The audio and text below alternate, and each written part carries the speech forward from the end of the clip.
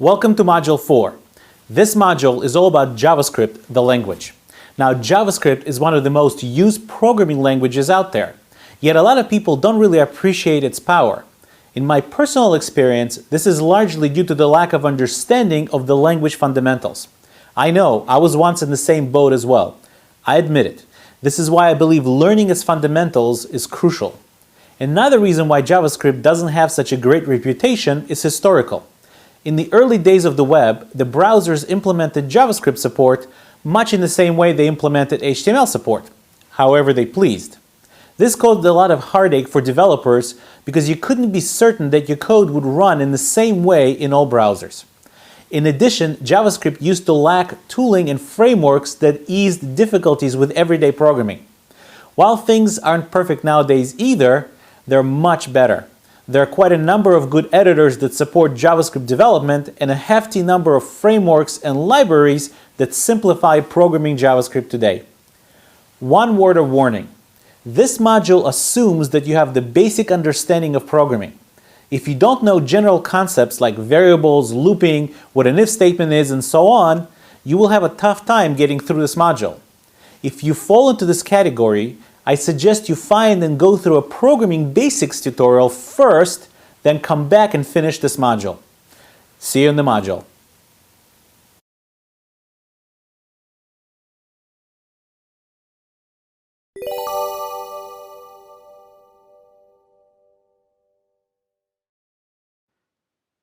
Okay, so before we launch into JavaScript and the beginnings of JavaScript, I'd like to rearrange my workspace a little bit to make it a little bit easier on Sublime. Now, why am I doing that? Well, the reason I'm doing this is because when I am going to be editing JavaScript inside some JavaScript file, or for CSS for that matter at this point, Sublime is going to try to help me autocomplete as I type. The problem is that Sublime at this point thinks that all 40 lectures from beginning to end are part of our project, and every single one of them, as you could see, has some CSS in it. Some of them, when we get to Bootstrap, already have some JavaScript in it as well. So all that is going to be tried to be put into the context and put into memory of Sublime to try to help us out. So that's going to create some slowness. So let's go ahead and redo our workspace and only include the lecture, the particular lecture we're on, in our workspace. Okay, so how do we do that? Well, if we go to the command line and let's go ahead and cd into my lecture 40, there is a command that Sublime comes with, and it works on Windows, Linux, or Mac. And this command allows you to start Sublime in a particular directory. So in this case, I mapped it to the keyword Sublime, and if I say dot, which at this point is the current directory, and open it up, Sublime will open the Sublime editor, and it will only have that particular folder as its kind of a workspace. So nothing else will be included. So let's go ahead and do that, and I'll rearrange my windows so we could see a little bit better. Now, how, first of all, did I get to this Sublime, or Subble as it's called actually, this command? Well, if we go to the browser, I opened up a couple of links for you, which I'll include right after this lecture, that will allow you to go step by step, and it will explain to you how to set this up so you can actually do this yourself. Again, it works on Mac, which is very similar to Linux, so you can pretty much follow the same directions, except maybe for the folder structure. And on Windows, the same way. This is another link for Windows. You could certainly follow this command line tutorial, so you can open Sublime for whatever directory you want. Okay, so here I am. I rearranged my windows a little bit. So now I am sitting in lecture 40, index.html, and here's our index.html. So we, just like before, can start browser sync and have the code that we write sync together with the browser, so we won't have to refresh this anymore. So let's go back to our command line, and we are in lecture 40 right here. And as you can see, it's in the examples lecture 40. And let's go ahead and start the browser sync. We'll say browser sync. It's the same command as we did before: start, server, directory, and so on. And we do need **** because if we actually go back, you'll see that we have a JS directory. And if we do an ls in that JS directory, you'll see there's a script.js in there. So if we change something in that script.js, we want that to be reflected in the browser as well. So let's go ahead and start our browser sync together with our ****, so it will go ahead and go down directories as well. We'll start it up, and we'll go to our browser, and you can see here it loaded up the page but didn't execute the index.html yet. So let's go ahead and click on that, and here's our lecture 40 heading 1.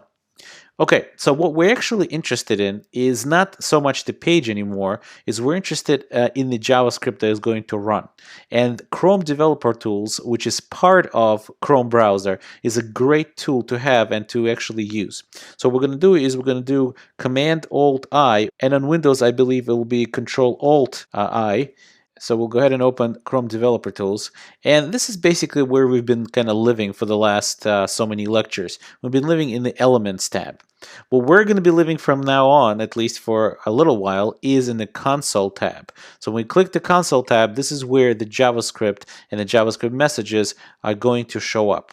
Now, we don't really need to see this lecture 40 thing all the time, and I do want this window to have a little bit more space.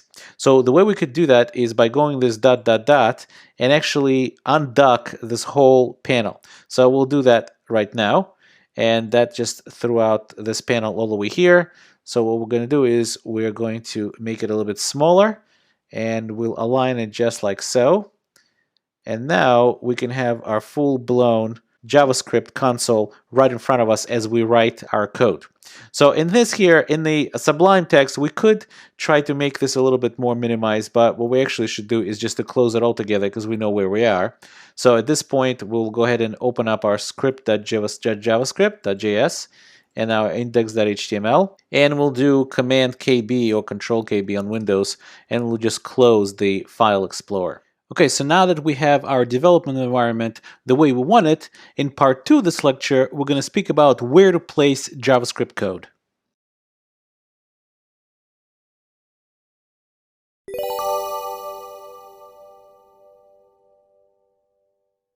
Okay, now that we've set up our development environment the way we want, the first thing we should talk about is where do you include your JavaScript code? Where do you write it? Well, there's essentially a couple of places where you could do that. The first one is you could have a script tag inside the head section. So we could write script, if I could type right now, script, and we could say type equals text JavaScript. Now, the type is technically not required, so if you wanted to, you could basically just avoid it altogether and just have script. And here's our script right now. So this, between the opening script and the closing script tags, you can now write your JavaScript. Another place where you could do that is an external file. So an external file also starts with a script, except it has a source attribute where you could specify an external file. And in this case, it will be script.js because our script is sitting inside JScript.js. Now notice that whenever you include an external JavaScript file, you still have to provide the closing script tag. A script tag is one of those tags that always requires a closing script tag, whether or not there is actually body within the script tag or not. Now, just like CSS and HTML, JavaScript code is executed sequentially. So it means whatever is inside of this script.js file is going to get executed first, and whatever is inside this script tag is going to get executed second. So let's go ahead and try that out. Let's put JavaScript or script.js. Let's declare a variable. We'll talk about declaration variables in a minute, but for now, let's just declare a simple variable. It's going to be a string, and it's going to say hello world. So we'll save that. We'll go to our HTML, and inside this script, we'll go ahead and say console.log. And console.log is something that we're going to be using a lot. And basically, that is a function that's available on every single browser except some really old Internet Explorer browsers, where it will log whatever it is you write in between these parentheses. It will log that to our console right here. So let's go ahead and log our X, since we declared X. And now that I saved the file, our browser sync went ahead and synced the code with the browser, and it immediately said, hello world.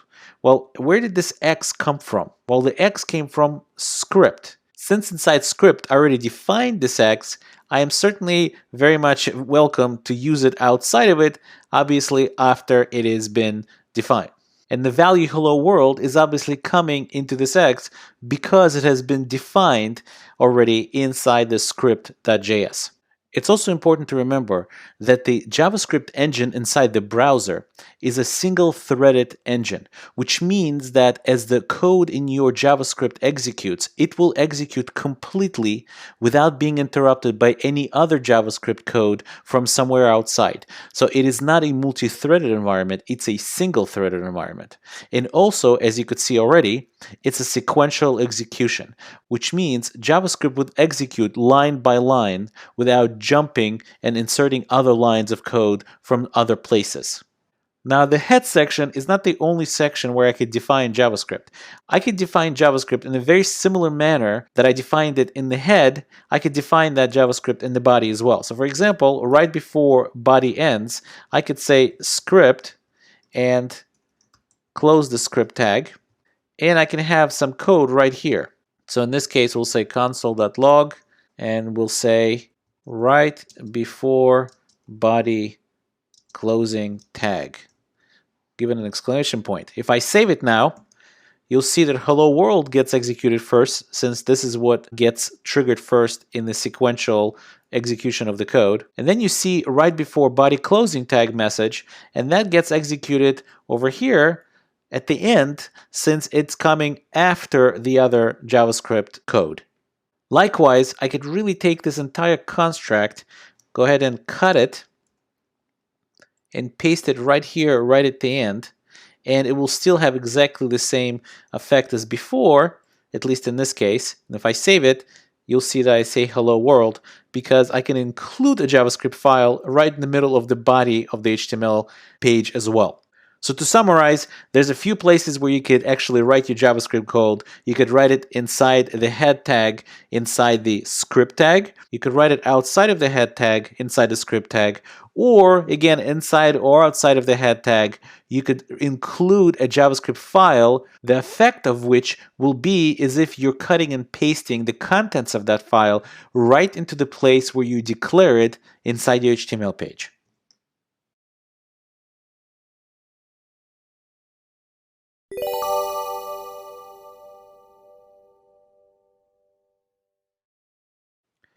Okay, so in this lecture, we're going to talk about defining variables, functions, and where these artifacts live, otherwise known as scope.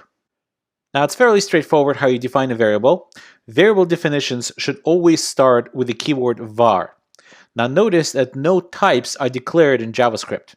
And the reason that is because JavaScript is called a dynamically typed language. Now, what that means is that the JavaScript engine figures out the type of a particular variable at runtime. And it also means that the same variable can hold different types during the life of the execution of the program. So a variable can start out to be a string, then change to a number, then change to an object, and so on. And all of that is perfectly legal. So that's as far as variable definitions. Now, the way you define a function is by using the keyword function followed by function name and followed by parentheses, then curly braces. Now, in JavaScript, when you define a function name, it's very, very similar to defining a variable whose value is a function. So for example, you could define a function in JavaScript by either using the keyword function followed by the function name, or you could create a variable and set it equal to a function. Now, when you do it the second way, no name is defined after the function keyword. However, either syntax lets you refer to this function as a. Now, notice that the value of the function is assigned to a, not the returned result of the execution of that function. So after either of these definitions, you could now invoke, otherwise known as execute, function by referring to it by its name a. Now, once you define the function, either you define the function the first way that we talked about, or the second way where you store the function inside of a variable, the way you invoke a function is by taking the name or the reference to that function and putting the parentheses afterwards. So that is called a function execution or function invocation. Now, the word execute and invoke are synonyms, so you could really use either one. But in programming literature, it's very often that the execution of a function is referred to as invocation of that function. Now, you can also define arguments to be passed to the JavaScript function. Now, the defined arguments are defined without the keyword var. In fact, if you place the keyword var in the function argument definition, that will be a syntax error. If you want your function to return some value, you use the return keyword followed by whatever value it is that you want to return. If the return keyword is not followed by a value, what you're signaling to the JavaScript engine is that it should terminate the function and exit out of it without returning anything. Now, the way you pass the arguments to the JavaScript function is also kind of unique. So in the first line of this example here, we have the function compare that we saw in the previous slide, and it's defined here with arguments x and y. In the second line, we're executing or invoking function compare and passing to it two arguments, 4 and 5. Now, the result of the execution of that function is then stored in the variable a. On the third line, you notice that we're still executing the compare function, but we're not storing the result anywhere. That is perfectly legal. And it's also legal, since JavaScript is a dynamically typed language, to pass a as a second argument as a string as opposed to a number. Now, that may not make sense as far as the logic of the function is concerned, but it's certainly perfectly legal syntax. Now, the last line demonstrates yet another rule about JavaScript functions. All arguments defined in a JavaScript function are optional. You can call that same compare function without any arguments at all, and it will all be perfectly legal. Again, it may not make sense as far as the business logic of the execution of the compare function, but the syntax and the invocation of this function is perfectly legal. Now, each function or variable lives within a particular scope. In JavaScript, there's really two scopes: global scope and function, or otherwise known as lexical scope. Now, lexical here means that it depends on where something is physically defined. Like, for example, a variable that's defined within a function is physically defined within that function. There's no block scope in JavaScript. In other languages, curly braces themselves signify a new scope. In JavaScript, functions signify a new scope. That's all you really need to know about functions for now, and we're going to talk about functions in much more detail in a later lecture. Now, variables and functions defined in a global scope are available everywhere, meaning any other functions that are defined in a global scope and so on can get access to these globally defined functions and variables. As far as function and lexical scope, variables and functions defined here are available only within this function. And you heard it right. You could define functions within other functions. And those newly defined functions have a way to get at its out-of-function variables and functions. Which leads us to the next topic, the scope chain. Now, in order to understand how scope chain works in JavaScript, you have to understand how JavaScript engine executes things. Everything in JavaScript is executed in an execution context. Now, a function invocation creates a new execution context within which that function is executed. Now, each execution context has the following. Number one, it has its own variable environment. This is where it stores its newly defined functions and variables. It also gets this special this object, which we're going to talk about in a later lecture. And what's most important for our discussion right now, it gets a reference to its outer environment, meaning the execution environment within which this particular function is defined. Now, global scope does not have an outer environment simply because it's the most outer there is. So here's how scope chain works. Referenced, notice referenced, not defined variable, will be searched for in its current scope first. If not found, the outer reference will be searched. If not found there, the outer reference's outer reference will be searched, and etc. and so on. Now, this will keep going until the global scope. If not found in global scope, the variable is going to be undefined. Now, we'll discuss the special value undefined when we speak about JavaScript built-in types. But for now, just know that the variable undefined means it's just not found. Now, in order to understand this scope chain a little bit better, let's take a look at the following visualization. Suppose you executed a couple of lines of code inside the global scope. The first line defines variable x and assigns a value of 2 to the variable x. And the second line executes function a. Now, function a itself is defined in global scope, and it has its own variable x that is set to 5.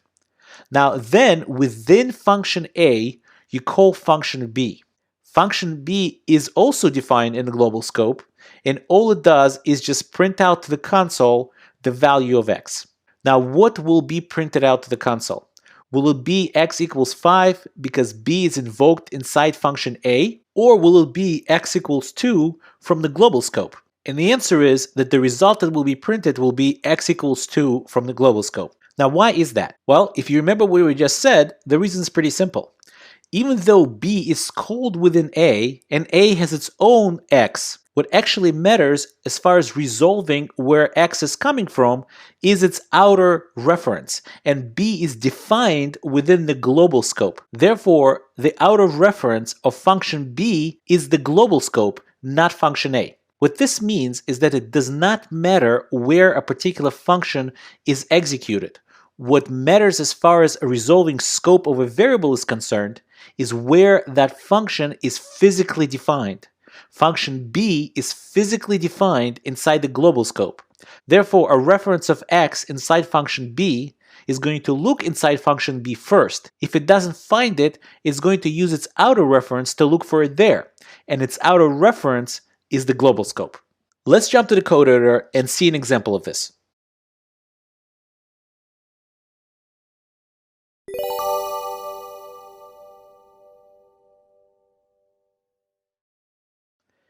Okay, so here I am in Sublime Text, and I'm looking at script.js, which is located in lecture 41 in the examples folder.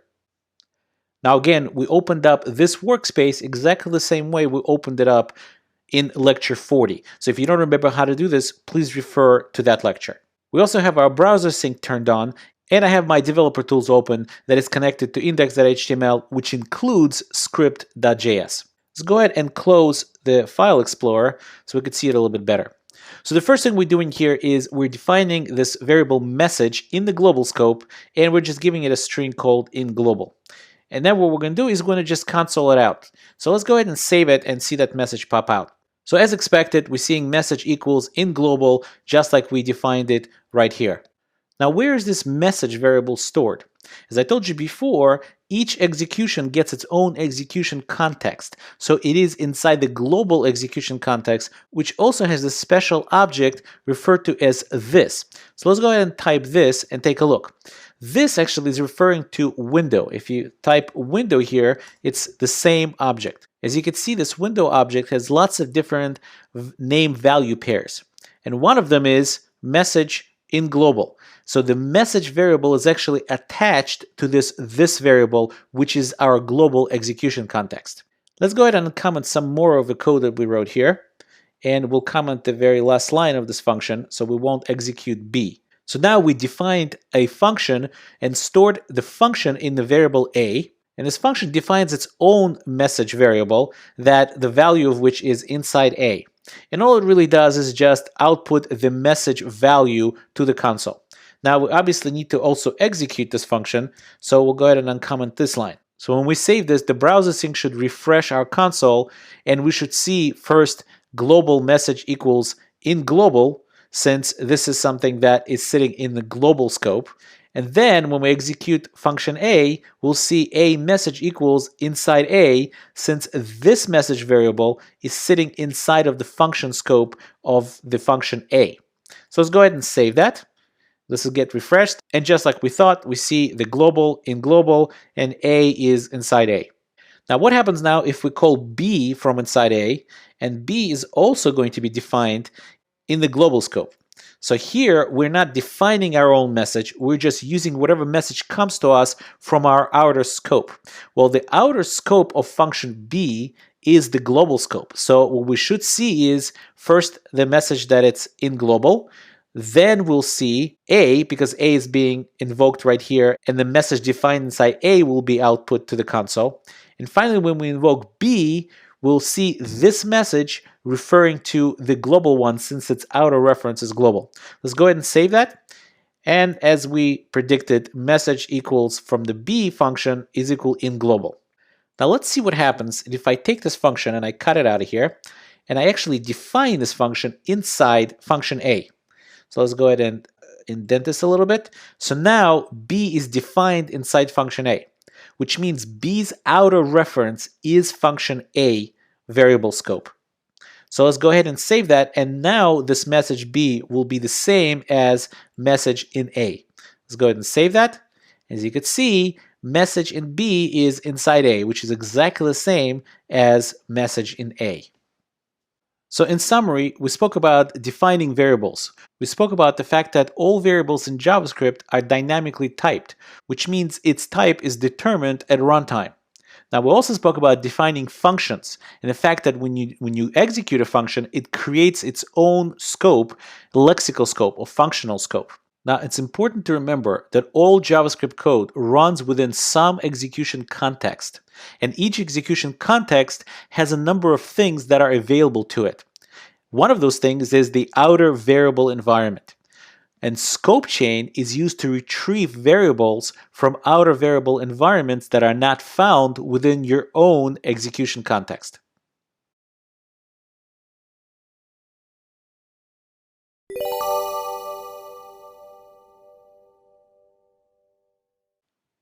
In this lecture, we're going to talk about JavaScript built-in types.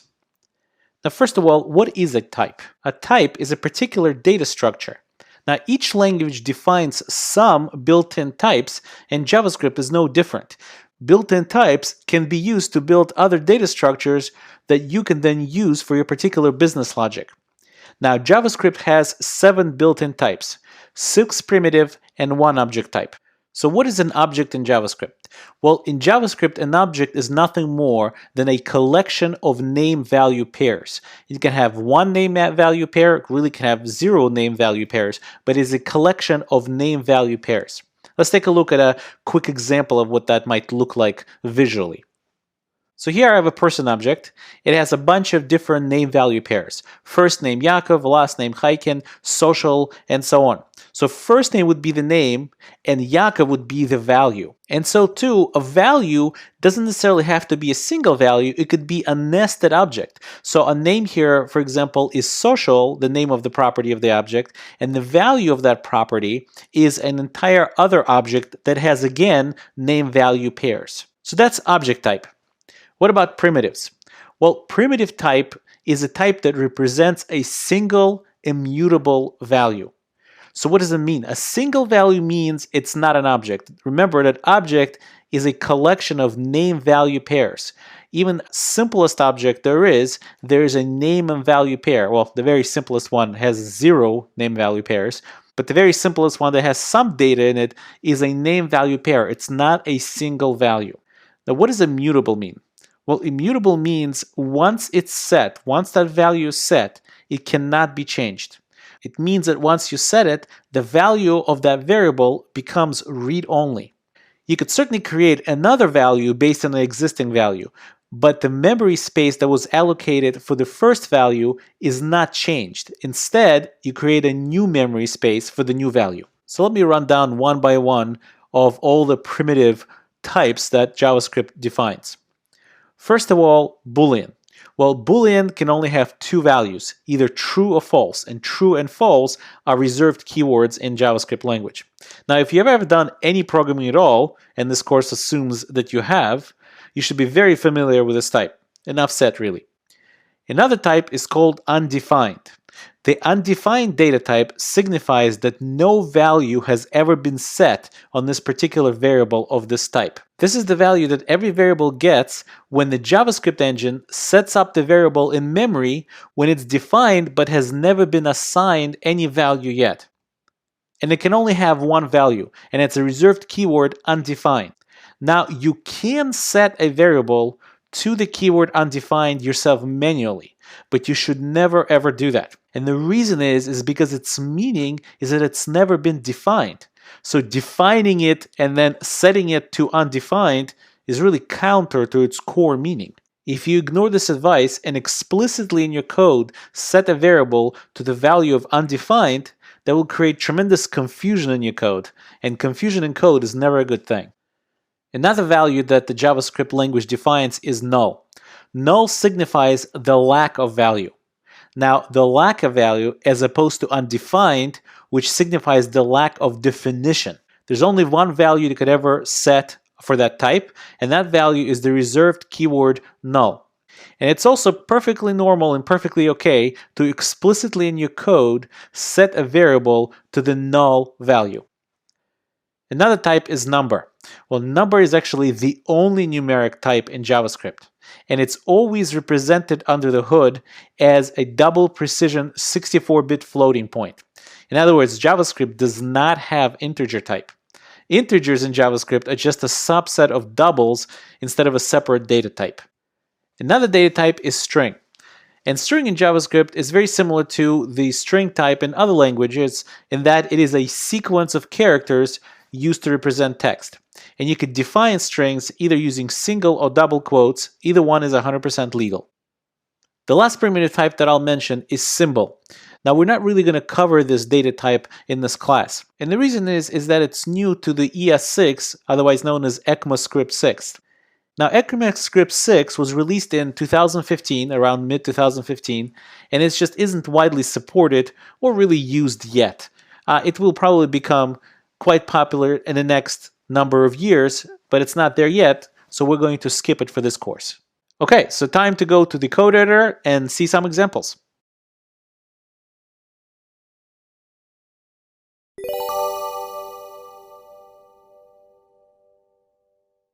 Okay, so here I am in Sublime Code Editor, and I'm located in the script.js, which is located in the JS folder of the Lecture 42 folder. And again, I opened up Sublime the same way I've been opening it up for the last couple of lectures. Let's go ahead and close the file browser, and let's take a look as to what we have over here. So here we define a variable x, and then we print it out straight to the console. Let's go ahead and do that by saving the file. And as we can see, the value of the variable x is undefined.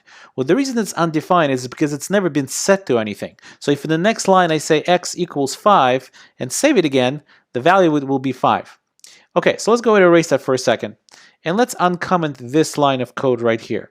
So this line of code directly tests whether or not x is actually equals to undefined. And if it is, it will go ahead and print out to the console x is undefined. So let's save this and see what our console says. And sure enough, x is undefined. This kind of demonstrates to you that this is a reserved keyword that you can actually test against to see if it's undefined or not. You have to be a little bit careful because JavaScript has this concept of type coercion, which we haven't covered yet. But in general, this is something you could definitely test. Now, let's see what happens if we uncomment this. And what this does is actually sets the value to 5. So now x is explicitly defined. And if we test it against the undefined keyword, it should jump out of the if statement. And we haven't covered if statements, but if statements are pretty generic across many languages. So I'm sure you understand this code here. So if x is equal to undefined, then we'll say x is undefined. Otherwise, else we'll just say x has been defined. So what is it going to do? It first should tell us x is undefined. And then it should jump and tell us x has been defined. Let's go ahead and save that. So we get our undefined, x is now undefined, and x has been defined. Okay, so all this is well and good. Let's go ahead and comment this out for a minute. And let's do this. Let's comment out the actual definition of x. If we comment out the actual definition of x, and let's try to print out x. And if we go ahead and save that, we're going to get an error. And the error message is a little bit confusing. It says uncaught reference error, x is not defined. Well, what is this a joke? We just said that x is undefined. So is undefined not the same as not defined? And that is correct. Undefined in JavaScript has a specific meaning. And the meaning of it is that it has been declared or defined, so to speak, but it has not been set to any value. So in this case, the variable has been declared and a memory space has been allocated for it, but no value has been placed in that memory space. That's the state that assigns this variable to be a type of undefined. So now if I save that, now it will tell me that the variable is actually undefined. So to summarize, JavaScript defines 7 built-in types, 1 object and 6 primitives. Now, object type is a collection of name-value pairs. It is nothing more than that in JavaScript. A primitive type can only contain a single immutable value, and remember that immutable means that once you set it, it cannot be changed. You could create new values based on this value, but you cannot change the original value anymore. Now, there's a particularly interesting type called undefined among the primitives. And undefined means variable memory has been allocated, but no value has ever been explicitly set yet. And it's important to distinguish between that and variable has never been defined, in which case if you try to use it, you're going to get a reference error and it will be a real error that will pop out in your browser console.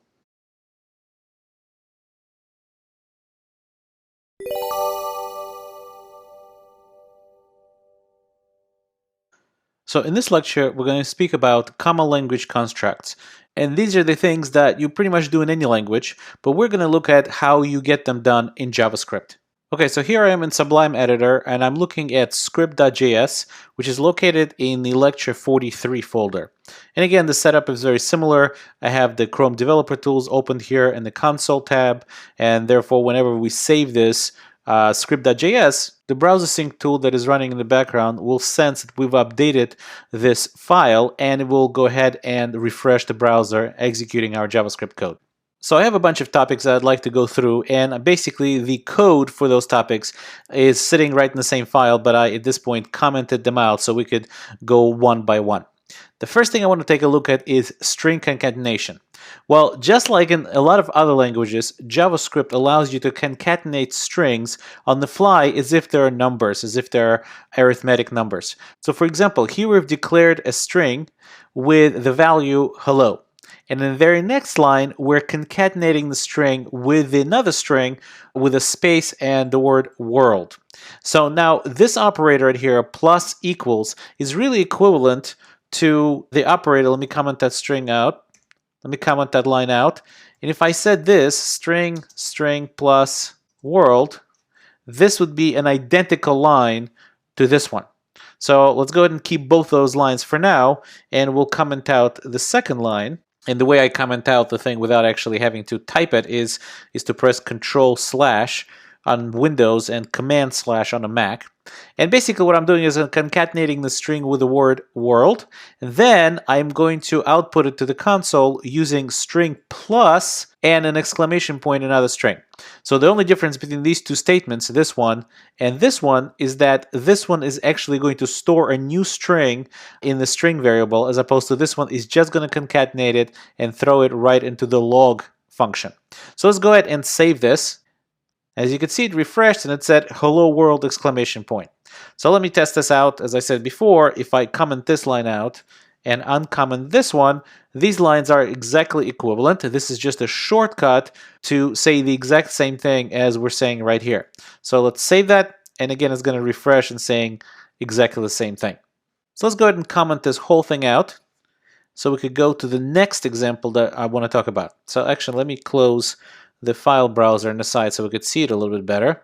Okay, so the next one we're going to talk about is math operators. And the math operators are straightforward, and if you've done any kind of a math operation in other languages, there's really no difference here, pretty much. Actually, let me comment out the second line for now. So the first thing is there's a plus operator, the minus, the multiply operator, and divide operator.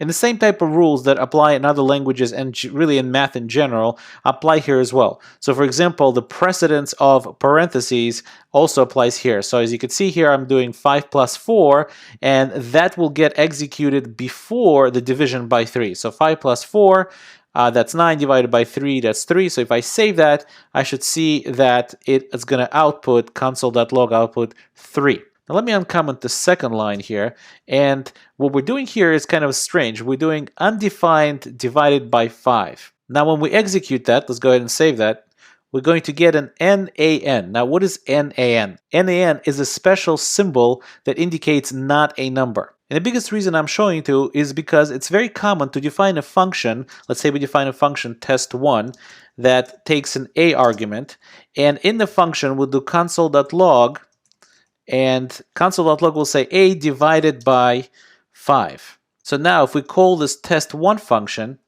we never really passing the a in here. So what's going to happen? Let's go ahead and save that. You'll see we're going to get an NaN again, not a number. So when you debug your code and you call a function and somewhere inside the function something starts throwing not a number, chances are that there's something that was supposed to be passed in into that function and either got neglected to be passed in, or something happened to it along the way right before it was supposed to be passed in, and then you have an undefined variable inside your function. Okay, so let's go ahead and comment this out. And we'll save that again, so we'll clear the screen for us. And let's go to this topic called equality. Let's uncomment this. So here what we have is we're declaring a variable, defining a variable x equal to 4, and defining a variable y equal to 4 as well. Now notice, by the way, that we're defining them with only one keyword var. This is a shortcut in JavaScript that if you wanted to, you could just put a comma in between variable definitions, and that is perfectly legal syntax. And in fact, this is very common in other languages as well. In the next line, we have an if statement, and the if statement in JavaScript is nothing special compared to any other language. It's pretty straightforward. And what we're doing here is we're comparing x and y, and we're comparing it with a double equals operator. Now, one of the most common mistakes is instead of double equals is to say x equals to y. Well, x equals to y will take the value of y, place it in x, and use the result of that as the value to evaluate whether or not it's true or not. So we don't want that. We actually want to compare x and y, and therefore it's a double equals. So what we're doing here is saying if x is equal to y, then we're going to execute the next line, which is this console x is equal to y. Let's go ahead and comment the second part out here and save that. And you can see it says x is equal to y because x is 4 and y is 4 as well. Now let's make this a little bit more interesting. Let's uncomment this line and see what we're doing here. Here, first of all, we're changing the type of x. The x now is no longer 4 as a number, x is 4 as a string. So what happens if we actually compare them now? Well, let's go ahead and try that. Let's save that. And you can see it says x equals to 4, 4 is a string, is equal to y equals to 4. Now, what is going on here? Obviously, the string can't possibly be equal to a number. Well, what's going on here is called type coercion. And type coercion just means that the language converts something for you from one type to another type automatically on the fly. So when the JavaScript tries to evaluate this equality, it converts one of the types to be the same type as the other variable and only then compares the values. Now, what if you didn't want that? What if you didn't want JavaScript to automatically convert things for you when trying to evaluate its equality? Well, that's where strict equality comes in. Let's go ahead and comment that out and go to the strict equality section here, and we'll uncomment that. So strict equality is signified by using triple equals. So now if I'm comparing x triple equals to y, it will first see whether or not these things are this x and y are the same type. And if they're not, it's not going to try to compare them anymore at that point. And in fact, I just realized I commented out x and y that I'm defining here. So let's go ahead and actually uncomment this whole thing. That way we'll have the variables available. So now if we execute this, x at this point is a string 4 and y is a number 4. So this will never actually execute right here. What will execute, however, is the else part. And here you get the chance to see what else looks like in JavaScript. And it's really, again, nothing special. Other languages have basically the same construct. And in the else clause, we are having console.log that says the strict x as a string 4 is not equal to y equals 4. And that is what we actually should see in the second printout. So let's go ahead and save that and see what it says. It says strict x is not equal to y equals 4 because 1 is a string and 1 is a number. In part 2 of this lecture, we're going to pick up where we left off and speak about what JavaScript considers false and what it considers true.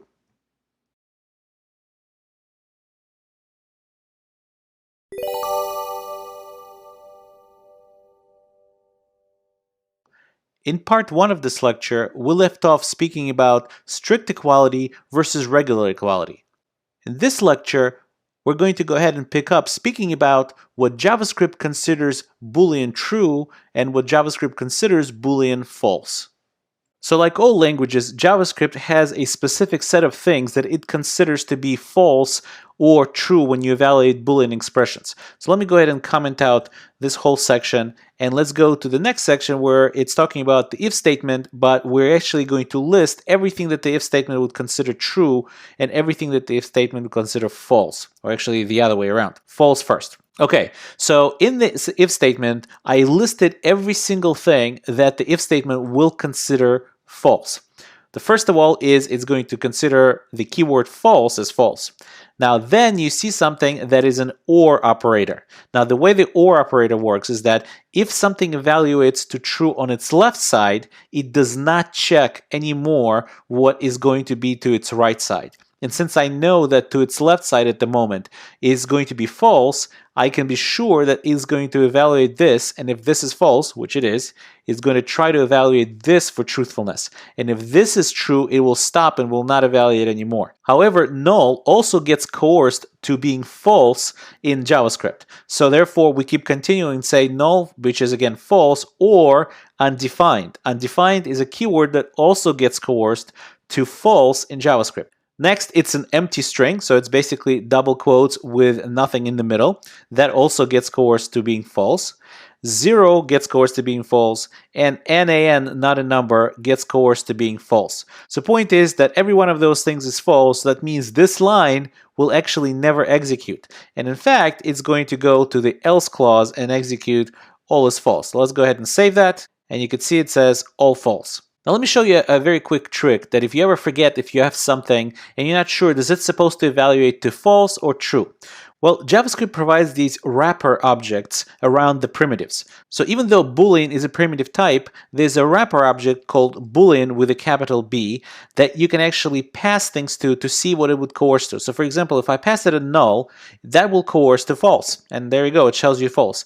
If I pass it something like an empty string, it will coerce it to false. But if I pass it anything else that is not in the list of false things that we listed right here in that if statement, so if I pass it something like hello world, that will evaluate to true, which brings us to the next thing of what is true in JavaScript. Let's go ahead and uncomment this if statement, and here what is true in JavaScript. Well, first of all, the true keyword is evaluated as true in JavaScript. After the keyword true, you see 2 ampersands. And 2 ampersands signify the logical AND operator. And the way the logical AND operator works, it will only return true if both things on the left and on its right are true. So if both of these things are true, this will be true. And again, so since we have a non-empty string here, this will evaluate to true. Then we ending it again with a number 1, which is a number, not a 0. Anything not a 0 also evaluates to true. And just in case you think a -1 would evaluate to false, it does not. It actually also evaluates to true. Any number that is non-zero will evaluate to true.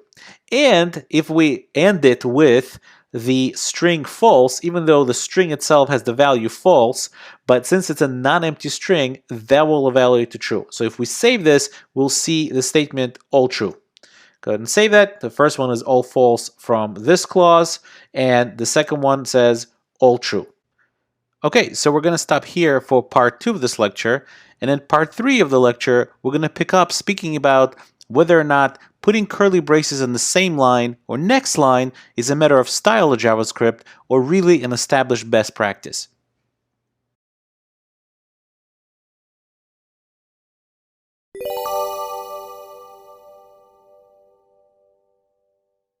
Okay, so enough of Boolean expressions. Let's go ahead and comment that out. And let's go to the next topic, which is best practice for the curly braces. Curly braces on the same line or on the next. Whenever you speak to people about their preference, whether or not the curly braces, either for a function of some other construct, should be on the same line as some wording or keywording, or should it be on the next line, sometimes you get into a pretty big religious war whether or not you should have it one way or the other.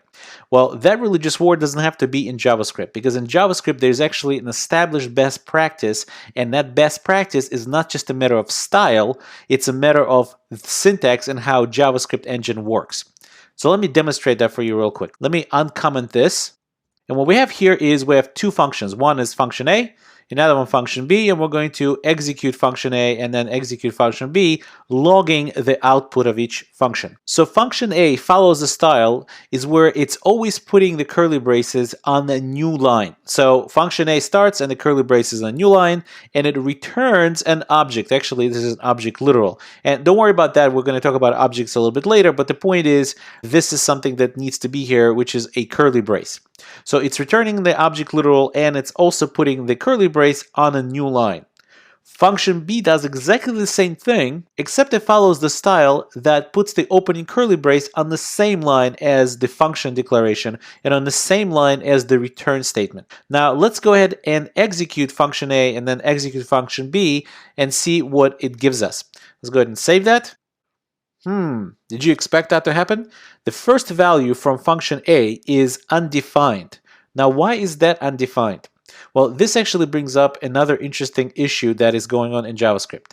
The reason it's undefined is because what the JavaScript engine does behind the scenes when you execute this code is it looks at the return statement, doesn't see anything after it, and places for you a semicolon right after it. So basically what this function A is doing is starting to execute and immediately returning, and it's returning nothing. And since it's returning nothing, when we try to output nothing, it gives us undefined. As a side point, even though semicolons at the end of statements are optional in JavaScript, it is pretty much an accepted best practice to always put them there. Now, there's some minor, I would say very minor controversy about that, and there are people out there that insist that they want to have it without the semicolons at the end. However, by and large, people put semicolons and are very strict about it, so you should probably follow the best practice of the majority.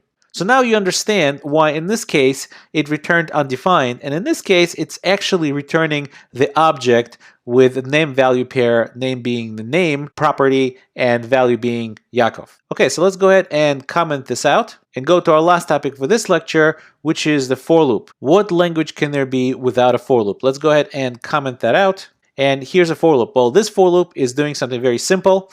It's defining a sum variable to be 0 to begin with, and then it's looping from 0 to 9 and summing up everything in between. And then it's outputting what the sum from 0 to 9 is. So let's go over this for loop real quick. So just like many languages, the for loop has three parts to it. First is the initialization part of initialization of the counter variable or other conditions. The second one is the condition that the engine will check to see whether or not the loop should be run again. And the third one, some sort of either increment or decrementer or something like that. So the first thing is we're declaring a variable I equal to 0. That is going to be our starting point. By the way, if this variable I has been declared in this scope already once, declaring it again with a var would be a syntax error. So if I have a for loop a little bit above it that also has var I equals 0, this for loop would just start with I equals 0. I don't have a for loop above, so I will go ahead and declare the variable I equals 0. Jumped into the last part, we see I++. Well, this is another one of those shorthand notations for I equals to I plus 1. It's the increment operator. In order to make this a little bit shorter to type, I++ will do. There's a very similar operator, by the way, that is I minus minus that subtracts 1 from whatever variable it's applied to. In this case, we want to increment it by 1, so it's I++. So we're starting with 0. In the very first time, I is being compared to 10, and 0 is less than 10, and I is being incremented by 1. Then the body of the loop executes, and after that, when we hit the curly brace, it comes right back, increments I by 1, and then checks it again. Is I, in this case, 1 less than 10? We'll go again and again and again until I reaches 9, in which case it will go ahead and execute the loop one more time, increment I to become 10, and 10 is not less than 10, and it will go ahead and exit the loop and output this line for us. So let's actually go ahead and put a console.log in here, and we'll output I as the loop keeps going. So let's go ahead and save that and take a look at the result. So as you can see, it's going all the way from 0 to 9, and the sum of 0 through 9 is 45. So we went over quite a bit in this lecture, so let's quickly summarize. We went over the string concatenation, and we went over math operations and how the typical precedent rules applies there just like it would apply in pretty much all the other languages. And if you want to know more about it, there's certainly much more to learn about it. You could go to the Mozilla Developer Network and delve deeper into that documentation. We spoke about type coercion, that is dynamically converting a type to a different type for either addition or comparison or a different type of other operations that you would need both sides of the operand to have the same type for. We also spoke about the regular and strict equality, the regular equality being with double equals and the strict equality being with triple equals. And the big difference between them is that the strict equality will first compare to see whether or not both sides are the same type. And if they're not, it will not consider them equal. It will not check anything more.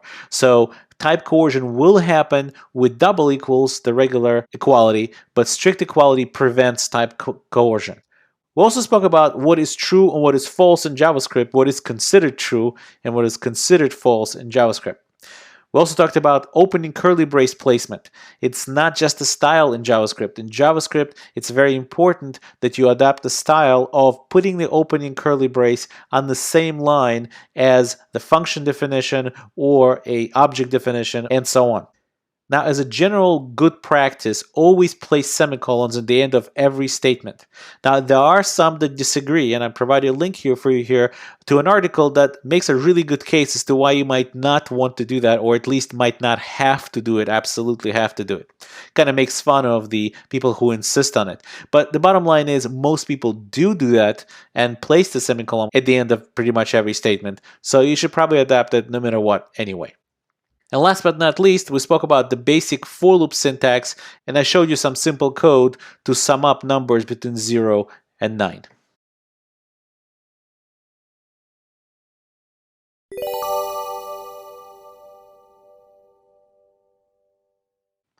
Okay, so let's talk about a very common scenario that happens a lot when you're coding. And before we begin, I am located now in lecture 44 in the script.js. So I have a function here, and the function is order chicken with, and it lets you pass a side dish, and really it's very simple, just prints back out to the console the order chicken with and whatever the side dish is. So in this case, we're calling it order chicken with, and we're passing a string noodles. What it should print out is chicken with noodles to the console. So if we save this, and indeed chicken with noodles gets printed out. Now, what happens if I call the same function, but I pass nothing to it?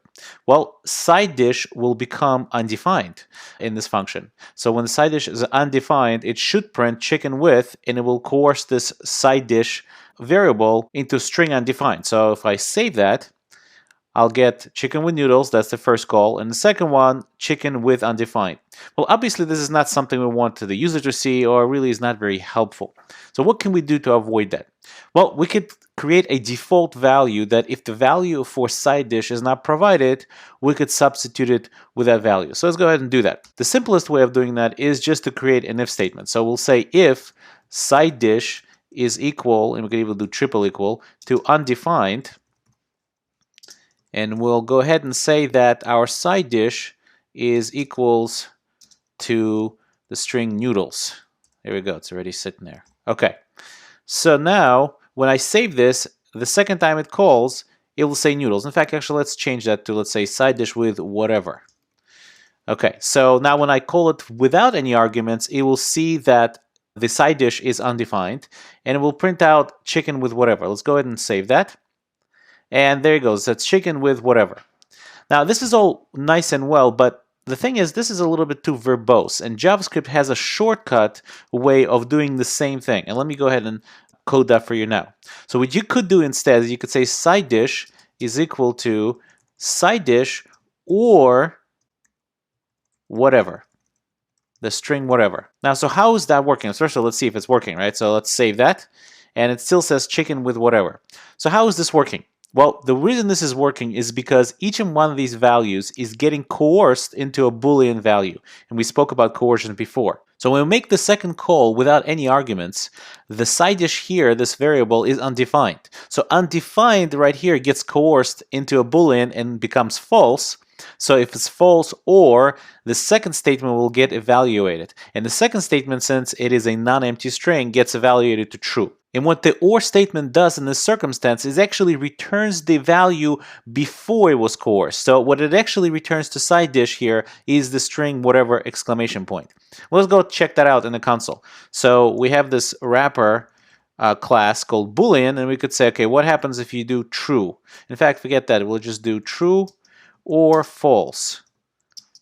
If we do true or false, it will say true.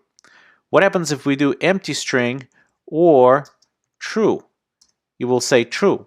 But what happens if we say hello or empty string? it will say hello. So it will return whatever coerces to true first. So here we never even got to evaluate the empty string. So if we reverse that, we'll still get hello. We'll still get hello, this hello. And the reason this never got evaluated is since this evaluated itself to true, the OR statement no longer has to evaluate anything else, because the OR statement by its definition says if the first thing it sees is true, it is no reason to evaluate anything else, because it's an OR, right? It's either this is true or this is true. Well, once you know this one is true, then it no longer matters what anything else is coming behind it. So this is one way to set up a very quick default value type of scenario. And if you open up professional code of jQuery library or any professional libraries out there, or really any professional JavaScript code, you will see this construct quite a bit. So I wanted to make sure to cover it here, so if you ever see this code kind of in action, you won't be confused as to what it's trying to accomplish.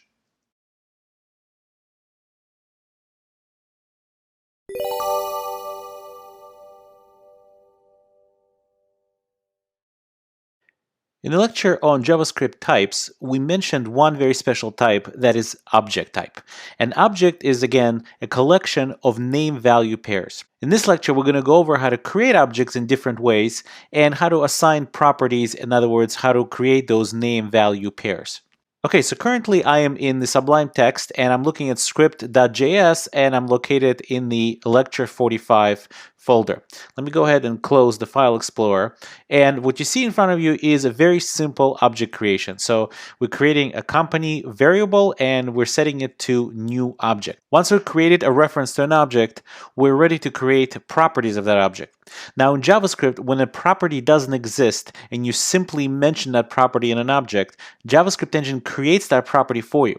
So for example, we could say company.name, and that property name doesn't exist yet, but the second I set it to something, or the second I mention it on the object, it becomes a reality, and now it does exist. So now if I go ahead and do console.log, and I output the company object, I'll see, let me save that, and you'll see that now the company object has a name property, and the name property value is Facebook. But let me erase that, and I can keep going and say company.ceo, and I want CEO to have several properties, and I want CEO to be an object by itself. So let me just go ahead and try this.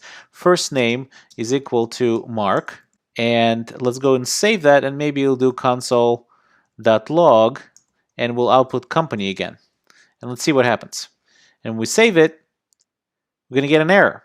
What is the error? The error is cannot set property first name of undefined. Now, what is going on here? Why is this not working? The reason this is not working is because company.ceo is something that hasn't been defined yet. Remember, just like if I said var a and then try to do a.hello equals, I don't know, hello. Let me comment this line out. So if I save that, it will give me the hello of undefined, cannot set property hello of undefined. So it's the same type of issue. So what do I have to do here? Let me uncomment this line. What I really have to do here is I could specify that first name, but I first have to create the .ceo property. So let me go ahead and copy it here and say here new object. Once I set CEO to the new object, now I could set the property first name on it. Let me go ahead and save that. And now I can see that object has first name and has CEO, which is also an object. So if I open that up, and I see CEO is an object, and CEO has a first name, Mark. Well, let me set another property. Let's give Mark his favorite color, the CEO fave color. I'll give it blue since Facebook is blue, and we'll print it out again to the screen. So now we have CEO fave color and first name. And just like I set the properties with a dot notation, I could certainly get at the property with a dot notation. So for example, let me do another console.log, and I could say that, let's say company CEO name is, and put a space, and I'll do string concatenation. I'll say company.ceo.first name. Okay, and we'll put a semicolon at the end, and we're kind of going off the border here, so maybe we'll just, JavaScript is very liberal with spaces, so we'll just do that. And when we save it, we could see that now it says company CEO name is Mark. So the JavaScript engine traversed the object's company and went to the CEO property, which is also an object, and then went and retrieved the first name property. Now, the dot notation is not the only way for me to get at the properties. I can also do the following. I could say console, let's go ahead and do console.log, and what we'll do this time is we're going to use the bracket notation. So we'll say company, and we'll say bracket name, and name will be in quotation marks because now we're getting at the property name, and the name is a string. And go ahead and output that. So you see now it's getting to be Facebook. So I can get at the company name using the bracket notation, not just the dot notation.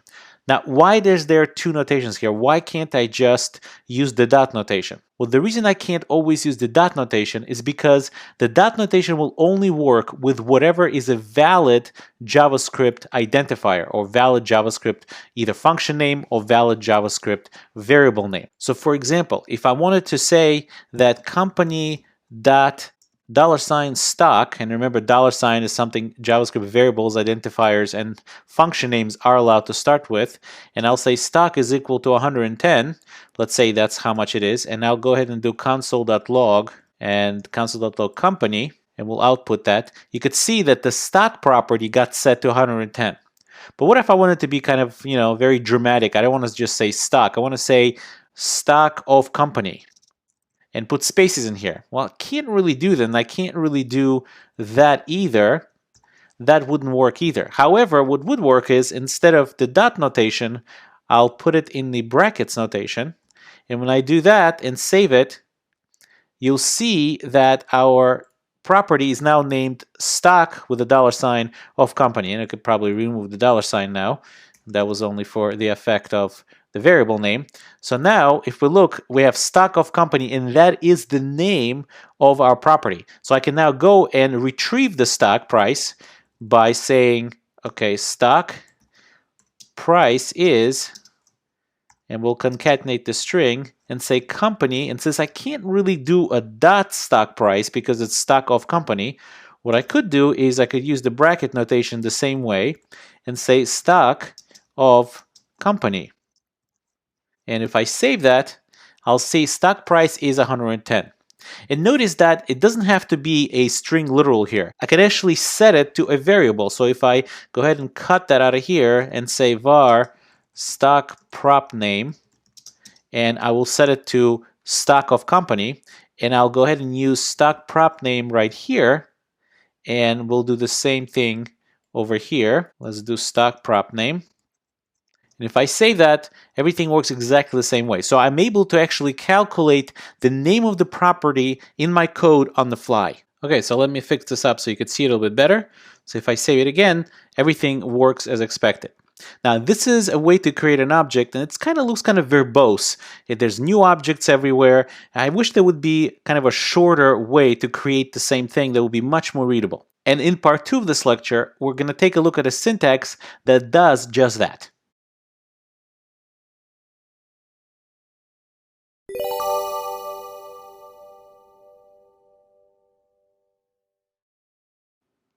Okay, so I'm located still in script.js, which is located in lecture 45 folder.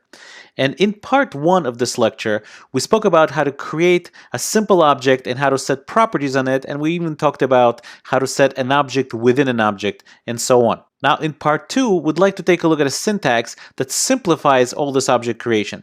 What we'll do for now is we'll go ahead and comment all of this out, and we'll create a new one. And we'll create the object in a bit of a better way, or at least simpler way. So let's go ahead and make a comment here, better way, object literal. And what we're going to do now is called object literal notation. Let's go ahead and set our object to a little bit of a more interesting name. Let's call it Facebook. And we'll give it an object literal. An object literal is just curly braces. And we could put a semicolon at the end because it's a statement, or actually it's an expression that's going to have its value sitting inside the Facebook variable. And since JavaScript is very liberal with spaces, we can actually make it much more readable by putting space right here and starting to type properties just like this. Name Facebook, name of the company is Facebook, and we're separating our name value pairs the name value pair itself is separated with a colon, and the actual name value pair is separated with a comma. So we put a comma in, and we'll put CEO. That's what we wanted to have as a sub-object within this object. And since it's a sub-object, we again put curly braces, and we open it up this way. Let's erase that extra line. Okay, so first name was Mark, and we separate this with a comma. Fave color was blue. Notice the last name value pair inside the object curly braces does not get a comma at the end. That's very important. Now this right here, from this curly brace to this curly brace, is an object literal by itself. And this CEO together with curly brace object is a name value pair. So since we want yet another name value pair to appear afterwards, we want to put a comma after here and then say something like stock, and the stock is going to be equal to 110. So if we save that, this is going to get cleared, and we're going to do console. Let's actually make some room here. Do console.log and output Facebook. So let's see what it comes out to be. And it looks exactly like the object we created before. And we have the CEO sub-object sitting here with a favorite color, Mark. And don't worry about this proto property for now, but CEO is an object, has a favorite color, first name, and we still have the name of the outer object be Facebook, and the stock price is 110. We can also repeat this the same thing as we did before here, where we wanted the stock name to be a little bit of more of an elaborate type of name. So we want it to be stock of company, right? So let's go ahead and copy that name. And we could do the same thing here by specifying the property name to be a string. So we could just say quotes, don't forget the colon, and paste the name of the property right here. So when we save and it refreshes, now we have the value or the name of the property be stock of company with the spaces, which is something you wouldn't be able to set using the dot notation, but you're able to set using the object literal notation, and certainly are able to set using the bracket notation. And we could access the properties of this object exactly in the same way as we accessed it before. So there is really no difference between the way to create the object this way and the way we created it with a new object. So we could still say Facebook.ceo.name, and when we save that, we'll see that I messed up something here. Right, because we had not .name but that first name. Let's go ahead and do that and save that, and you can see it still outputs Mark. So everything works, and this is exactly, again, the same way to create the object, and this is a much better way because it's much more readable and much faster to type. I'll add two more words about how to type up these objects. Now, a lot of people make a mistake is when they say var, let's say company, and they say equal, and they do this, and they start expanding this thing before, let's say CEO, and again, like this. It's much easier to first put all the ending things on the line. So for example, the way I type things is when I say a company and it's equals to curly braces, and I know that it's going to be an object, and I know that this is an expression, and I want to put a semicolon at the end, I put a semicolon at the end right away. So that way, when I put my cursor in between the curly braces and just put a space, now the syntax doesn't look as bad because it's much easier for me to type. So when I say CEO, again, and I put two curly braces right here, and I know there's going to be a second property after this, I will put a comma right here and then say stock of company, something like this, and say 110.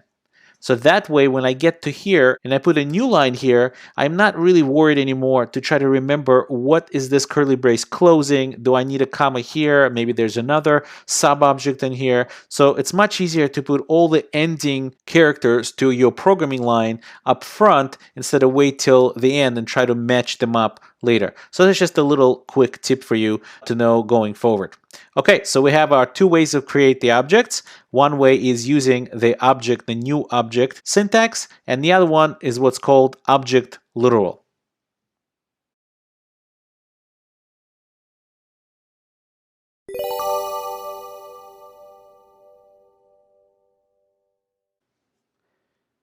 Okay, so now that we spoke about objects, it's time to speak about what functions really are underneath in JavaScript. I'm located in script.js, and that is sitting inside the lecture 46 folder. Let me close the file browser here, and let's take a look at a very simple function. Here, function multiply, and it takes two arguments, x and y, and it returns just the multiplication of x and y. So the first thing I want you to know is that functions in JavaScript are what's called first-class data types. What that means is that whatever you could do with a variable, whatever you could do with an object, you could also do with a function. You could pass it around, assign it to a variable, which is you've seen before. You could pass it as an argument to another function. You could return it as a return result from a function. Functions in JavaScript are objects. They are regular objects that have some special properties to them. So since they're regular objects, I should be able to set properties on them just like I set properties on any other object. So for example, here's I have a function called multiply, and let's test that it works. Let's do multiply, let's say 5 to 3, multiply 5 by 3. And if we save that, we'll see that, well, I forgot to console it out. Let's console.log multiply 5 by 3. And we should see 15, and we do. Okay, so now what I could do is I could set a property on the multiply function just like I set on any other object. So let's go ahead and set a property called multiply dot, let's say version, and let's set it to version v1.0.0. Okay, and let's go ahead and console.log, and let's console.log the actual function multiply. So we're not actually calling the function. If we call the function, we would have to put the parentheses after it. But we actually just want to output the value of the function. Let's go ahead and output the value of the function. Let's save that. And we forgot to put console.log. No problem. We'll fix that. And the value of function is the function code itself. So the reason that's happening is because every object has this inherent method or inherent function to it that's called toString. So if we do toString and call toString on it, we're gonna save that and get exactly the same thing. So what we want to do is actually get that property version. So if we do multiply that version and now we save that, you'll see that the version is been set on our function. So our function is nothing more than an object. Now, the fact that it's an object allows us to do quite a number of interesting things that are so useful in every application. Let's go ahead and actually erase a couple of these code statements, so we'll just have the multiply version. And what we'll do is we'll start making function factories. Okay, so let's call this function factory. So what we're going to do is we're going to create a function, and the function is going to be called make multiplier, and we're going to provide a multiplier for it. So what we're going to do is we're going to return a multiplier function out of this function. So we're going to say var myfunc equals, and we're going to make it equal to a function. So we'll do function, and the function is going to take an x as an argument. And again, as I told you, I will put the semicolon right here so I don't get confused later. And what I want to return is multiplier. Where's my multiplier? Multiplier. I meant to say multiplier. So I'm going to return multiplier times x. And that's what I'm going to return out of this function. There you go. Okay, so now what I need to do is I need to now return this function as the return result of the function make multiplier. So what I need to do is say return myfunc, and now the value of this function, the value of this function that is sitting right here is going to be returned as a return result. And that allows me to do quite fun things here. Let's try to make a multiplier by 3. So we'll say multiply by 3, and we're going to create a function that does that for us. Make multiplier, and our multiplier is 3. So now what multiply by 3 is a reference to a function that we made inside this function. So in order to invoke it, we'll do console.log so we could see it. And we'll do multiply by 3. And we'll put, let's say, 10. So multiply by 3 times, so it's 10 times 3, so it should return 30 to us. Let's go ahead and save that. And sure enough, it returns 30. So we can make another one. Let's say we'll make another one called double all. So everything is going to get doubled. So we're going to say make multiplier again, and it's times 2. So now console.log, let's say multiply or double all, and we'll pass it, let's say 100. So this should return 200, and we save it. And sure enough, it returns 200. So you see what we're doing here. We're creating a function. We created a function double all, and the way we created it is by passing a multiplier into our make multiplier function. Our make multiplier function then creates a function for us inside of itself and then returns it as a value. So since again functions are just objects, we should be able to pass them around just like we pass around any other arguments to functions. So let's call this one passing functions as arguments. So let's go ahead and create a function called do operation on, and we'll give it an x. That's the value we want the operation to be done on. And the second parameter we'll call operation. So in this case, let's go ahead and create the curly braces here. In this case, what we want to do is we want to actually execute whatever function you pass to us on the value x. So what we need to do is return, and it's operation, and we need the parentheses in order to invoke the function, and it's invoked on x. Okay, so let's save that. And now we could say result, var result, and we could do operation on, and we could create a value or pick a value. Let's say 5, and we'll say we want multiply by 3. Now notice we're not passing multiply by 3 with parens. That would actually execute the function multiply by 3. We just want to pass a reference to that function multiply by 3. So when we do that, we get a result, and the result will be multiply by 3 passed in with a 5, so it's 5 times 3.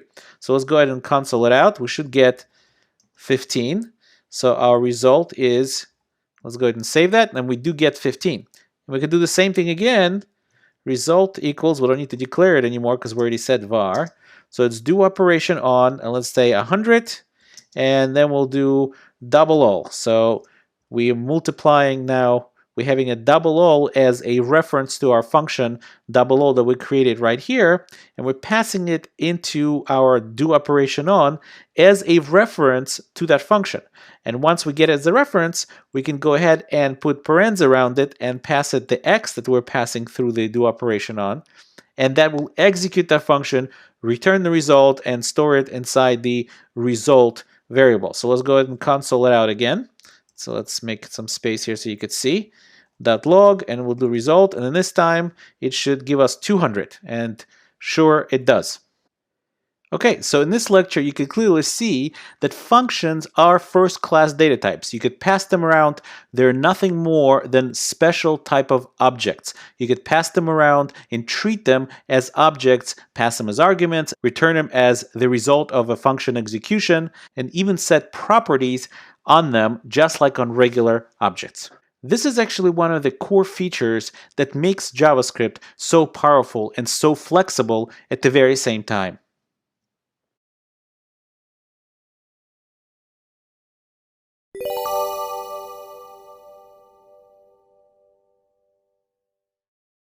There's a concept that's very important to understand for really all languages, and certainly JavaScript is no different.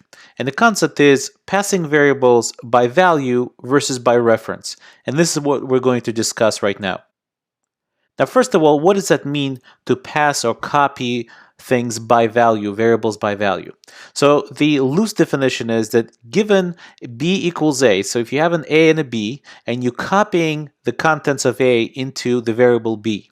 So passing, when it's talking about functions, or copying in case of just regular equality, b equals a. So copying or passing things by value means that changing the copied value in b does not affect the value stored in A, and vice versa. So if I change B after I've copied the value of A into B, A stays the way it was before and B changes but does not affect A. On the flip side, passing or copying things by reference means that given B equals A, again we're copying the contents of A into B, passing and copying by reference would mean that changing copied value in B does indeed affect the value stored in A and vice versa. So they're kind of pointing to the same location. Now in JavaScript, the way it works is that primitives are passed by value and objects are passed by reference. Or to say it another way, primitives are copied by value and objects are copied by reference. Now the truth is that underneath the hood in the JavaScript engine, everything is actually passed and copied by value. And the difference is why one is really called pass by reference and one pass by value really comes because of the way the objects and primitives are stored in memory. So let's go ahead and take a look. So here on the left we have primitives, a is equal 7, and then we're copying variable a, or the contents of variable a, into variable b. And on the right, we have a variable a that is equal an object that has a property x to be equal 7. And then in the second line, we're copying the contents of a into b. So b in the end of the day, in both circumstances, ends up with the same value as a, at least at this point. So the question is, how does that work? Let's take a look at some visualization to understand this. So when it comes to primitives, the first thing that happens is we declare variable a and we equal it to 7. So what happens in memory is that a gets memory allocation. In this case, the memory address is 001, and the value that's sitting in that memory is 7.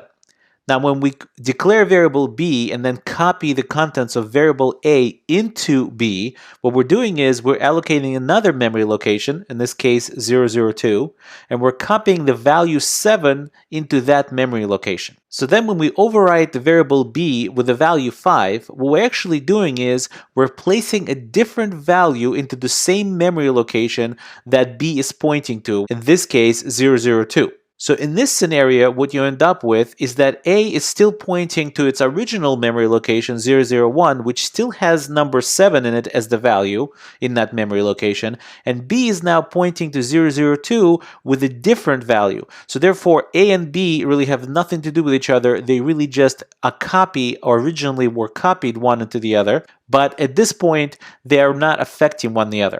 And this scenario is what is referred to as passed by value or copied by value. So let's take a look at the same scenario, but in case of objects. The first thing that happens, of course, is again we declare an object. In this case, we declare an object literal with the property x7. So what's going on is that a gets again allocated a memory location. Again, in this case, 001 is the address in memory. And what gets put into that memory location as the value is another memory address. So inside the address 001, the value in that position in memory is another memory position that is pointing to another part of memory. And in the address 003 is where the value actually sits.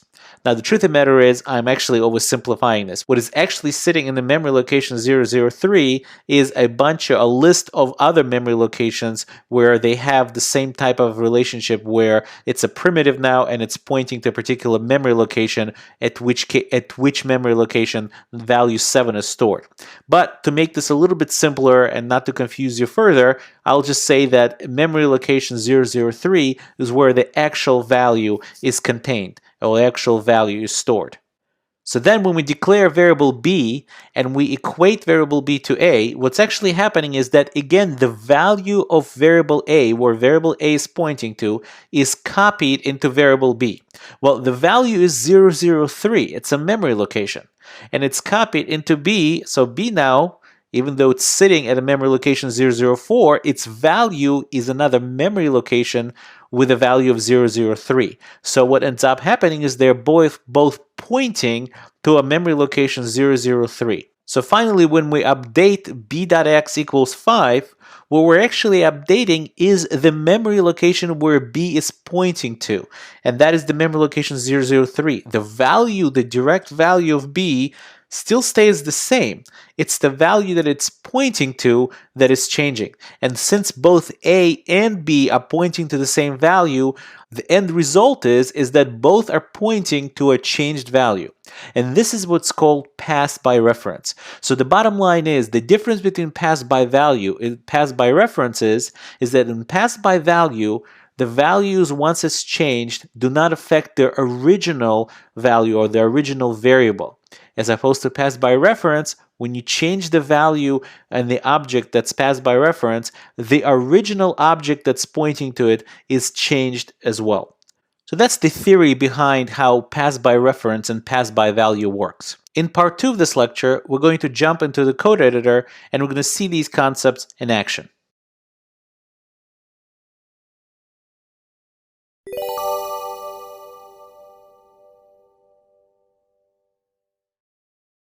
In part 1 of our lecture, we spoke about the theory and kind of tried to understand what does it mean to pass something or copy something by reference versus by value. In this lecture, we're going to look at some examples so we can experience these concepts in code. So I'm currently looking at lecture 47 at the script.js file that is located in the lecture 47 folder. I'm going to go ahead and close the file explorer here in Sublime, and let's take a look at our example code. So here we have a variable a equals 7, and then what we're doing is we're copying a into b, and 7 obviously is a number, so it's a primitive, so it should copy into variable b by value, which means b is no longer pointing anywhere to where a is pointing to. So if we console them out, console.log them out, and let's go ahead and do that right now, just comment this out for now, you'll see that both are 7. Now what happens when we change b equals 5? Well, since b is pointing to its own memory location, b is not going to affect where a is pointing to, so they're both going to go on their merry way. In other words, after b's update, a is still going to remain to be 7, and b now is going to be 5. Let's go ahead and save that and take a look.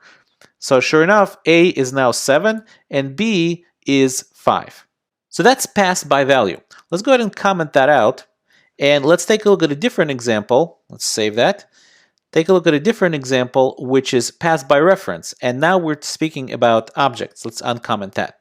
So in the first line here, we're having a equal to an object literal that has a property 7. And then we're copying a into b. So as you remember from the first part, what we're actually doing is copying the memory location that it's pointing to this object literal into b, not the actual values. So if we now output a and b, let's go ahead and do that, you'll see they're both objects that have x property equal to 7. So now if we go ahead and update b, in other words, b.x equals 5, what we're actually updating is we're updating this object which both variables are pointing to. So after update b.x update, if we log a and log b again, you'll see that both a and b have changed the x value to be 5. So let's go ahead and save that. And you can see here after update, x is now 5 from logging a, and x is still 5 from logging b. And again, that is simply because they're both pointing to the same memory location. So these two examples are examples of copying by value and copying by reference. But we've been using a different term called passing by value and passing by reference. And that term really only applies when we speak about passing value into function calls. So let's go ahead and take a look at one of those examples. So let's uncomment that. So here we have a function called change primitive, and we're going to pass a primitive value into it. We're going to go ahead and tell our console that we're inside the change primitive, and we'll log the value before we change it. Then we're going to change the value and log the value after we change it. And afterwards, we're going to go ahead and invoke that. So we'll say the value equals 7. We'll pass it inside that change value function. And notice that when we pass a value inside the change primitive function, what is really going on is that the value 7 is being copied and equal to prim value. It's really no different when we're passing it here than saying, and I'll put it in the comments, but in memory what's really going on is that prim value is being equal to value. That's really what's going on. So it's really a different form of copy that we saw before. So actually, let's leave that alone, so it will be a comment here.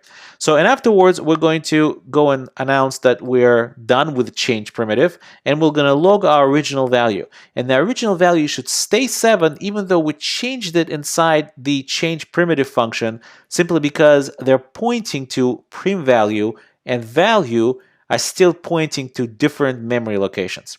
So let's go ahead and save that. And it will execute. So we're in change primitive before it's 7, because we passed 7, so it got copied into this variable prim value. And after, right here, it's 5, because we changed that. And after change primitive has been called, the original value of the value variable is still 7. And it's because they're pointing to two different locations just like before. It's really just a copy of the value itself. It's not pointing to the same memory location. So let's go ahead and comment this out so it doesn't crowd our console, and save that, and should clear it. And let's go to the last example here, and let's uncomment it. And we're doing exactly the same thing, except now we're changing object. And since objects are passed by reference, what we should end up with is we should end up with the same object that's pointing to the same location. So the setup is very similar. We have a value that is an object literal with a property x equal to 7. And again, when we're passing it into the change object function, what we're really doing is we're saying obj value is equal to value. And this is the same thing that's going on in the previous example, except that now we're calling it passing, right? Because we're actually passing this value into the function change object. Inside the function, we're again announcing that we're inside the change object function, kind of console out the object value that is passed into us, changing the x value of it, logging it afterwards, logging the entire object again just to see what it is after we change the x. And then when we come back from the function, we want to know what the original value is. Has it really changed because we changed it inside the function? And obviously it should change because both the obj value and the value variables are both pointing to the same memory location. So let's go ahead and save it. As you can see, before object is x7, after object is x5, and after we call change object, the original value now is changed and it's x5 because both of those variables were pointing to the same memory locations, so they are affecting the same values. So this is how passing by value and passing by reference works in code.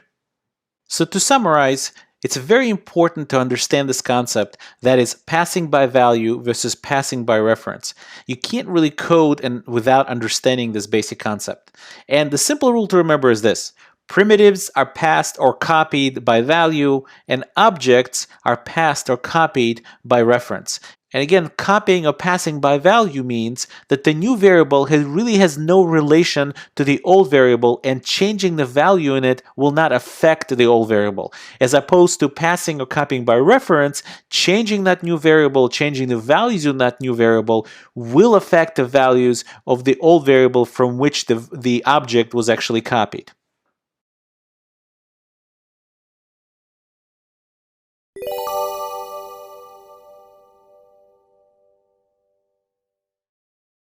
In this lecture, I'd like to show you one more way to create objects in JavaScript.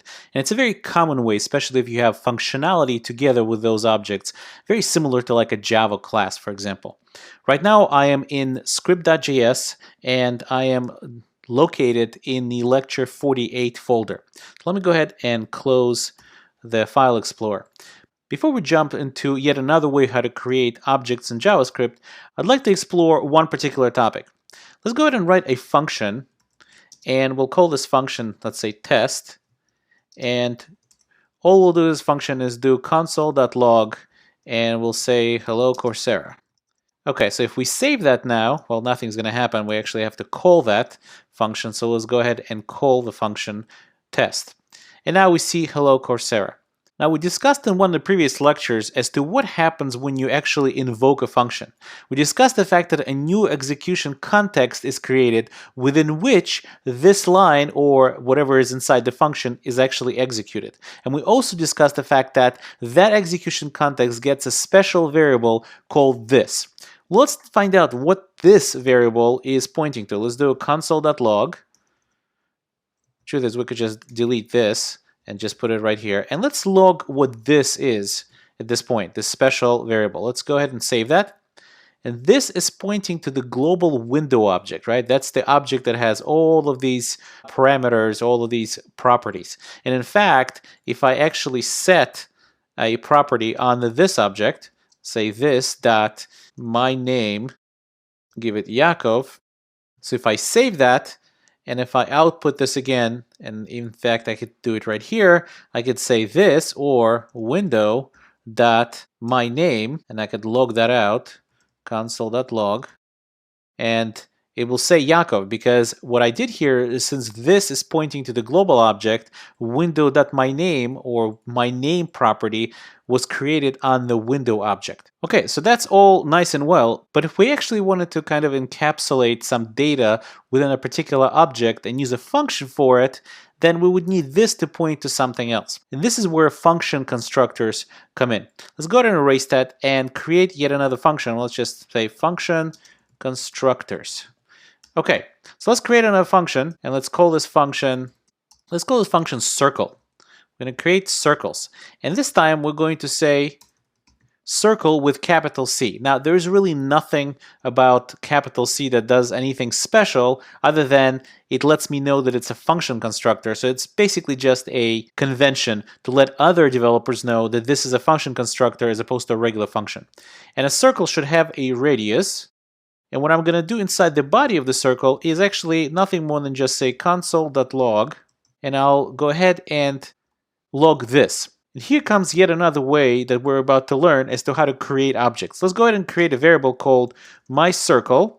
And what I'm going to do is, instead of just invoking the function circle, I'm going to use the new keyword and then say circle and give it, let's say, 10 as the radius. When I invoke a function together with the new keyword, the JavaScript engine makes this point to the object itself that got created, which is the circle. So if I go ahead and console.log the actual myCircle, and so now I'm going to console.log this, and I'm also going to console.log myCircle. It really should be the same thing. Let's go ahead and do that.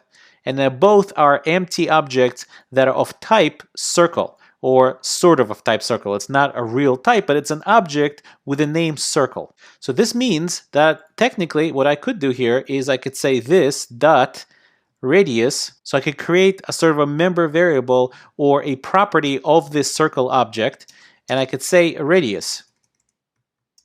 So now the radius that I'm creating the circle with is going to be stored as part of my object. So if I go ahead and log the circle now, you'll see that now I'm a circle that has a radius property of 10. Now what's really going on behind the scenes here is that this line right here is really pretty much equivalent to saying new object, as we've done before. And then that object gets named after the function that created it.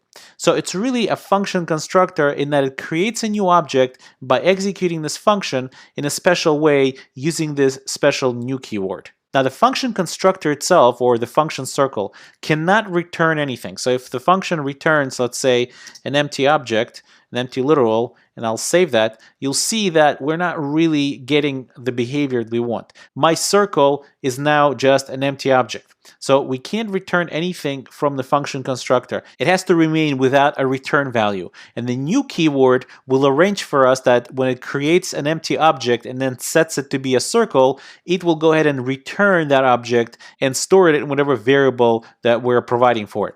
So let's save it again. Now we see our circle with the radius 10. Now, what would be an object without some methods? And methods in JavaScript are just functions that are set on properties of objects. So let's go ahead and create one. Let's go ahead and create a this.getArea, and this.getArea is going to be nothing more than a function. And let's go ahead and put this function on a separate line. And the function is going to have no arguments because we're actually going to get at the radius using the this keyword. So we're going to go ahead and have curly braces. Won't forget to say a semicolon here because this is just an expression that gets set to the getArea variable.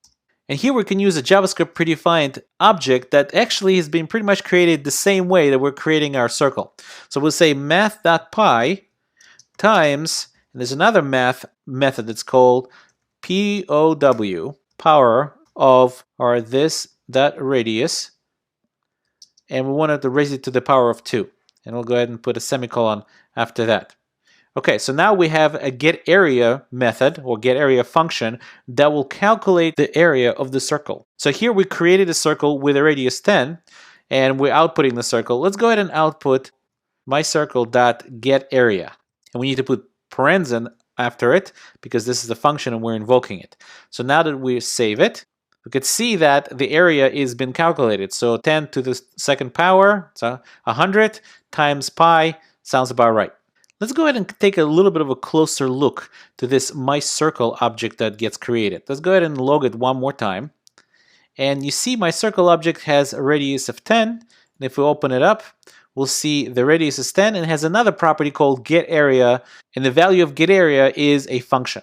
The problem is, as we keep creating these circle objects over and over in our code, we're going to keep creating this getArea function over and over in our code, because every time we say new, this entire thing gets created. While for radius it's perfectly normal because each circle should have its own radius, we really don't need for a type circle to have its own getArea on every object it creates. It really should be just created once, and all the circles, all the instances of a circle, should share it. And the way we could do that is by using a special property called prototype. So let's go ahead and cut this out of here, and we'll say circle.prototype .getArea, and that is what is going to be equal to our function. And the function is going to be anonymous since we already have the name getArea right here. And again, we don't need an argument because we're going to use this keyword. And the body, we're going to say math.py times math power of this.radius to the second power. So that is actually what we need to return. Okay, so there's our getArea. So let's go ahead and, before we even call getArea ourselves, let's go ahead and take a look at myCircle object one more time. Let's go ahead and save this. It output in myCircle object, and we'll take a look, and you can see that the radius is here. The radius equals 10, but getArea doesn't exist here. Well, where is it? Well, it's actually sitting inside of the special variable __ proto __. That's a special property. If we open that up, you'll see that getArea now is right here. And proto is something is going to be existent on every single instance of this object. So if we, for example, create another one, var my other circle, and we'll say new circle, and we'll give it 20 as the radius, and we'll go ahead and console.log my other circle, you'll see that the radius here is 10, and there's no getArea, and the radius here is 20, and again, both of them are pointing to the same proto variable that have a getArea, and this getArea is actually the same location in memory as this getArea. It's the same thing, so it doesn't get recreated over and over. Now, a couple of words of caution. Number one is circle.prototype.getArea is not something you should cut and put inside this function. You could certainly do that, but that would be a mistake. And the reason that would be a mistake is because this function is going to get executed every single time you create a new circle. Well, every single time you don't need to define a prototype. In other words, what you'll be doing is you'll be overriding the memory space of getArea every single time you create a new circle. So basically that's wasted processing. It's not really wasted memory space since it's going to put in the same memory space this function over and over again, but it's wasted processing. So you really should not be putting that inside of a function constructor. So definitely put this outside. Let's go ahead and indent it this way. So that's caution number one. Caution number two is make sure you don't forget the new keyword, because if you omit the new keyword, let's go ahead and comment this out. Let's go ahead and log this variable. You'll see it's undefined. Well, the reason it's undefined is because this is nothing more than a function. It's just a regular JavaScript function. So a regular JavaScript function that you're passing 10 to and actually does not return anything. Well, when it doesn't return anything, this myCircle becomes undefined. And if you actually try to say that getArea, right, we're going to get an error because it says cannot read property getArea of undefined, because myCircle at this point is undefined. So make sure you remember to put the new keyword there. One clue is to always make the function constructor names capitalized. That's why you will remember that this is not just a regular function, it's actually a function constructor, and you must use it with the keyword new. Okay, so let's uncomment this back out and save it, and now everything works as we expected. So these are function constructors. You could create an object using them using the keyword new, and you could set a prototype property on that function such that whatever property you just set on it will only be created once and will not be created for every single instance of that object.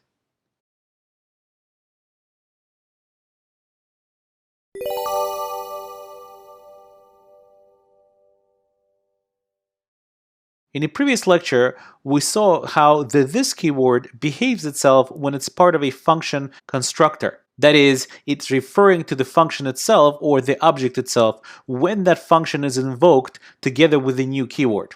In this lecture, we'd like to look at object literal and how the this keyword behaves itself inside of one. So I'm looking at script.js and I'm located in the lecture 49 folder. So let me go ahead and close the browser and let's create an object literal. Let's call it literal circle since we've done circles before. And an object literal is just two curly braces, and don't forget the semicolon at the end. And we'll give it a radius of 10. Okay, so an object literal with a radius of 10, and we'll put a comma and we'll give it a get area, and get area is going to be a function. Its value of this property is going to be a function. We don't need the name, we already have get area, and we're not going to give it the argument either. What we're going to do is we're going to do console.log, and we'll console.log this right inside the getArea method. So let's go ahead and save that. And once we created that object literal, let's go ahead and call the getArea function and see what happens when we do console.log this. We obviously have not really yet, at least, calculated the area. So let's go ahead and save that. And we'll see that what's going on here is that this is no longer referring to the window object, to the global object, but it's actually referring to our circle class, or to our literal circle, which is an object with a radius of 10. And if we open it up, we'll see that it has a getArea property and a radius of 10. So when an object literal gets created, this, instead of pointing to the global object, is actually pointing to the actual object that got created. Therefore, what we could do is we can do return math.py times math.power, and we could say this dot radius to the second power. So this is referring to the literal circle object, and it has a property called radius, which is right here. So therefore, this is perfectly legal and it should work just fine. So let's go ahead and actually console.log the answer to our getArea execution. And when we execute that, we do get 314 and so on. So this actually worked just fine. Now, why is that? Why is it that this is working? Why is this keyword referring to the object instead of referring to, like any other regular function, to the global object like a window? Well, believe it or not, you already know the reason to this. And the reason you know this is because when we discussed object literals, I told you that this statement right here, when you open the curly braces, is really tantamount to what? New object. So when that happens, this is actually what's executed in the background, new object. Well, you see that new keyword again. And when we see the new keyword, this variable inside of that object is now referring to the actual object and not to the outside window or outside global object. So this, in fact, works exactly like function constructors in terms of the new keyword, right? Even though the new keyword here is kind of implicit, well, everything's here implicit since this is an object literal. Now, there is a bug, or at least what most people consider is a bug within the JavaScript implementation. In every single browser, it's really within the JavaScript specification. And the bug comes out in this fashion. If inside getArea, I will go ahead and create another function, just like I can, and I'll say var increase radius.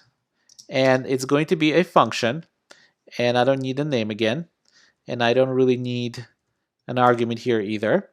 And inside the body of the function, I am going to go ahead and increase the radius to 20. So I'll say this dot radius equals 20. So now when this method executes right here, or this line executes right here, this dot radius should now be 20. So it shouldn't be 314. It should be a much larger area of the circle. So let's go ahead and actually invoke. We just defined this function here. Don't forget the semicolons because that's an expression.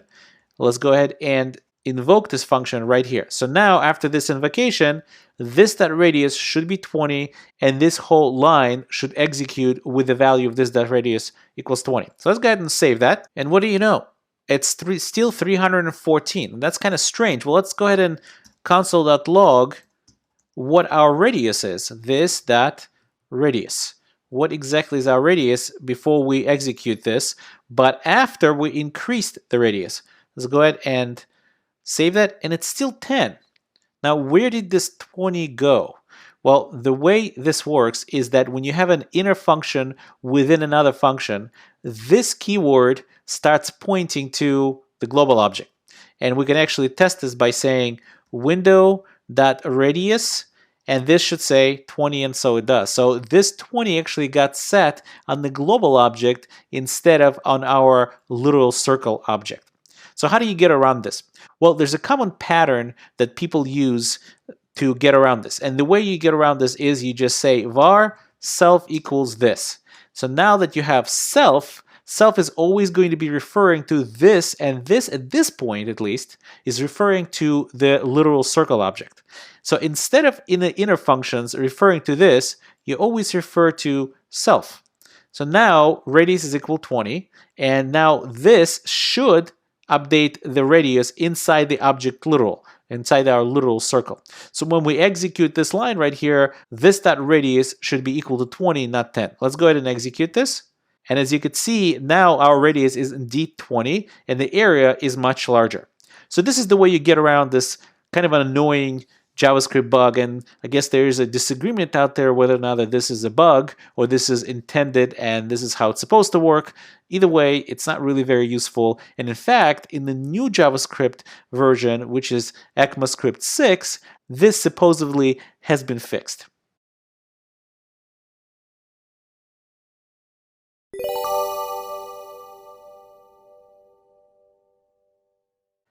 In this lecture, we're going to speak about arrays in JavaScript. I'm assuming you already know what arrays are, but if you don't, arrays are just a collection of data. In JavaScript, however, since we have dynamic typing, arrays take on a pretty interesting set of properties. So right now I'm in Sublime Text and I'm looking at script.js, and I'm located in the lecture 50 folder. Okay, so let me close the browser and let's create an array. So let's call it var array, and we'll say new array. Once I created the array, I could now set items into that array. And arrays are zero based. So I could say 0, and let's say in the first position, which is position 0, I'll place a string and I'll use my name, Yaakov. In the second position, which is position 1, I'll place a number, let's say 2. In the third position, which is 2, I'll place a function, and let's say it's going to be a function that you could pass a name to, and let's put a semicolon there, and all of this function is going to do is just going to say hello and whatever the name is plus name. Okay, so in the third position, which is right here, or the fourth position I should say, I'm going to place an object literal. We'll put a semicolon over there. And the object literal will say course, that's the property name, and the name of the course is HTML, CSS, and JavaScript. Okay, so here's my array. And if I do a console.log on the array itself, you'll see that we have the array. And as you can see, inside the array, we have different types of objects stored there. Some are just primitives, and some are strings, some are functions, which are also objects, and some are just object. So because of dynamic typing, in JavaScript, I'm able to store different types of objects in the same array, which is not true of most languages. Most languages, when you have an array and you store data in an array, the data in one particular array has to be of the same type. And if you want to have more than one type, you have to separate it into separate arrays. And just like I set the values using this brackets operator, I can also retrieve the values using the brackets operator. So for example, I could say console.log, and I can output array sub1, or sub1 right here. So array sub1, meaning I want to go to the second item in the array, which is right here, and I want to output it to the screen using a console.log. So if I save that, and you see it prints out 2. Furthermore, since at position 3, or really at index 2 here, we have a function, I can invoke this function very easily using the array notation. So I'll say array, and it's at position 2. So I'll say position 2. And now since at position 2 is the value, what's sitting in here in this position 2 is the value of the function. So that's the function value, not the return of the function, but just the function value, which means in order to invoke it, all I have to do is put parentheses after it. And once I do, I can save it and undefined. And the reason it says hello undefined is because I never passed name. So let's go ahead and say Yaakov and save that. Now it says hello Yaakov. But I can even do something more fun than that. I can actually pass in the array because I already have Yaakov stored right here. So I could say I'm passing in an array and it's in position 0. So now what I'm doing is I'm retrieving position 0 of this array, which is Yaakov string, and I'm passing it to position 2 value, which is the value of the function. So the function is getting executed against the value Yaakov. So if I save that, I'll get again the same thing, hello Yaakov. Likewise, I could certainly retrieve a property of a literal object that is stored inside the array. So I could say here console.log, and I could say array sub3 or index 3, and I could say dot course, and that should print out HTML, CSS, and JavaScript. Let's go ahead and save that, and it says HTML, CSS, and JavaScript. Okay, I can also create arrays using a shorthand array notation. So let me go ahead and comment this out so it doesn't crowd our console. So we'll save it and we'll clear the console. Let's go ahead and say shorthand array creation. Okay, so what we're going to do is say var names, and we're going to create an array simply by providing an empty brackets. So empty brackets now creates an array in the variable names. And what I could do is I could start listing my names. Yaakov, John, Joe, let's say. Okay, so if I do console.log now on the names, I should say that, or see that array right there, Yaakov, John, and Joe. So that works, great. So now you see there's two ways to create an array. One is kind of a longhand notation where you say new array, and the other one simply by kind of like an array literal, something like that. But so you just use the brackets and you separate the array values by a comma. And again, I could put whatever I want in here. So if I wanted to, let's say, I can actually use spacing here like this. And if I wanted to, I could create an object here. So let's say I could create an object and say name Yaakov and comma, there's another object here. If I wanted to have an object, we'll do name John. And I can actually leave it here because arrays are not restricted to have the same type. So if I save that, and I'll see object Joe, right? So if I actually open that up, it'll let me open this object and you'll see array Yaakov, name Yaakov, and the same one is, second one is name John. Okay, but let's undo that for now. Let's go back to the regular array we had before. And let's go ahead and loop over this array, printing out each name. Let's say hello to each name. So for that, we're going to use a regular for loop. We'll say var I equals 0. And we need to keep looping until it's the end of the array. Well, there's 3 items in the array. And each array object has a special property called length. And it's not a function, it's just a property that the JavaScript engine sets for you. So array names.length will give me the length of the array. In this case, it'll be 3. So what I'm saying is that I want my loop variable to be 0, 1, and 2, and when it's 3, it's no longer going to be less than the length of the array, and it will quit. Okay, so let's go ahead and print hello to the console. So we'll say console.log, and we'll say hello, space, and then we'll say names, bracket I. So now every time through the loop, the I is going to change, and it's going to say hello to a different name. Let's go ahead and maybe comment that out so we don't see that on the console. And we save it, and we say hello Yaakov, hello John, hello Joe. Now what's interesting about arrays in JavaScript is that they can even be sparse. So let's go ahead and make some room here. And I could say something like names, and I could say names 100, and I could set that value to be, let's say, Jim. So now we have an array that has 0, 1, and 2 index and an 100 index, and in between there's nothing there. So if I actually go ahead and take that here and paste that loop right here and execute it, what we're going to see is it said hello Yaakov, hello John, hello Joe, and it starts that again, hello Yaakov, hello Joe, and then 97 times it just says hello undefined. Because what we're doing here is we're saying I want you to retrieve names with an index of 4 and 5 and 6 and so on. And those indices just don't exist in this particular array. But 100 does exist, so therefore you see when it gets to 100, it prints out hello Jim. There is one more issue with arrays that you should be aware of, and we'll discuss that issue in part 2 of this lecture.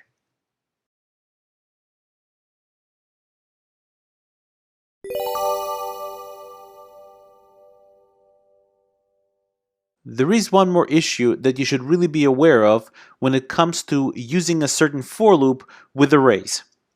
Let's go ahead and comment all this out, and I'll go ahead and copy my array one more time, and I'll just call it something else. I'll call it names2 maybe. Let's see, names2. So I have a names2 array, and again it says Yaakov, John, and Joe. Okay, so let's leave that aside for now, and let's create an object literal. We'll create obj, let's say my obj, and we'll create it as an object literal. We'll put the semicolon there, and we'll say name Yaakov. We'll say another property course, HTML, CSS, JavaScript, comma, and we'll say platform, Coursera. Okay, so that's good enough. So now there's something we actually haven't seen yet and I haven't shown you. And there's a special for loop that you can use to traverse the properties of an object. So this for loop looks like this. It's a for, and you declare it as a var, prop in my obj. So basically it'll say, I want to grab every property in my object. This is what this prop is going to be. So it's very convenient for objects because objects don't really have indices like an array does. It has properties. So let's go ahead and console that out, console.log prop, and we'll say semicolon here. We'll add that in, and we'll add my obj, and we'll give it prop again. And since dot notation and the brackets notation are equivalent, I'm allowed to do this. So this lets us kind of calculate it in the calculated property. Okay, so if I save that, and I'll see that it's printing out name, that's the name of the property, and the value, name of the property, and the value, name property, and the value. Okay, that's all great. Now we know that in JavaScript, arrays are just objects, and the indices are just property names. So technically speaking, I could use the same type of for loop on my names2 array as well. So let's go ahead and try that. Let's actually comment this out for a minute so we don't have it crowd our console. Let's make a little bit more room. Okay, so now let's say for name in names. So sounds pretty good. So we'll say console.log, and we'll say hi, hello, and we'll say names, and we'll use a computed property notation, name. So every time through the loop, this name will be equal a different property of the array. So in the first time, it will be equal 0, because that's a property name of the array. The second time will be equal 1, and the third time it will be equal 2. So this should work. Let's go ahead and save that. And I messed up something here. Names is not defined. Of course not. Names2. Let's go ahead and say names2 here. Let's save that again. Names2 is still not defined. And that's because I didn't put names2 right here. Okay, so now it will work. So now it says hello Yaakov, hello John, and hello Joe. But the problem with this for loop is that arrays are objects after all. So if, for example, there's nothing wrong with me saying names2 that greeting is equal to hi. Let's say I want to save a specific greeting that I want to use. So now if I use the same array, I'll go ahead and copy that and say afterwards, hi. And now that if I use the same array, and let's go ahead and comment that out for a minute, and save it, what I'm going to get is hello Yaakov, hello John, hello Joe, hello hi. Now the reason that is because the greeting became a property of the array, no different than a number 0 or number 2 or number 1 and so on. Greeting becomes a property of the array. And this for loop loops over the property names of the object. And since again, arrays are just objects in JavaScript, this for loop will loop over properties, even over properties that really have nothing to do with the core data that we want to loop over.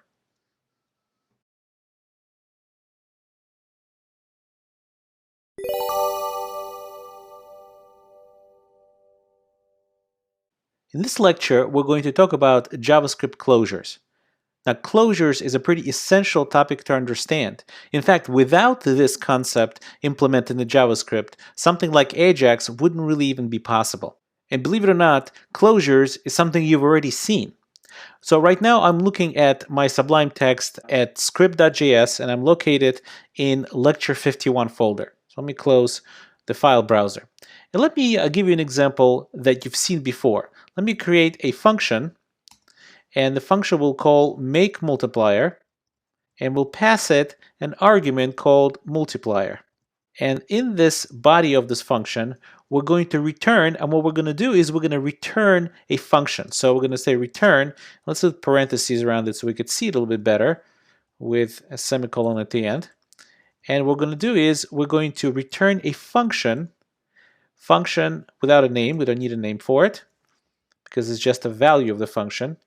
And the function that we're returning should be able to take one argument, let's call it x, and what we're going to do is we're going to return multiplier times x. So this function, make multiplier, is going to take a multiplier that is supplied to it, some number, and is going to return another function as part of its return value that is going to take an argument, a number, and is going to multiply it using the multiplier provided in the outer function. So let's go ahead and execute this function. So let's say var double all. We're going to double everything, and double all is going to be equal to make multiplier 2. So double all is now a function that doubles everything. So let's go ahead and say console.log double all, and let's say 10. And when we save that, and when I save that, it will go ahead and take 10, multiply that by 2, and we should see 20 over here. So let's save it, and 20 is what we see. Okay, great. Now let's for a second understand, how did this work out? The very first time we called make multiplier, we passed it a value of 2. So now when we get to this portion right here, it's really no different than saying var multiplier right there equals to 2. That's really what's going on. So according to our rules, I should be able to use this multiplier inside of an inner function. So before I even get to the return, let's go ahead and create another function. Let's call it function, I don't know, let's call it function B, and we'll just say console.log multiplier is, and we'll output the multiplier. And let's invoke the function right there. Now when we invoke the function, let's go ahead and do that. Save it. We invoke the function, and it says multiplier is 2. Now how does the inner function right here B know that the multiplier is 2? Well, we spoke about what happens when a function is executed. When a function is executed, it gets a few things. Number one, it gets its own execution context, so it's isolated from everything else. Number two, it gets a special this variable. We spoke about that before. And number three, it gets a reference to its outer lexical environment. So when a variable is referenced inside of a function, the first thing it does is check whether or not this variable has been defined inside of its local lexical environment, meaning has the multiply variable been defined inside the B function? And the answer is it's not defined. And if it's not defined, that means the next thing that the JavaScript engine does, it looks at the outside lexical environment of this function. Well, the outside lexical environment of this function, meaning where it's defined, the outside of that is the make multiplier function. And the make multiplier function has that variable, so once it finds it, it goes ahead and uses it in the function B that we're executing right here. Now that's all great. Now let's take a look at our return statement. The problem is that our return statement doesn't really create its own execution environment, because this is not a function execution. This is just a function value. This is an object, a function that gets returned back to the caller of the make multiplier function. Okay, so if this is not an execution of the function, that means it doesn't get its own this variable. It means it does not get an outer reference. It simply gets returned to the caller. So now, when it gets returned to the caller in this line right here, so this variable is now equal to this function. And in the next line, when we actually execute double all and pass it at 10, This function is now finally being executed, which means it is now getting its own execution environment, and it is now in this line right here, it gets its own execution environment, and it gets its own outer variable environment, and so on. So how then can it possibly know what the multiplier variable is? Because at the time that this is executing, the make multiplier function is no longer in the execution stack. It's done. It returned whatever it needed to return, and it's no longer functioning. It's done. It's popped off the execution stack. Well, the reason this still works is because of JavaScript closures. Since a function like this is returned from inside of this function, JavaScript preserves its outer lexical environment memory space for this function, so this function can go ahead and produce what it needs to produce. So the multiplier is something that's still sitting in memory in lexical outside scope of this function. So even when we call double all, it will go ahead and execute this function. It will create its own execution environment. It will go ahead and look for the multiplier variable in its own execution environment. It will not find it, and it will then try to look for this variable in its outer lexical environment. And the outer lexical environment memory space will still remain even though the make multiplier function no longer exists. That's how we basically are able to trap or to close in whatever variables and whatever memory space is sitting outside of the lexical environment of this return function. And that's how closures work.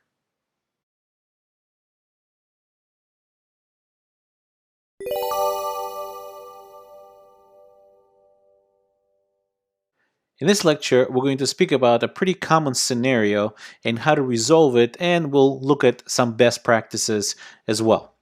Right now, I'm in Sublime Text, and I'm located in the Lecture 52 folder. Let me go ahead and close the file browser here so you can see a little bit better. And I'm looking at index.html at the moment. What I'm doing here is I'm actually loading 3 scripts, one after the other. Script1.js, Script2.js, and app.js. So this happens a lot when you actually import a couple of libraries, and so those libraries could be something you wrote yourself, or it could be external libraries as well. But in this case, these are 2 libraries that I wrote myself, and they're very, very simple. The first one is just declares a variable name. It's my name, Yaakov. And then the function say hello. And the function say hello does nothing more than just says logs hello plus the name, and it'll just say hello, Yaakov. Script number 2, which is what is declared afterwards, script number 2 is declaring a name John, and then it declares a function called say hi, and all it does again is just logs hi plus the name John. Now app.js, this is the third one in the list over here, app.js, it invokes say hello. This is from the first one, says hello, so it should say hello Yaakov, and then it invokes say hi, which is right here, and it should say hi John. Let's go ahead and save this and see what the console prints out. We save it and it says hello John and then hello hi John. Now that's kind of strange. Hello John, it really should have said hello Yaakov, not hello John. Now why is this happening? Well, it's actually pretty simple why this is happening. If you look at our index.html, the first thing that the browser loads is script1.js. And script.1.js declares a variable name, and this name variable is sitting in the global scope, and it also declares a function called say hello, again in the global scope. So when this executes, it will take whatever name variable is sitting in the global scope. Now, right after script 1, we're loading script2.js, which again declares name in the global scope, which basically means that at this point right here, my name equals Yaakov gets overridden with name equals John. And then we declare another function, which is a little bit of a different name, that says hi, say hi, and that is the one that prints out hi plus name. So by the time we get to say hello, our name variable has actually changed from Yaakov to John. And what's going on is that one script is stepping on the toes of the other, basically. So how do we solve this situation? Well, one way of solving the situation is introduce namespaces. And a namespace is basically just a container for some functionality and for some declarations. The only thing is JavaScript doesn't really have namespaces that other languages have. However, in JavaScript, we could fake namespaces very easily. Let's go to script.js, script1.js, and instead of just saying Yakov here, let's declare a variable called var Yakov greeter, and we'll just make it equal to an empty object. Now, instead of just declaring name right here in the global scope, what I'll do is I'll declare name as a property of Yakov greeter. So Yakov greeter.name is Yakov, and the function will be the same way. I'll just cut it out of here, and I'll say Yakov greeter dot say hello equals this function. So now I have Yakov greeter, and I can now refer to the name, and I can refer to say hello as through Yakov greeter. One more thing I need to change is this name right here really should be not just name, but Yakov greeter.name. Okay, so we're good here. If we go to now script2.js, we could do the same thing. We'll say var John greeter, and we'll make it equal to an empty object. And now everything else that we have in this file, we're going to start with, we don't need to declare a variable anymore because we already have one. We're going to start with this John greeter. So here it's going to be John greeter.say hi. And we're going to take out the say hi out of here. And this again is going to be John greeter.name. Okay, so now that we've converted this to a namespace, and now everything that we are referring to inside this in terms of the variable names and the functions are going to have to go through these namespace objects. So inside our app.js, in order to say hello, that's no longer going to work. So if I go ahead and save this and save that, you can see here now it says that say hello is not defined. Well, it's not defined because in the global scope, there's no such function as say hello. However, there's an object that has this function attached to it. So if I say Yakov greeter dot say hello, and this will be John greeter dot say hello, dot say hi, and I save that, you can see how now it says hello Yakov and hi John. So that worked perfectly. So this is something that you could do in order to separate kind of your namespace and separate your functionality into separate files and also into separate namespaces so you don't step one upon the other. But there's something you could do to go even further in order to separate different variables that are sort of like private variables between different scripts and different execution contexts. And that's what we're going to speak about in part 2 of this lecture.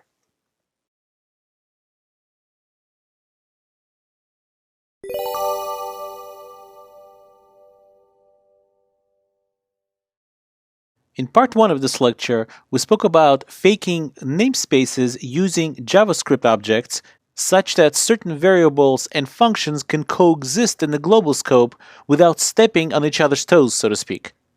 But there's something you could do to go even further. A lot of the times when you have a bunch of functionality sitting in a script, a lot of it is not really something that you necessarily even want to put into some namespace. Sometimes you just want it to execute when the browser loads that JavaScript. You just want it to execute and kind of go away. So you don't necessarily need to put it in a namespace.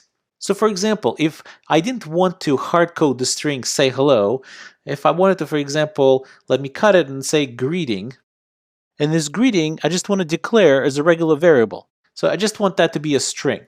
So I just want to be able to use that string inside of my say hello function.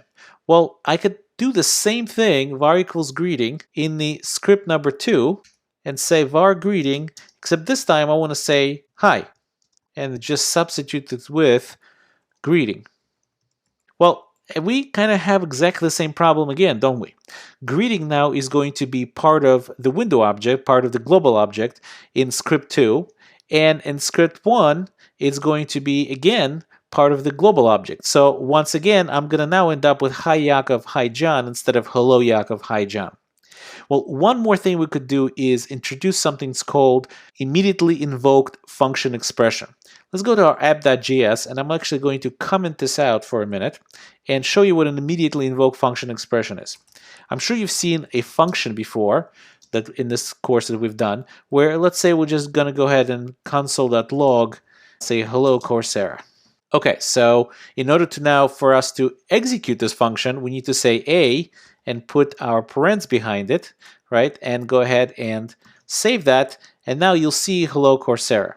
And you also remember that I could save this function in a variable. So I could say var A equals function log hello Coursera. And this is exactly the same thing. If I save this, you'll see it will refresh and it'll say again hello Coursera. Well, the way we execute a function is by putting these parens behind its name. Well, remember, function is just a value. This whole thing is nothing more than an object. It's a function object. So technically speaking, I could just wrap it in parentheses right here as just an object, right? So if I save it again, nothing really changes. Well, how do I execute a function again? I execute it by putting parentheses right behind it. Well, then it follows that if I erase this variable right here, I can invoke this function right in line by just putting parentheses right after its declaration. So this function is going to produce, this declaration right here is going to produce a function, and the parentheses right behind it is going to invoke it immediately. So this is what's called immediately invoked function expression, otherwise known as IIFE. So immediately invoked function expression. It's an expression because this line right here, or this set of code, is actually something that produces a value. Thus, it's an expression, something that produces a value. Well, what value does it produce? It produces a function object. And then we're taking that function object and we're just putting parentheses right behind it. And that invokes that function object. And therefore, when we save, we're once again going to see hello Coursera. And I could certainly even pass parameters to it. For example, if this function wanted a name to be passed to it, and instead of just saying say hello, I'll just say hello plus name. So if I execute it right now, what do you think it's going to say? It's going to say hello undefined. Why is that? Well, because it's asking for a name to be passed to it, and we're passing nothing to it. So let's go ahead and pass Coursera. And when we save, it will say once again, hello Coursera. So in the same vein, let me go ahead and comment this out so you have it for your record, so to speak. And I will uncomment the greeter. If I do this again, it still say hi and hi. So how can we separate them? Well, if we go to script 1, we could wrap this entire thing with parentheses, function, and wrap this whole thing into a function. So now this whole thing is sitting inside of a function. Technically speaking, I could just indent it a little bit like this. So this whole entire thing is sitting inside of a function. And if I just leave it like this would be kind of bad because all I would be doing is declaring a function. Well, I don't want to just declare it. I actually want this code to execute. So in order to get this code to execute and execute just on load of script.swan.js, all I need to do is put parentheses behind it and put a semicolon. So now this is going to execute the second it loads. Now if I save that, this is not really going to work. Why is that?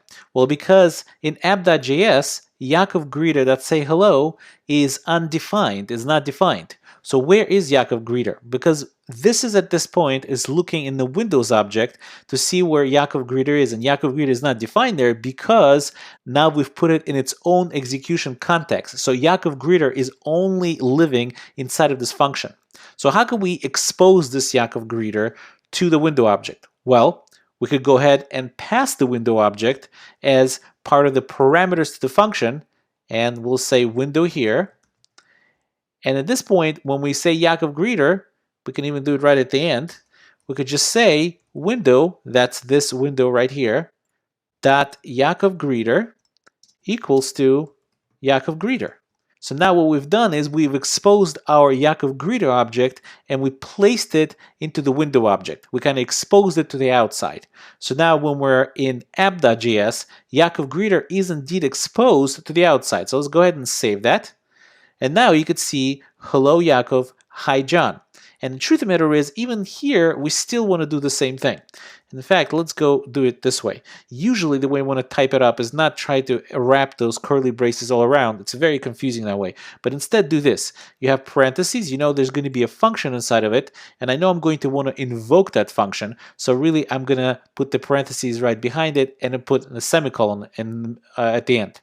So now all I need to do is declare this function, and the function is going to have the parentheses right behind the word function and curly braces. And now I could just open it up and take this entire thing, cut it out of here, and maybe even indent it, place it over here. Let's indent it a little bit more. And there it is. Except again, the junk greeter, we want to expose that junk greeter to the window object, to the outside. So we'll go ahead and pass the window object here and pass it in here. And now, right at the end, or we could do it right here, it doesn't really matter where, but we could do it right at the end.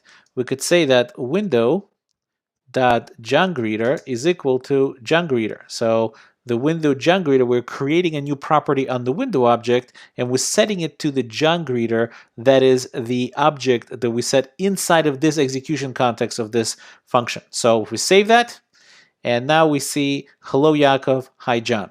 So notice we were able to use something that we want to expose outside. In other words, whatever we wanted to expose outside, we simply placed it as a property on this John greeter object. And whatever we wanted to use inside, like a greeting, so like almost like a private variable, we could still use, and we could still use it inside the function, and we don't have to expose it to the outside. And at the same time, this greeting was not going to collide with this greeting inside the Yaakov greeter, or inside this function, basically, but not inside the Yaakov greeter, just inside this function, because each one of those variables is being defined in their own execution contexts, meaning in this function, and this greeting is being defined in this function. So what we've done is we've learned about namespaces, or at least how to fake namespaces in JavaScript, which is totally legitimate, and we also learned about how to utilize immediately invoked function expressions.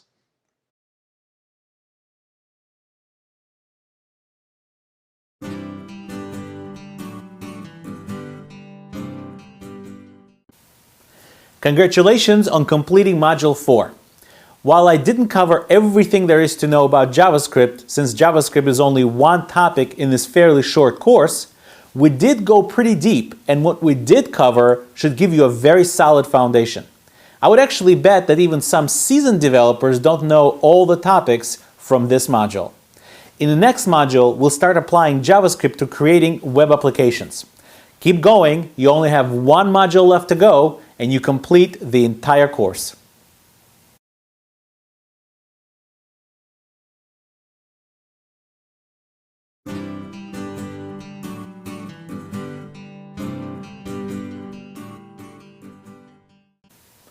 Welcome to Module 5, the last module of this course. Now that we've learned JavaScript language fundamentals, we will dive into using JavaScript to manipulate elements within our web page, as well as use Ajax to pull real data from a server without the need for the user to reload the entire page. We'll finish off the module by using our newly acquired JavaScript and Ajax skills to complete the restaurant website so it pulls its content and menu data from the server and dynamically generates HTML for the view. See you in the module.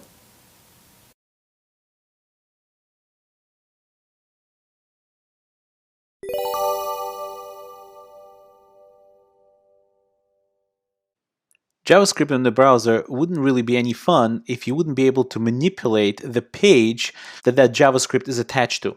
So in this lecture, we're going to speak about DOM manipulation, otherwise known as Document Object Model manipulation. So the first question that comes when we start talking about DOM manipulation is how to include the actual script.js, how to include your JavaScript library inside your HTML page. Currently, I'm looking at script.js, which is located in the Lecture 53 folder. And I'm going to go ahead and close the file browser so we have some more space here. And before we even start going on about where to include the script.js, let's go ahead and learn about this special object called document. And the document object represents the entire HTML document, the document object model. So we know that there's an object called window, otherwise known as this, and it contains a whole bunch of things. One of the things it contains is a document property. So if we go ahead and say, let's clear this, and say window.document, you'll see that what you get is a document object. And if you open it up, you could see that the document object contains our entire HTML page. This document object is the stepping stone for us to be able to get at individual elements within our web page.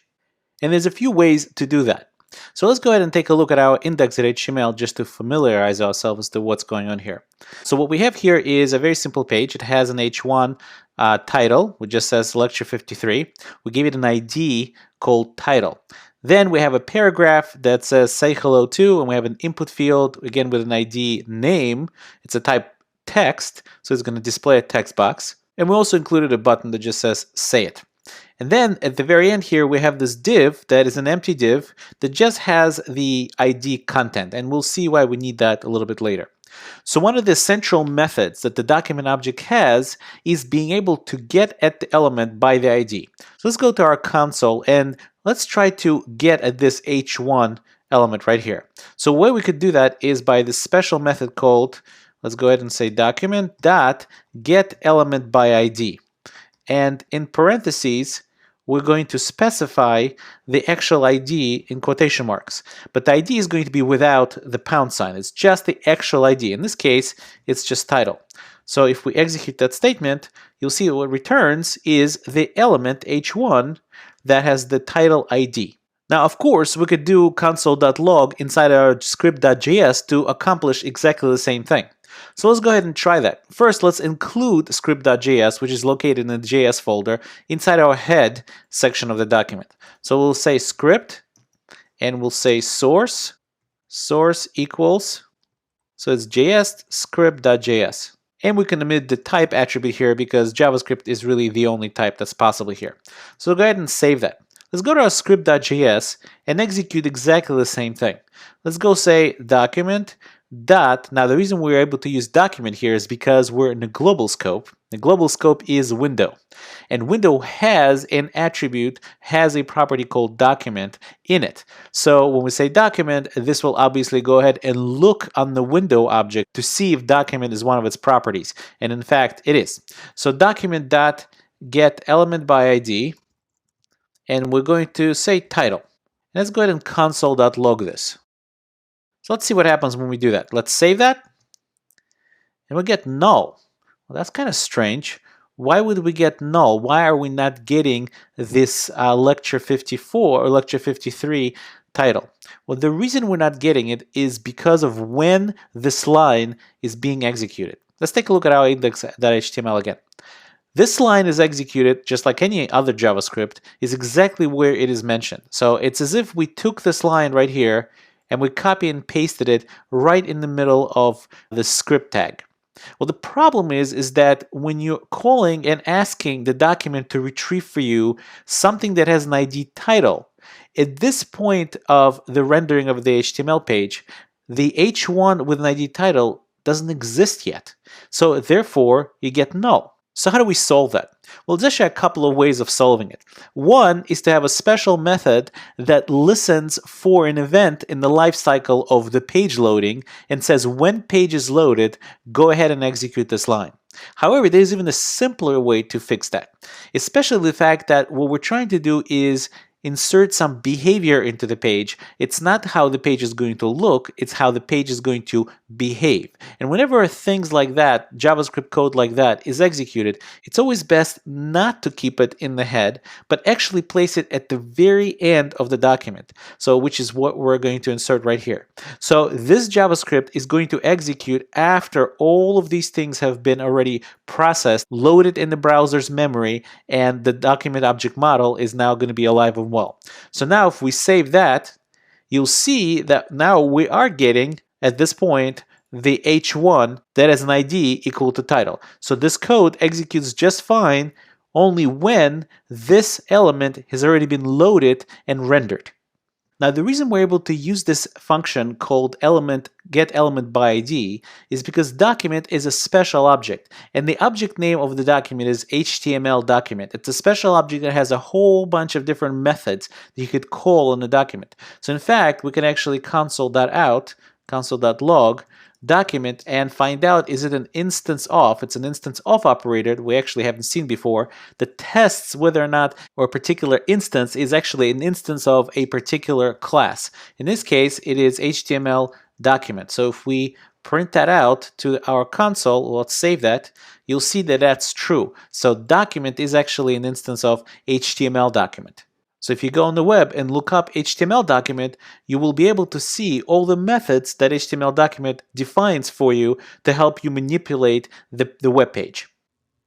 So now that we know about this special object called document, otherwise known as HTML document, in part 2 of this lecture, we're going to start using this special object to manipulate the web page.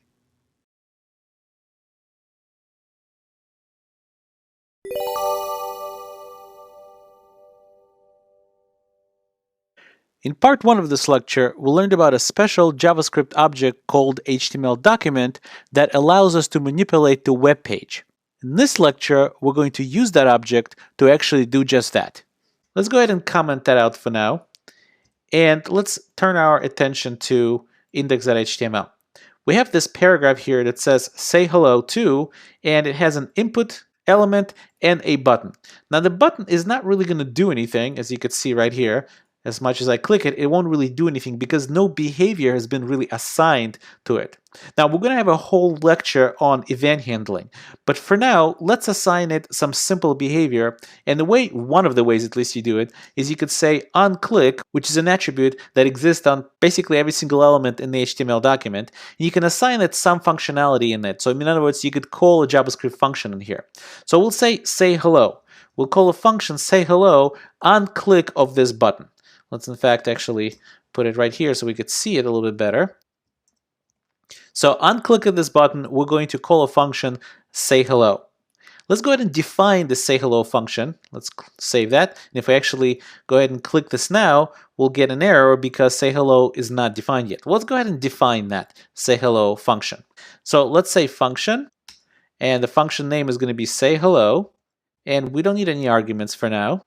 And for now, in the body of this function, all I want to do is be able to retrieve the value that the user typed in into this text box. So how do I do that? Well, I can once again use my document. Let's do console.log.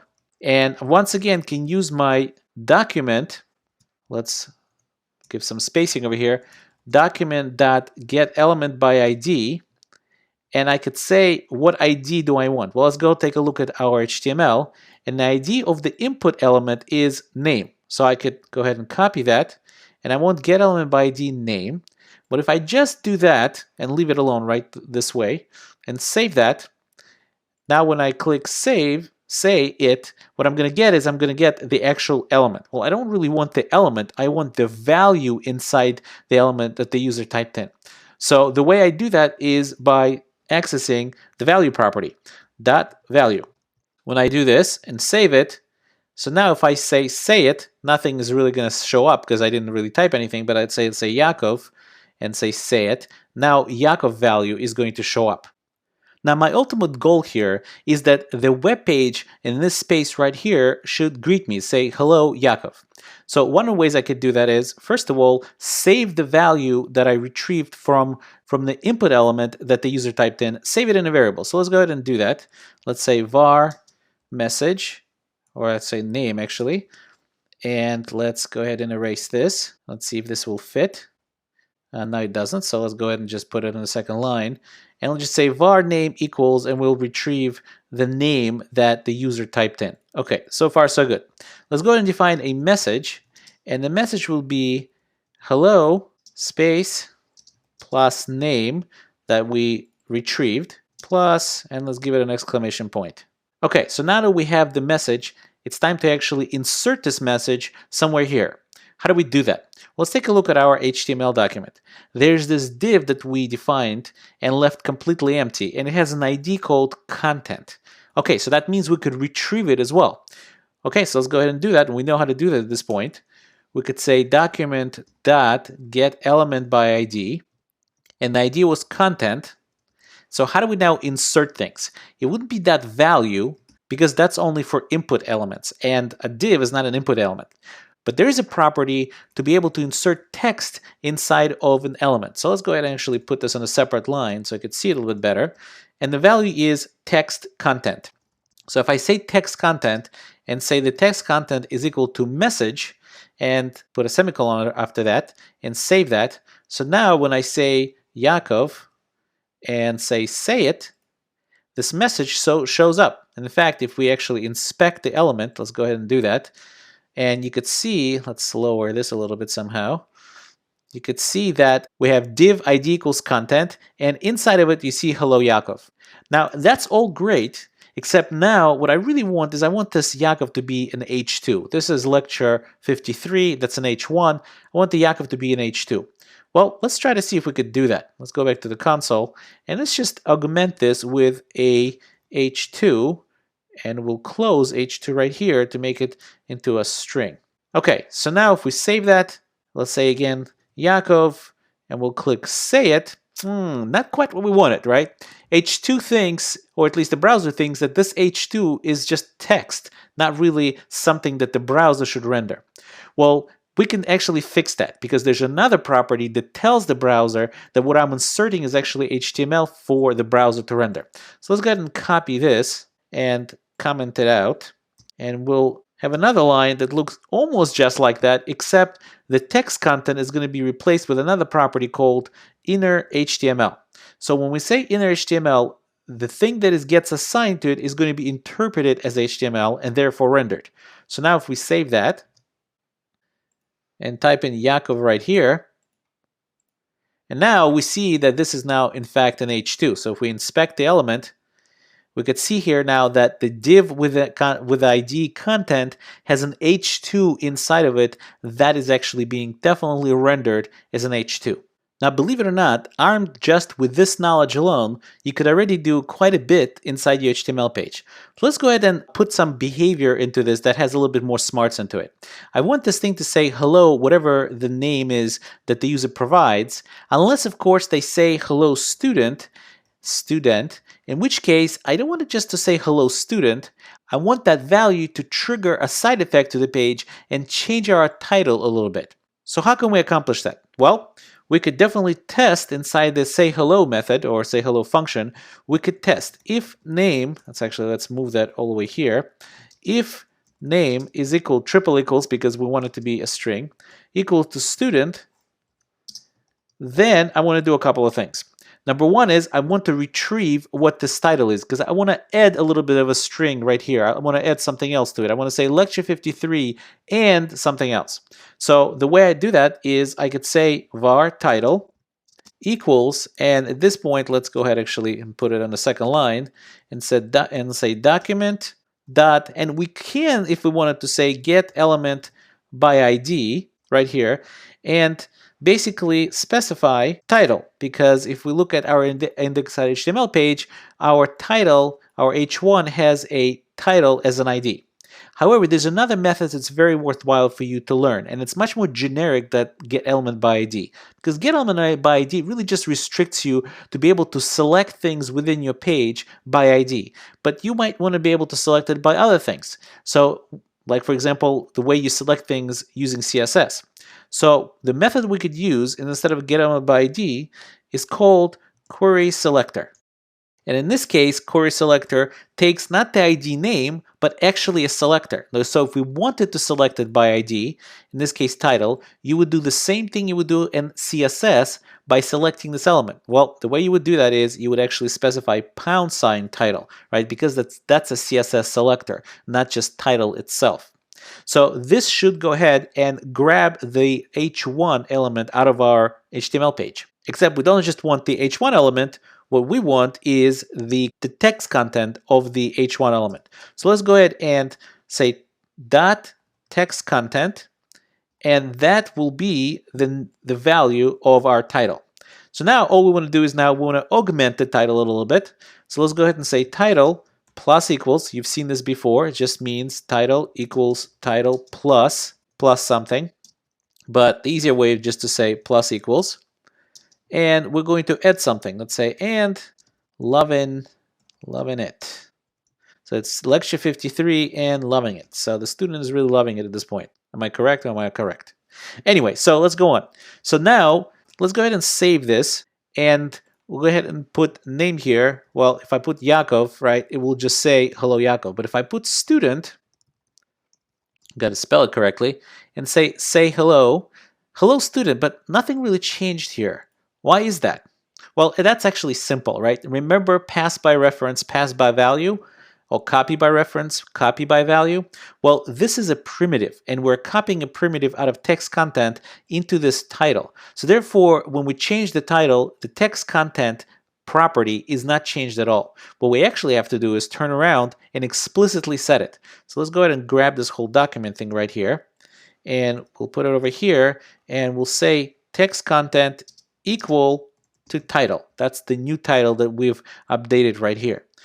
So now when we save that and go ahead and try it with, let's say, Yaakov, and if we say click say it, we'll see hello Yaakov. But if we actually put student in here and click say it, now we've not only said hello student, but we also have updated our H1 title, and now it says lecture 53 and loving it.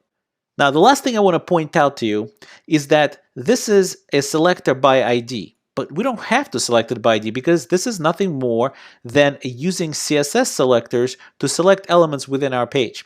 Well, if we take a look here, we could use something else. We could use the fact that there's only one H1 element in the entire page. So if I wanted to, I could simplify this by saying H1. So I erase this and just say H1. So H1 is the only element that this is going to select. And in fact, if there would be more than one H1 element in my HTML page, what this will return is the first matching element. If you wanted the list of elements that matches a particular query selection, you would use a different method. I believe it's called query all selector. So anyway, so at this point, we just want one. So if we say H1, this will accomplish exactly the same thing as calling it by title. So if we save that and test it out by saying student and click say it, and you can see this works just the same as before, and it's lecture 54 and still loving it.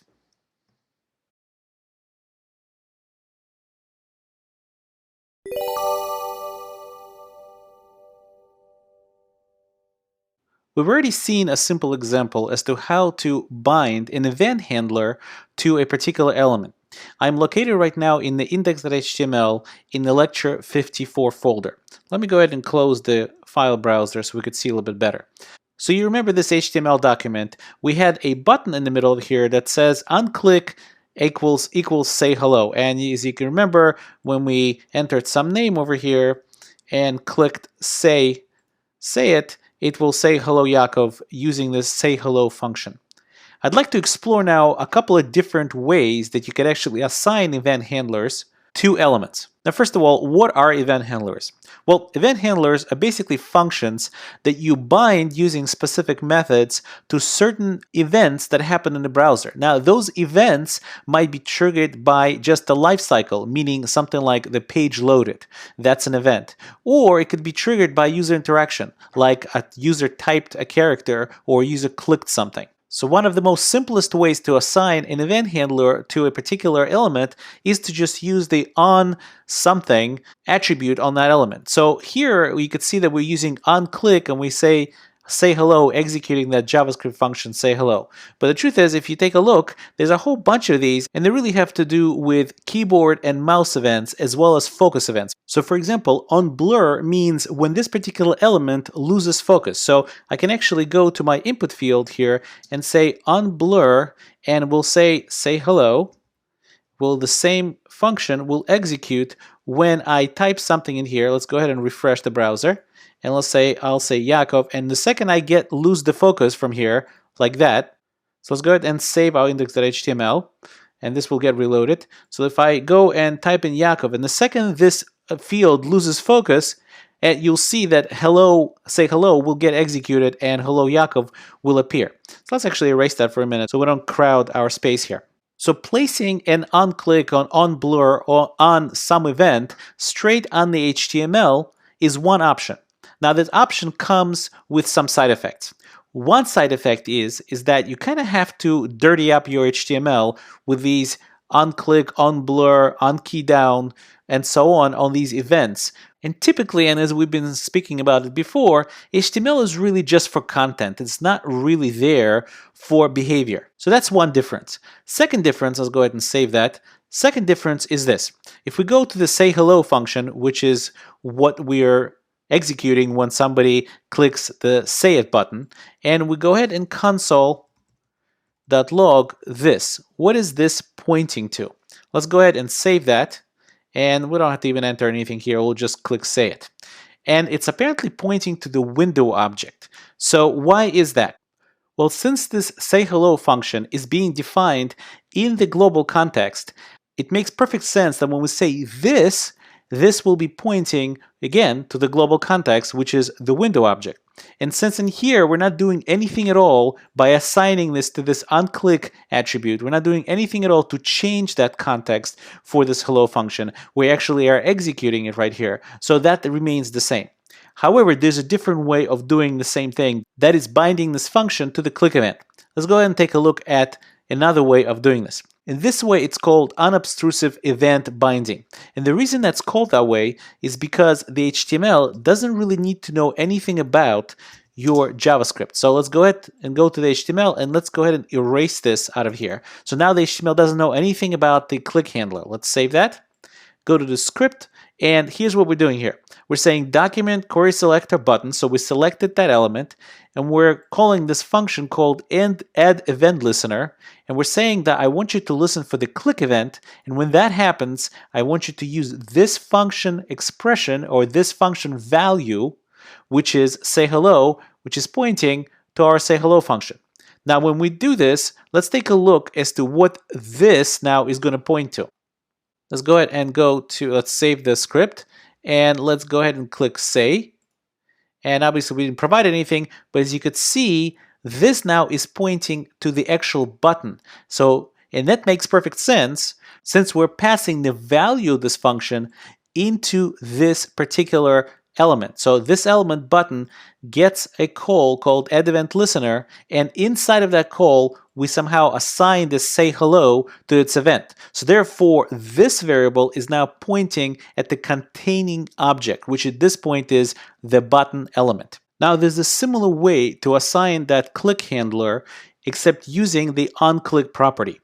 Let's go ahead and comment this out and uncomment this line right here. And I can see there's a typo in here. It really should be onClick.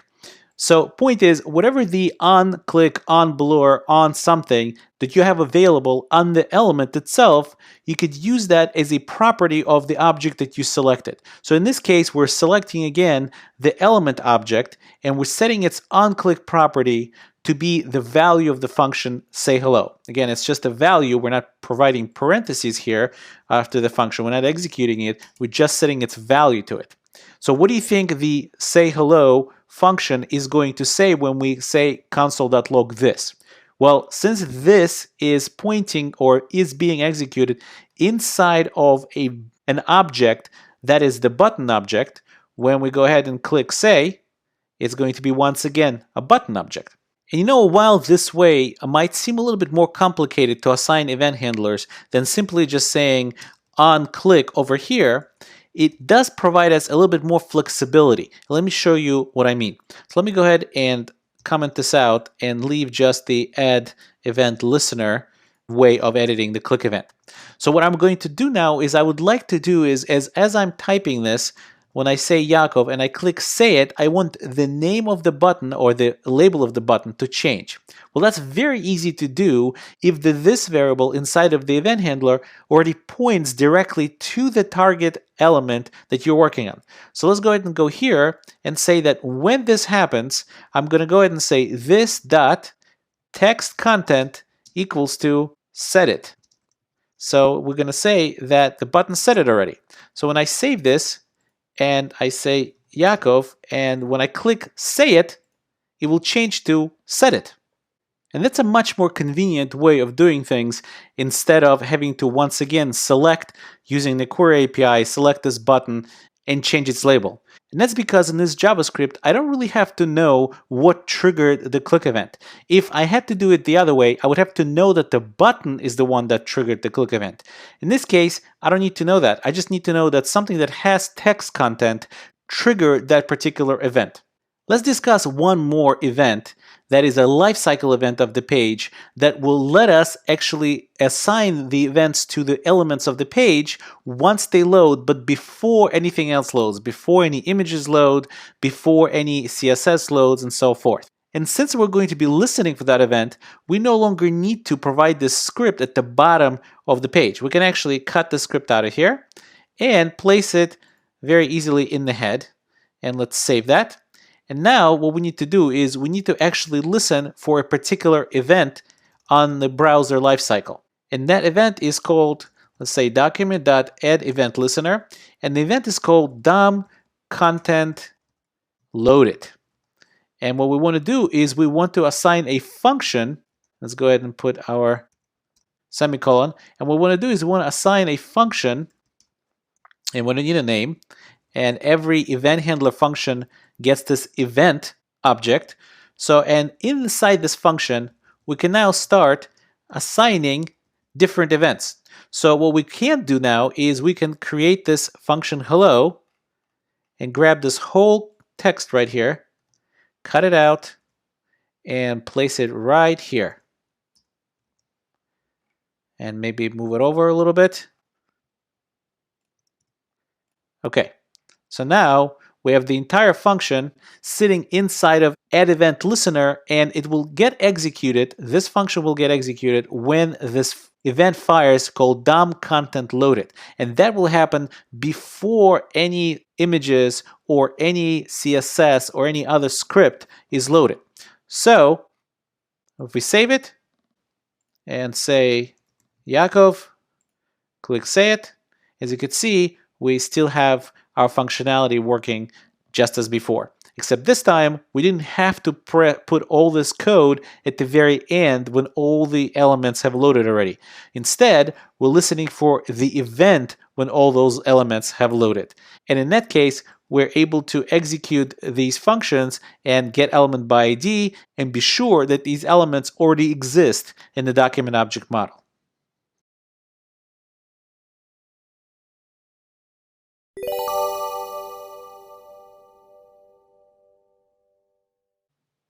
There's an argument that's passed by the JavaScript engine into every single event handler, and this is something I kind of glanced over in the previous lecture, so let's talk about it now. I am located in the script.js file, which is located in the lecture 55 folder. Let me go ahead and close the file browser of Sublime, and let's the first thing we'll do is let's go ahead and log the event. Let's go ahead and say console.log, and let's go ahead and log the event.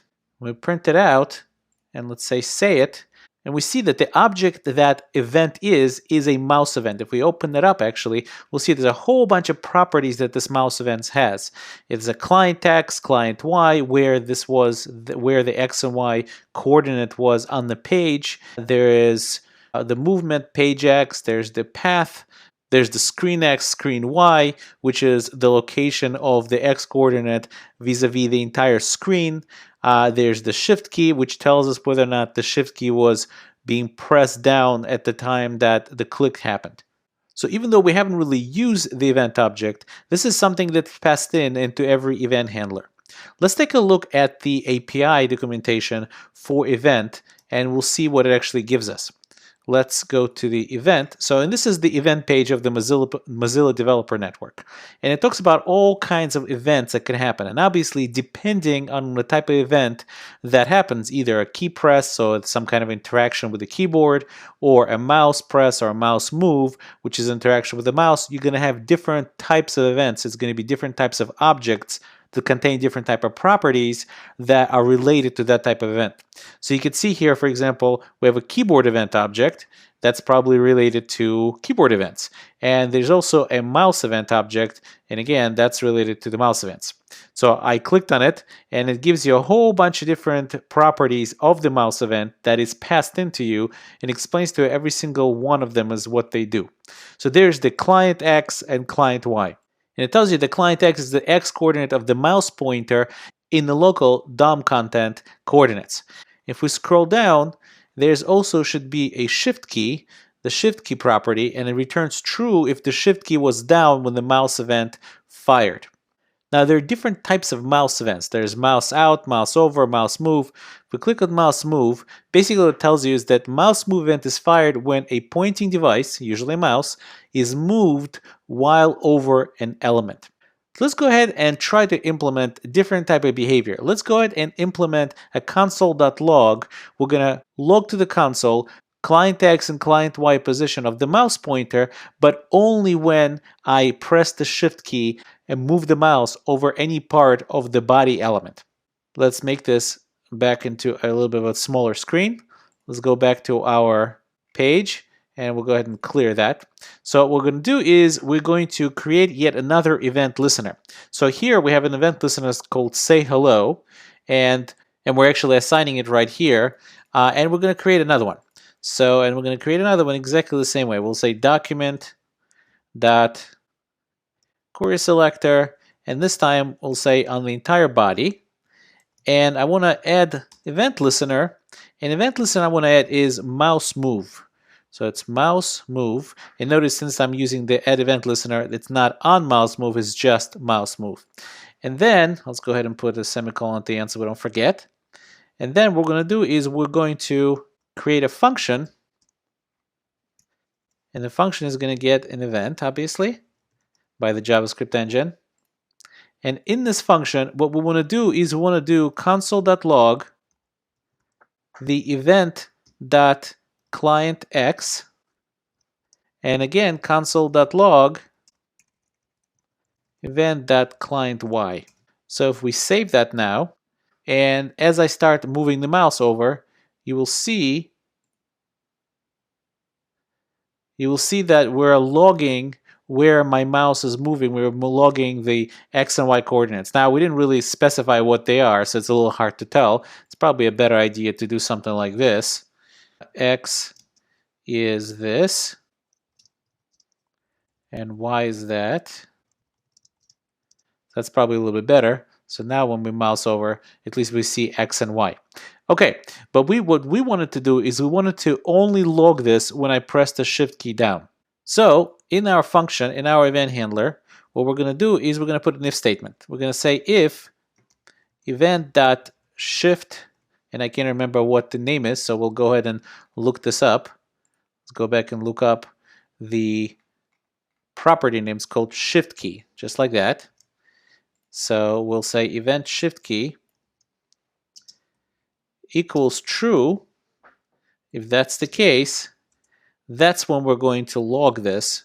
Otherwise, we're just going to ignore this mouse move event completely. Okay, so we'll do this. We'll position it like that. And now let's go ahead and save that.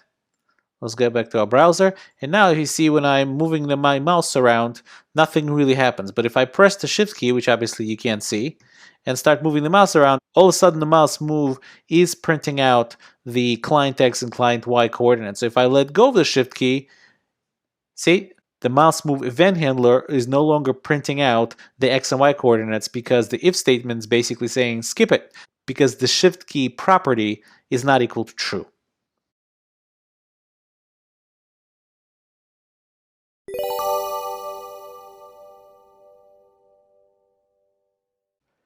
Before we launch into discussion about Ajax, which is essentially a client-server communication technique, let's talk about the language in which the client, that is the browser, communicates with the server. And the language that they use, otherwise known as protocol, is HTTP. So let's talk about some HTTP basics. Number one is, what is HTTP? Well, HTTP stands for Hypertext Transfer Protocol, HTTP, and it's based on a request-response stateless protocol. And stateless in this context means that when the server responds to a request from a browser, that response does not depend on any previous requests that the browser made. In fact, as far as the actual language in which the client, the browser, and the server communicate, the server has no idea whether or not the client or the browser has requested anything from it before. Now, obviously, in the real world, you need to be able to know that if I clicked to buy a book 2 minutes ago, that when I go to my shopping cart and want to check out, that I'm the same person who clicked to buy the book. And it's a little bit outside of the scope of this course to explain how that works. But the protocol itself, the HTTP protocol, is stateless. There's nothing inherently in it that remembers that you are the same person who requested or made that request between the browser and the server a couple of minutes ago. So the way the client-server communication works is as follows. The client, the browser usually, opens the connection to the server. Then the client sends an HTTP request for a particular resource. And then the server responds with an HTTP response to the client, usually with the resource that the client requested, but sometimes the resource is not found or some other error occurs. And then the client, that is again the browser usually, closes the connection to the server. Now, before we speak about the actual communication language, the HTTP protocol, for a little bit, let's talk about how to identify a resource on the web. And when we talk about it, we have three terms that we need to understand that are kind of thrown around, and it's a good idea to understand what they mean.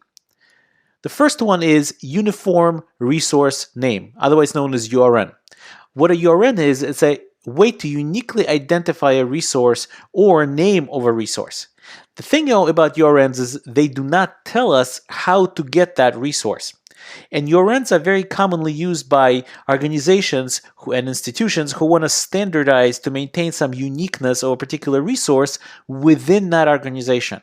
So for example, if Coursera wanted to maintain unique names for each course that they have, they could make my course or this course you're taking and could generate a string that says HTML, CSS, JavaScript, well, developers, Yakov Heiken with the slashes in between, and it will probably uniquely identify courses or this course within all the other number of courses that they have on the platform.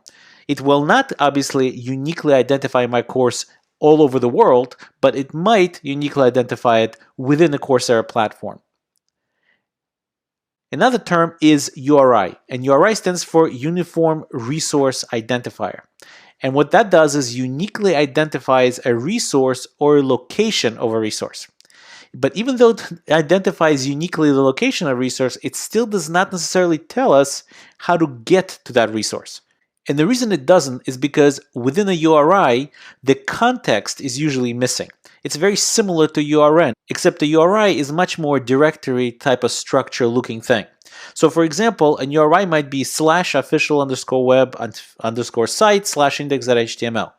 While if I'm sitting at Coursera.org, this will mean a unique URL put together with the Coursera.org.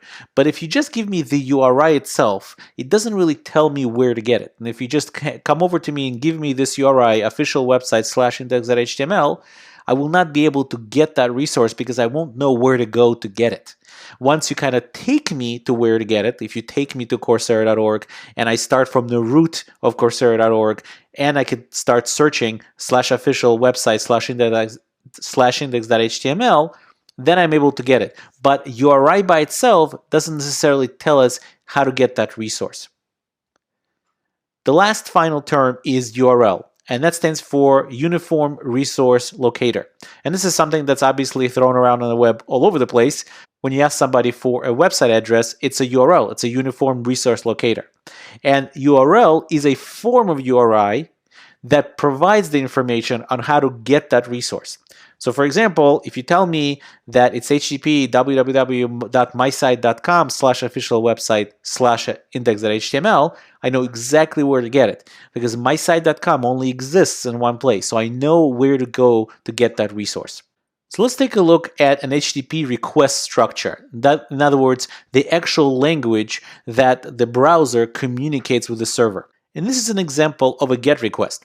So this request starts with the word GET, and it's almost like a command. I want to get some particular resource. And that command is called a method. And there's many methods, and we're going to talk about a couple of them. Then follows the URI string. So this command has particular parameters you have to pass it. So it starts with a GET, and then you pass it a URI string. And then you pass it a query string, which is not a requirement, but a lot of times you do see that. And a query string is nothing more than a name-value pair separated by ampersand. So for example, in the orange box, you could see that question mark, which is something that starts the query string. And you see first equals Yaakov, ampersand, last equals Chaikin. So those are two name-value pair parameters. And the last part of this command is HTTP /1.1, and a long time ago already at this point was HTTP 1.0. It's the HTTP version, the version of our language. So this is the command that the browser issues to get at a particular resource on a website. I'm sure looking at it, you could start seeing that there's something strange about this command. Where is the website name? How do I know it's a URI? It's not a URL. And the reason it's a URI, not a URL, is very simple. This command is only issued once the browser actually connects to the server. So we're already connected to Coursera.org or to mysite.org. And now that we've connected and established a connection to that particular website, now we're asking for a URI within the context of that website. And the way we ask for it is using a particular language. And that language is called the protocol. It's the HTTP protocol. A good analogy would be if you and I both speak English. That's our language. That's our protocol. When I say hello, you say hello back. However, it's no use for me to stare at my phone and keep saying hello to you if I've never even dialed your number, right? The first thing I need to do is I need to dial your number, connect, our phones need to connect together, and once the connection is established, I could then ask you and say hello and ask you questions. Before then, I really can't do anything. Well, very similar to here. The browser first has to make a connection to the server, and once it makes the connection, it starts the HTTP protocol, starts the language of communication between the browser and the server. So what you see in front of you on the slide now is kind of a GET command, otherwise known as a GET request, and it's named after the method or the command that is issued as the beginning of this line. Now, there are a number of these methods, and let's go ahead and take a look at a couple of them that, at least for us, is going to be pretty important. One of them is, again, the get command or the get method. And what that does is it says, I want to retrieve the resource from the particular location. And the way you pass the data using that method is you pass it to the server as part of the URI. As you remember, we had the query string. Well, that's how you pass the data. And the data is not so much to be stored on the server as much as really a way for us to tell the server and identify a particular resource or maybe filter a particular resource, the data from that particular resource. So we need to pass the data to the server in order to get the data back. It's not really for the server to store it necessarily. The other command or the other method, HTTP method, is post. And this method sends the data to the server in order to be processed. And the data that you send to the server is sent in the message body. Now, the server may still respond, and most of the time does, respond with some sort of response, maybe an HTML page, maybe some sort of data, but that data is more viewed as a status or kind of a confirmation that the data that you sent to the server was in fact processed, whatever that means, stored or some other side effect happened because of it, but it's an indication that it was processed. Now, there's many more methods that we're not covering here, but these are good enough just to get an idea of the actual protocol. So when we talk about post request and the data being sent as part of the message, let's go ahead and quickly visualize what that looks like. So this is a typical post request. And you could see there's a post /index.html, but there's no query string. The query string and the data that we're passing comes as part of the body of the message. So there's a few parts here that actually exist on pretty much every post request, which is the first line, the post request itself, followed by some request headers. In this example, except character set is telling the server that our browser knows how to process UTF-8 character set. And after that, we have the message body. This is where the data is being passed to the server. So this is the post request. Let's take a quick look as to what an HTTP response structure is like. Well, it starts with just a response status line. And the response status line has three components. First one is the HTTP version. So the server kind of spits back out the version of HTTP it's communicating. The second is the response status code. And the third is the English phrase describing that status code. And all three parts are separated by a single space. So a typical HTTP response may look something like this. It will start with HTTP 1.1, 200 OK. It will follow by some HTTP response headers. In this case, it'll tell you what the date of this document is. It will tell you the content type. In this case, it's text and HTML. And then the body of the message, or the body of the response, will be HTML. Now, the message body of the response need not be HTML. It can be, for example, plain text, XML, or JSON, something we haven't really talked about yet. So let me show you some common response status code. One of them is 200 OK, and that basically means that the server is saying, OK, I got your request, and here's the content you requested. Another one is 404 not found, and in this case, the server says, I just can't find the resource that you requested. 403 forbidden.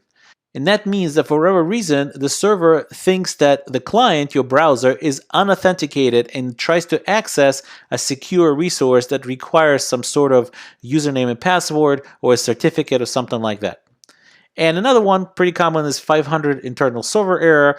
And usually that happens when some error was raised in the server and was unhandled in the server, and it kind of spilled over, and now you as the user, probably in the browser, are seeing 500 internal error.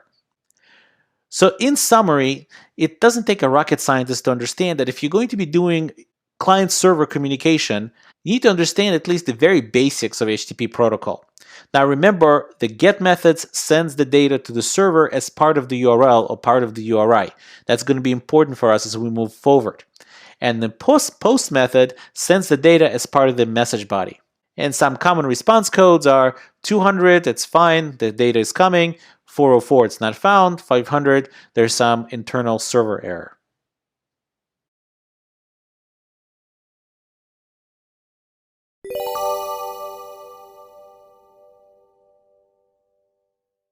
So now we're ready to speak about some Ajax basics.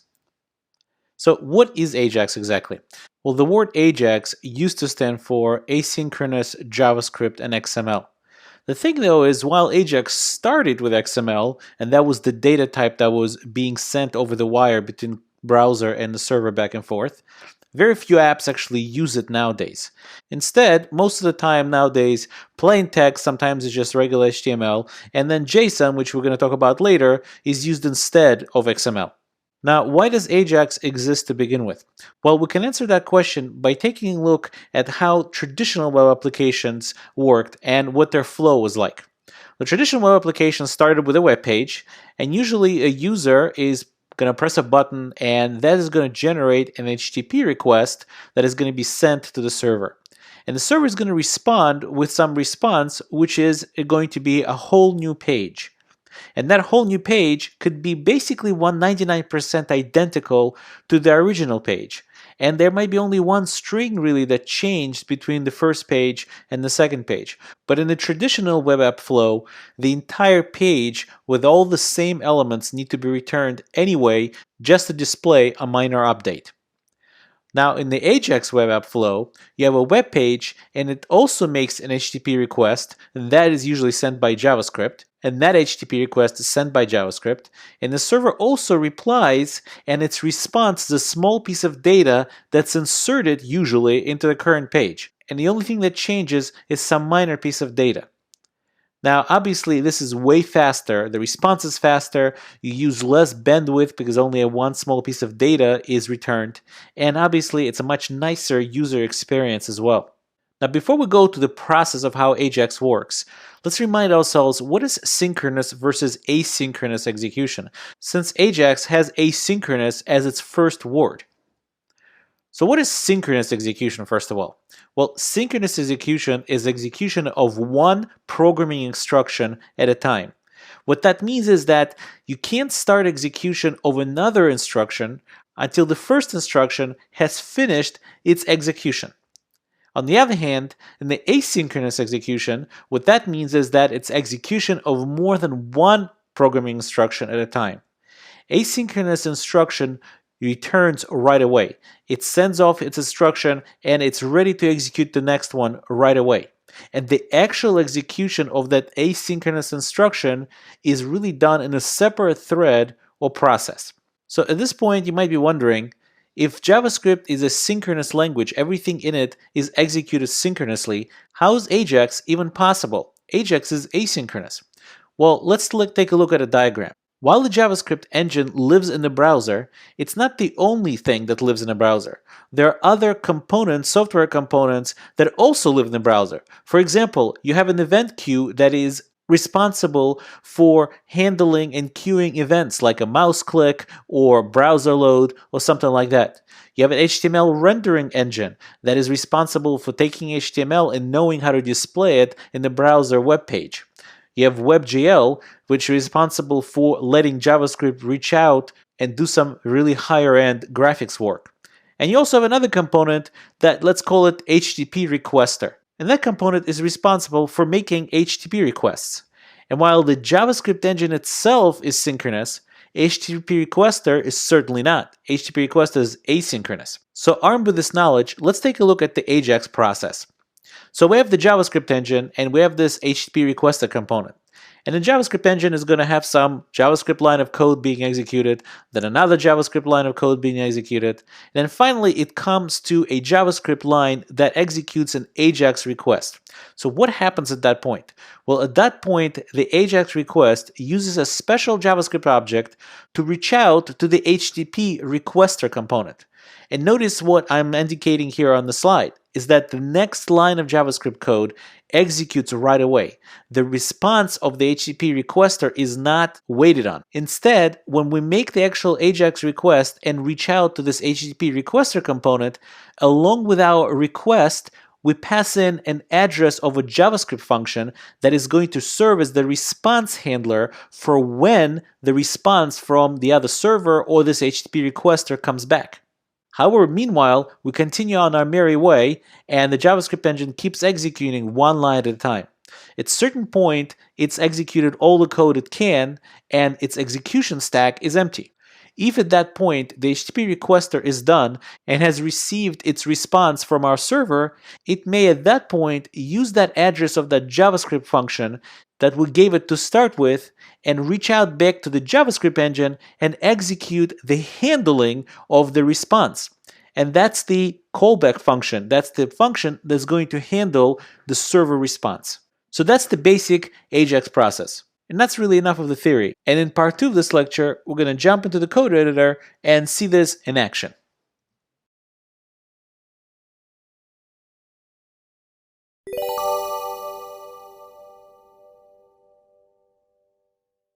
In part 1 of this lecture, we spoke about the theory behind the Ajax call to the server. In this part, we're going to speak about the actual practice of it and show you some code to do it. So right now I'm located in lecture 57, so that's lecture folder 57, and I'm looking at actually quite a few files here. And there's a couple of new files that I want you to pay attention to. Number one is ajaxutils.js. And this is the file which is going to give us the JavaScript in order to make those Ajax calls. So we kind of separated it into a separate file so we could see the Ajax procedure in its entirety and then just use it inside the script.js. Notice that in HTML, the index.html, I placed the Ajax utils.js above js/script.js is because script.js uses things inside of Ajax utils.js, which means that I actually have to have them loaded in the browser already before I start using them inside. So that's why inside script.js. That's why I placed them above that. Now, unlike previous examples where we had the web page click and say hello to whoever was the name that was in the text box, this time we want to click and say hello and get the name of the person we want to say hello to from the server. And for that, I actually have something, a little data file in the server. It's sitting inside the data folder in name.txt, and all it is just says Yakov Haikin. There's nothing else to it. It's just simple text file. And I want to verify that I can access or grab that file or the data from that file through the browser while my browser sync is running by simply putting the URL in and saying data, that's the data folder, and it's name.txt. If I say press enter, and I see that that's exactly what gets returned. It's a very simple two-word string. So we could close that for now. Okay, so let's close the file explorer in Sublime Text and let's go to our ajaxutils.js. So the first thing I want you to notice is that I'm using the IIFE, the immediately invoked function expression, in order to wrap my entire code. So it comes from all the way here, if I scroll down, all the way here. And I'm passing it the window object, that's my global object, and that's how we remember it right here, global. And then what I'm doing is I'm setting up a namespace for my utility. So this is Ajax utils, and all it is just an empty object. So I can then attach things that I want to expose to the outside world. And you could see the very first function here is not attached to my Ajax utils, which means that when I expose Ajax utils to the outside world, meaning outside of this IIFE, this function will not be directly available to the user of Ajax utils. Okay, so let's go over what this function does first of all. Well, it says it returns an HTTP request object. And what it does is it checks what type of object is available to us. Now, the very first if right here is the most important one because this is the most current object or the most current version of the Ajax object there is. The rest of them are kind of for the old browser. So window.ActiveX object, that's something old Internet Explorer browsers used and really is not used anymore. And if you wanted to, you could really probably take out this whole thing out of here. Very few Microsoft Explorer browsers out there that are that old. And the last thing is just in case there's a browser out there that's going to access this that does not support Ajax at all, which means this object will not be available, neither will this object be available, we're going to go ahead and pop up a message, an alert here on window object, which is what this global is pointing to. And we'll just say Ajax is not supported, not necessarily the best message to return, but it's good enough. It's probably never going to happen anyway. And instead of the object, we'll just return null. So point is, this is that object that we could use to make requests, and we're creating here a new XML HTTP request object. And this is what we're going to use in our main function that we're going to write in a minute, we're going to see in a minute. And the reason we really pulled it out into a separate function is because it's just easier to put all these if statements in a separate place so we don't have to deal with it right in line with everything else. Okay, so let's take a look at the main function that we really care about. So that function is attached to Ajax utils. As you can see, I'm defining it as Ajax utils.sendGetRequest. And what we're going to do in this function is we're going to send a GET request to the server. So here's how this function is defined. There's the function right there. And I could see that I really need to put actually a semicolon at the end because this is just an expression, right? Expression of the function. Okay, so let's see what this function is expecting as parameters. Number one is expecting the request URL. Well, that makes sense. We need to know where to request, where to go to make that GET request on the server. So that's the URL. And we'll need a response handler function. So after the server responds, the response handler function is what is going to handle the result of what the server returns. Okay, so those are the two arguments we expect to be passed into this function. The first thing we're going to do is we're going to get that request object, and this is just that function we just spoke about, this request object right here. So we basically are going to get this new XML HTTP request object. So once we're done with that, once we get this request object, we're saving it in this local variable, and then we're setting this request object's onReadyStateChange to another function. So onReadyStateChange is the different stages in the network communication between the browser and the server. And we're going to see that in a minute. So what we're doing in this function is we're calling this handle response. And the handle response function is passed our request, this request object, and is passed the response handler as well. So when the server comes back with a response, this is the function that's going to get called. Every time there's a change in communication state, including the very final one that we're completely ready and here's your final response, this is the function that's going to get called. But we're not done setting up the request. The other thing we need to do is actually go ahead and make the open command with a GET request. So that's the type of request we want. That's the method of our request. We're going to pass it the URL, and we're going to make sure to say true here. And if you pass false here, it will make this request a synchronous request, which means the browser will freeze and wait for the response before doing anything else. And we don't want that. We want this request to be asynchronous. In other words, the second this request is made, we want the browser to continue operating.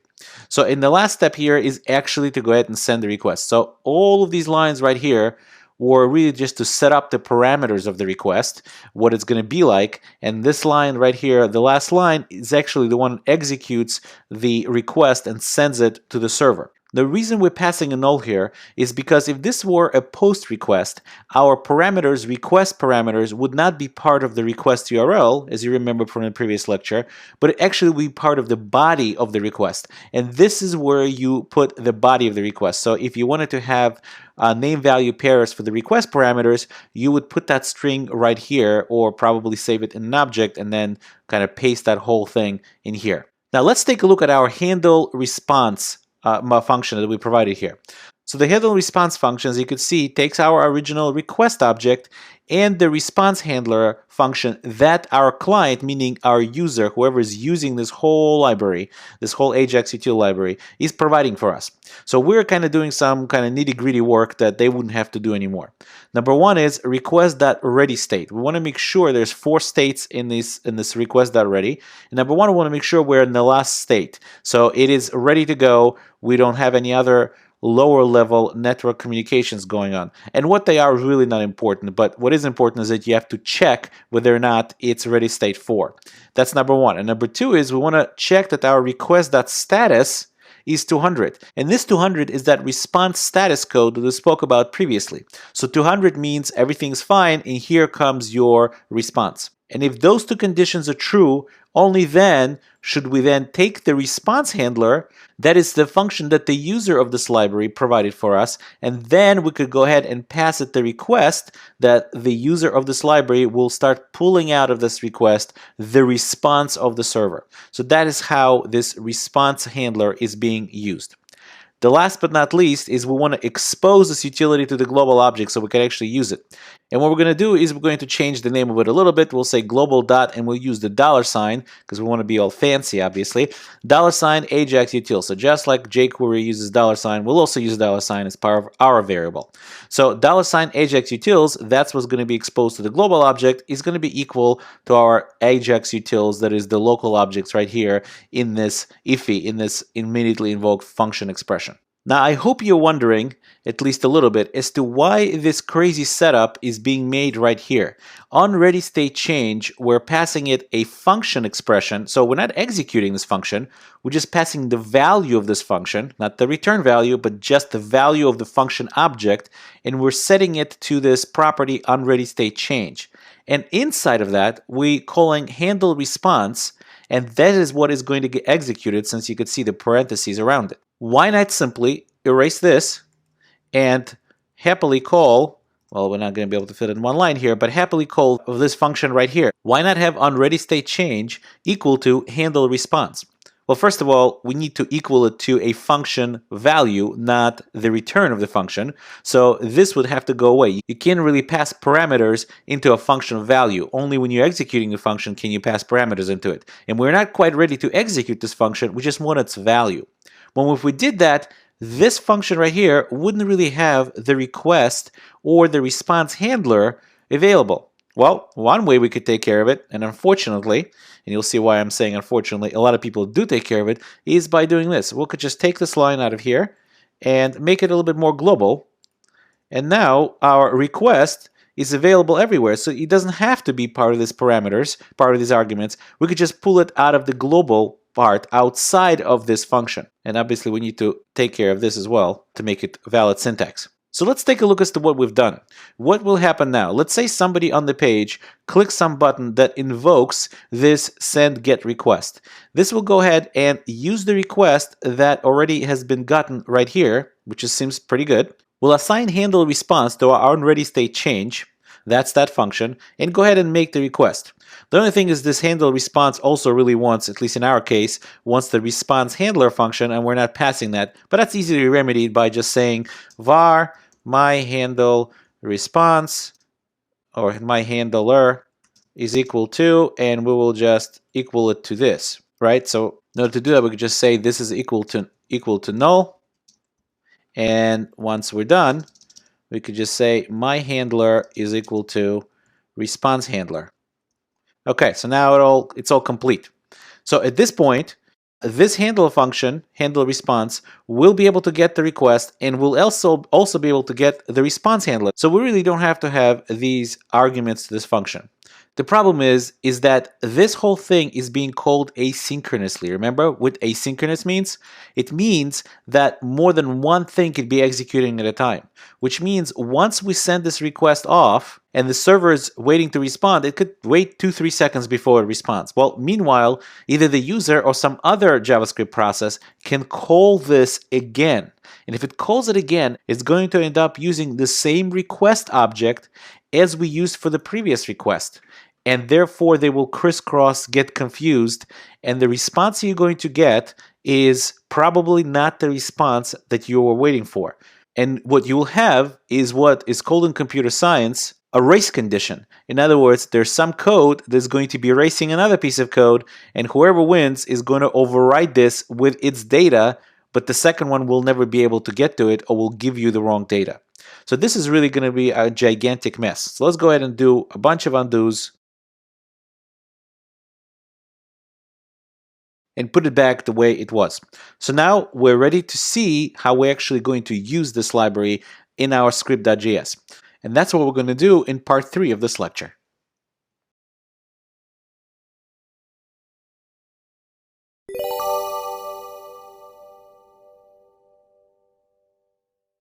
So in the previous part of this lecture, we looked at Ajax utils.js, which is a small library we wrote in order to make Ajax requests to the server and process the response at least somewhat by being able to give our user, the user of our library that is, and in this case it's just us, the user of our library, to be able to give him the ability to give us a function that he'll be able to pass to us and will then get called when the server returns the response.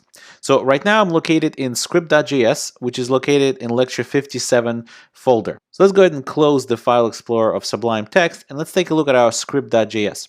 Again, just as a very tiny review, Ajax utils.js is where we're defining our Ajax utils object to which we have one thing attached, which is send request. And again, send request is expecting a request URL, and it's also expecting a response handler function. So we're passing in a value of the function and a request URL. So let's go ahead and go to our script.js and see what we're doing here.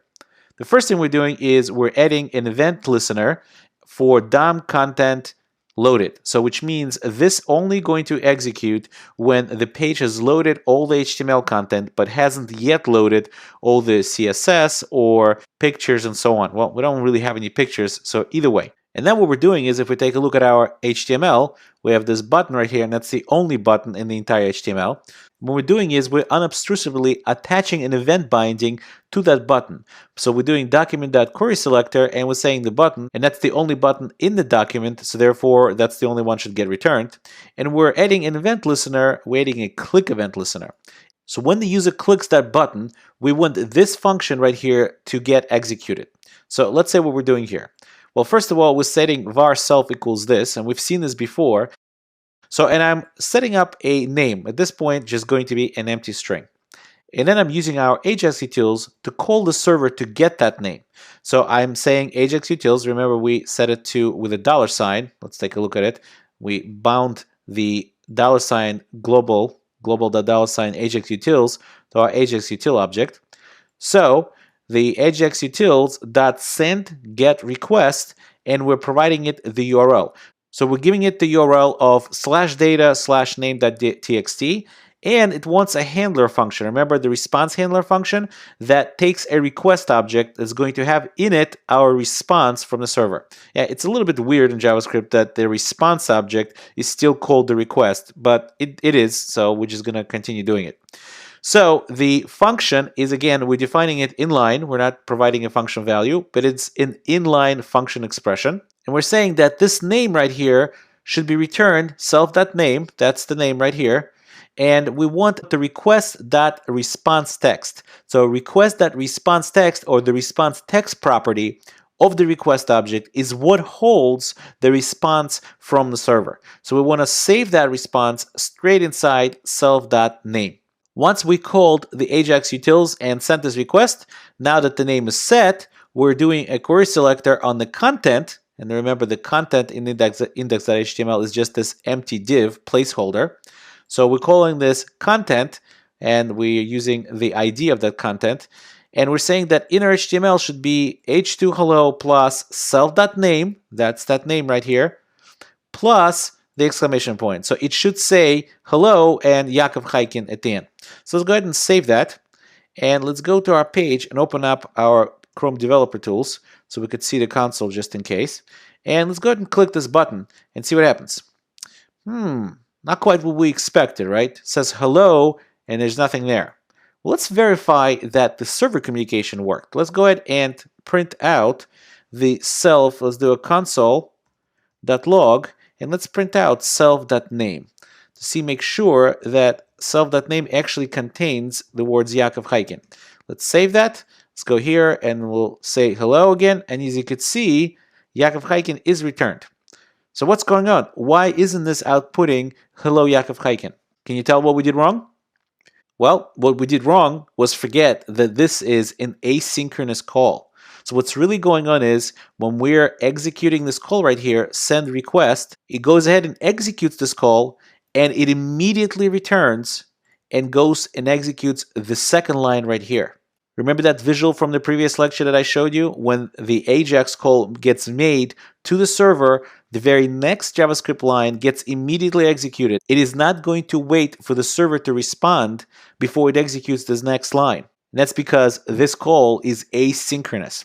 So what do we do in this type of case? Well, what we do is we actually have to put all the functionality that is functionality that's based on the response from the server inside of our response handler. So we really have to take this whole line out of here, cut it out, and we'll go ahead and erase our console, and we'll put it right here. And that's the whole line is going to have to be right here. And in this case, we don't really need self anymore, do we? We don't really need to have kind of a global or outside of this lexical scope name. We can erase all this, and we would just do var in here and say var name equals request.response text. And then when we're just doing a query selector, we don't even need self here either. In fact, let's see if it actually fits on the next line, and it does. So we're just saying hello, name, exclamation point. And that's really all that our function or response handler function is supposed to do. So let's go ahead and save that. And now when we go to our browser and click hello, we actually get hello Yakov Chaikin. And this string Yakov Chaikin is coming now from the server. So we made the full round circle from setting up the Ajax utils to making a call to it, and remembering that it is an asynchronous call. So if we're expecting something from it, we really can't do this after the call. We need to do everything to handle that response inside our callback function, which is what this handler callback was about.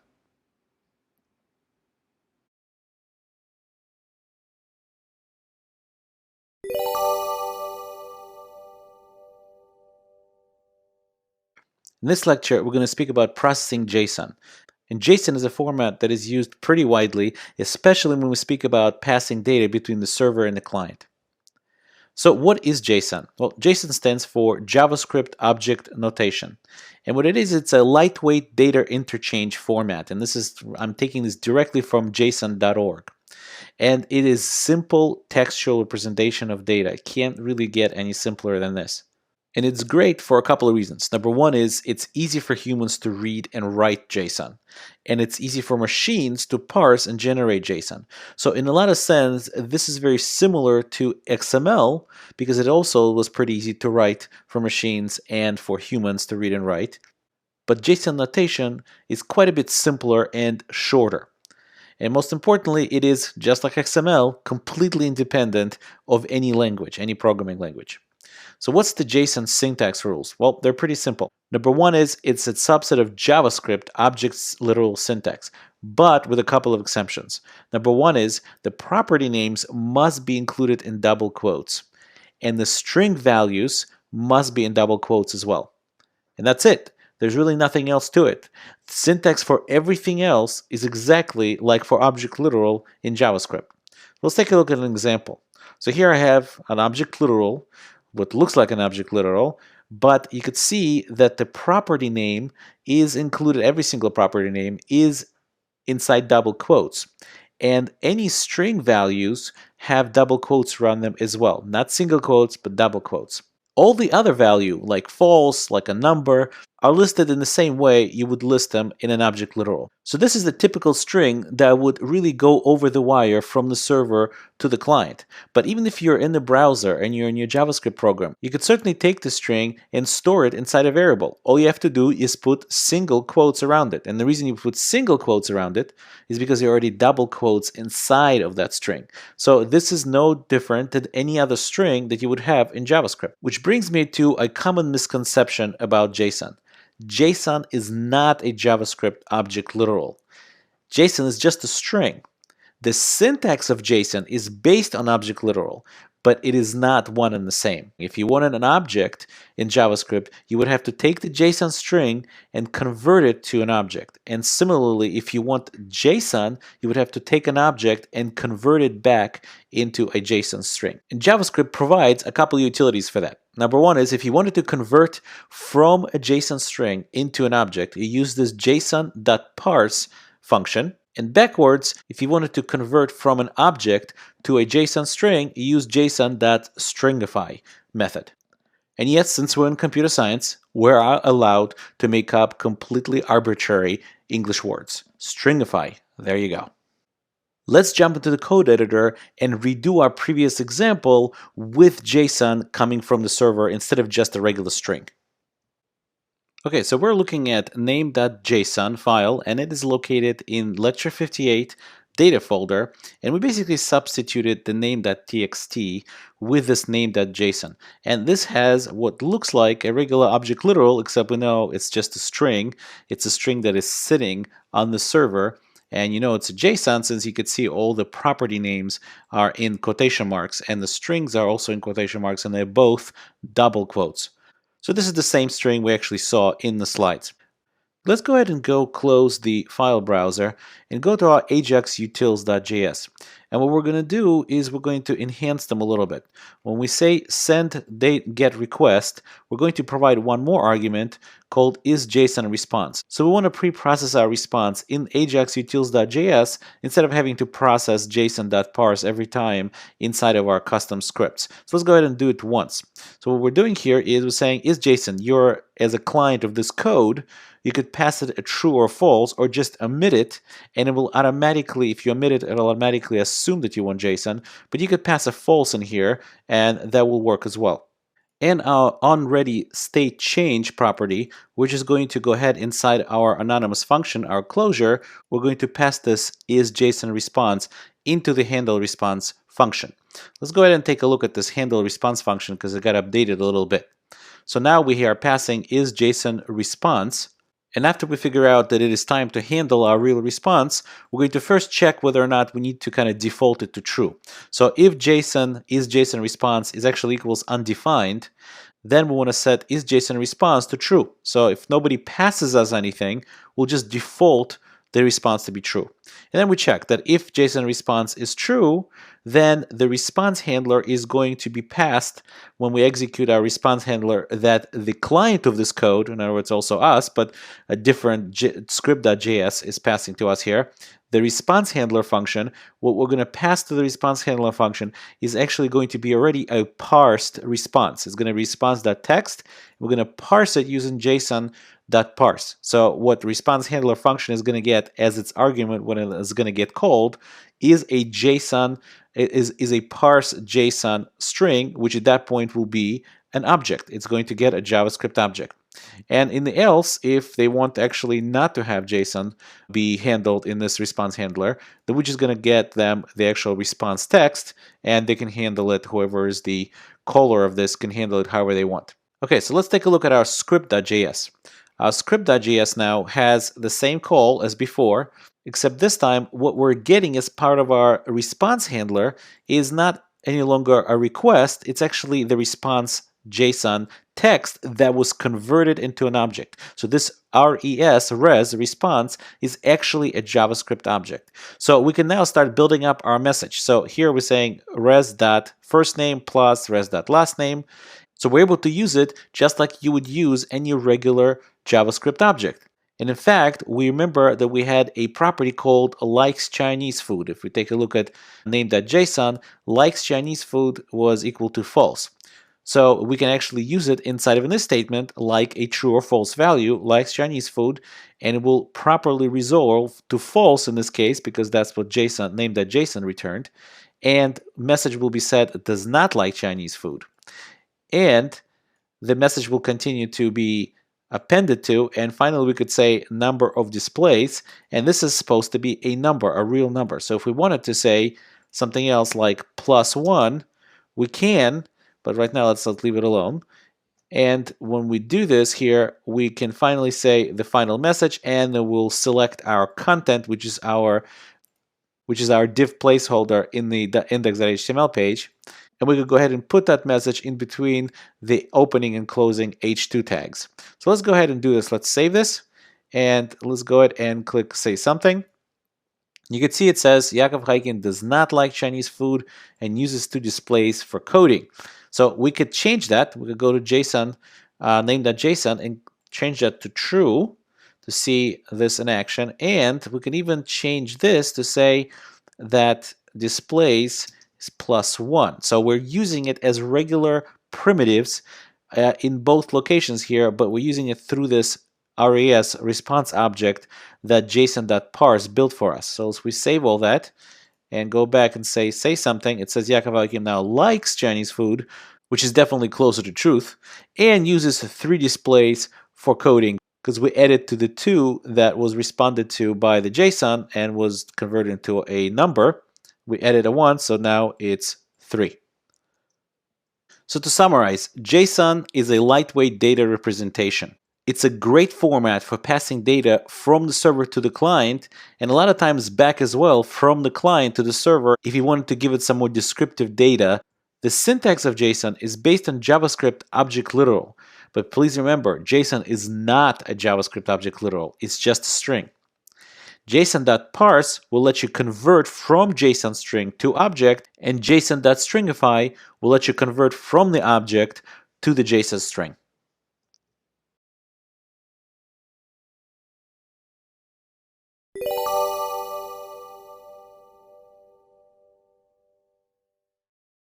Okay, so now we're back to David Chu's China Bistro website again, and now that we're armed with JavaScript, we could do some really neat things with it.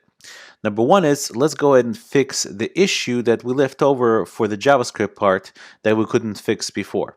And the issue was this: if we squeeze the browser and turn it when the button over here comes up, that the menu is a collapsed menu, and if I click on that, the menu comes up, but if I click anywhere here, I really expect that the menu should collapse by itself, but it doesn't. So what we need to do is we need to attach an event handler to this button that after we click it, the second the button loses focus, which means I will click right here somewhere. So in other words, in the JavaScript event handler speak, it's the blur.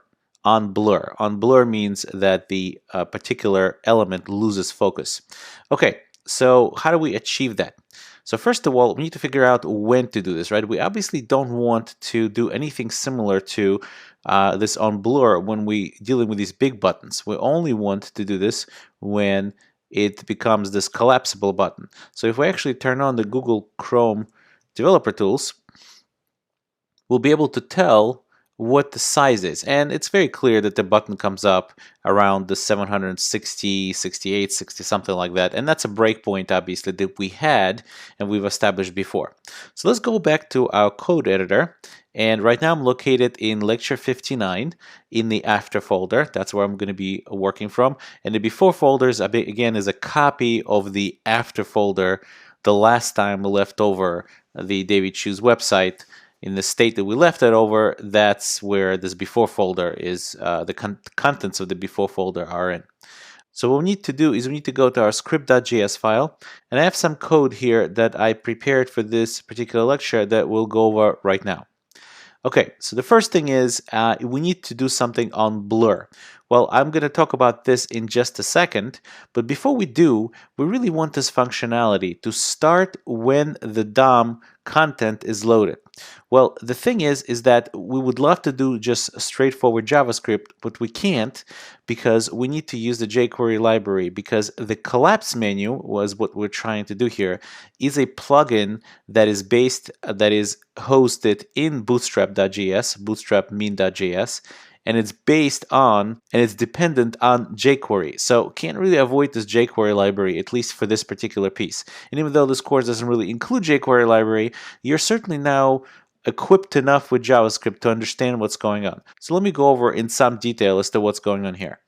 The jQuery function name is actually $. That is exactly right. The name of the jQuery function is $. So what is happening here is there's a $, and then something is being executed, as you could see. The opening parens and the closing parens. So we're executing a $sign function against that. Well, what that does in jQuery, $sign function, is it's the same thing as the document.addEvent listener DOM content loaded, which means anything inside of this function that we provide in here, that's what that $sign function expects in this type of scenario, that if you put a function inside of it, what's going to happen is it's going to get loaded, or this function is going to get executed when HTML has been processed, but before all the images and extra resources have been loaded. So this is exactly basically the DOM content loaded event. So this is when this code is going to get executed. It's really as simple as that. So now let's take a look as to what's going on here. Yet again, we're reusing this $sign function. Well, the jQuery $sign function also has another functionality in that it serves as a query selector. So if we put something in quotes inside of the parens after the $sign, that becomes, or that serves as a selector. So really, this statement right here is no different than this statement right here that I wrote in the comments, which is document.querySelector, then # navbar toggle. So what we're doing is we're selecting an element with an ID navbar toggle. And if we go and look at our HTML, let's go and copy that and look at our index.html, and let's search for that. So this is our button right here, the navbar toggle, right? That's the button. So if that button loses focus, and as I told you, that means on blur, and on blur just means .blur, which is exactly pretty much the same as we would do here. Once we would select it in regular JavaScript, we would say add event listener, and blur is the event. So this is what basically we're doing here. We're saying .blur, when that happens, I want you to execute this function right here. And this function just says the following. I want to first grab the screen width, and as you see, we're doing window.innerWidth, which means it's the width of the browser window itself, not the entire screen of the monitor. And then if the screen width is less than 768, so we're basically checking if we're within that breakpoint where the collapsible button shows up. If that's true, right, and that button lost focus, what we want to do is we want to again select collapsible nav. Collapsible nav is that menu, and we could take a look at it right now. If we go to index.html and search for collapsible nav, and there it is. So this is the collapsible nav. So you could see this, all our menu items right here. So point is, if we select that and we'll apply this function called collapse with the value of hide. Now this collapse function, and if you copy and we'll go to Bootstrap and we'll search for it in here, there's the collapse.js. So this whole thing is coming from inside Bootstrap, but it is a plugin to jQuery. So we can't really avoid jQuery, unfortunately, at least for this course. Or fortunately, I guess, you now learned a little bit something new. Okay, so now that we've collapsed it, we're good to go. And if we save that right now and go back to our browser, and now if we squeeze the browser to have the button show up, if we click on the button, the menu shows up, but if I click anywhere else, the blur event will fire and this whole menu should collapse. If I click, the menu collapses. Great. So now we're done with that little nugget and we're ready to move on to make the main part of our web page become much more dynamic.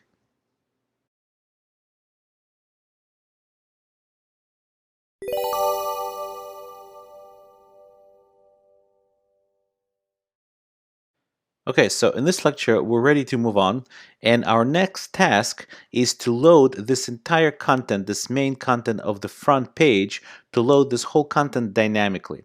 Now, first of all, why do we want to do that? The reason we want to do this is because we're trying to move towards what's called an SPA or SPA, and stands for Single Page Application, so Single Page Web Application. And besides for being a pretty popular web coding technique nowadays, since spas heavily rely on Ajax, this whole content right here is going to be inserted dynamically, but the rest of the content is going to stay. So we're going to basically update the least amount of the page possible to make it functional. And that's very advantageous because obviously it's going to be faster and also is not going to refresh the page for the user. It's going to be a much, much nicer user experience. So let's go ahead and go to our code editor. And right now we're located in lecture 60 in the after folder, and we're looking at index.html. Well, for that purpose, in order to make the entire content, the main content dynamic, we actually need to wipe it out. And this is exactly what we did. We don't have anymore in the index.html the main content. There's only just a placeholder for the main content with the ID main content. Now, where did all of that stuff go? Well, we have a new folder here called snippets, and if we open that up, there is a file called home-snippet.html. So if we open that up, the entire contents of our home page are really contained right here. So you could see there's our Jumbotron, home tiles, and so on. We did change a couple of links. As you notice, the menu item here is no longer just a link, it's actually a link to basically nowhere with an on-click event handler.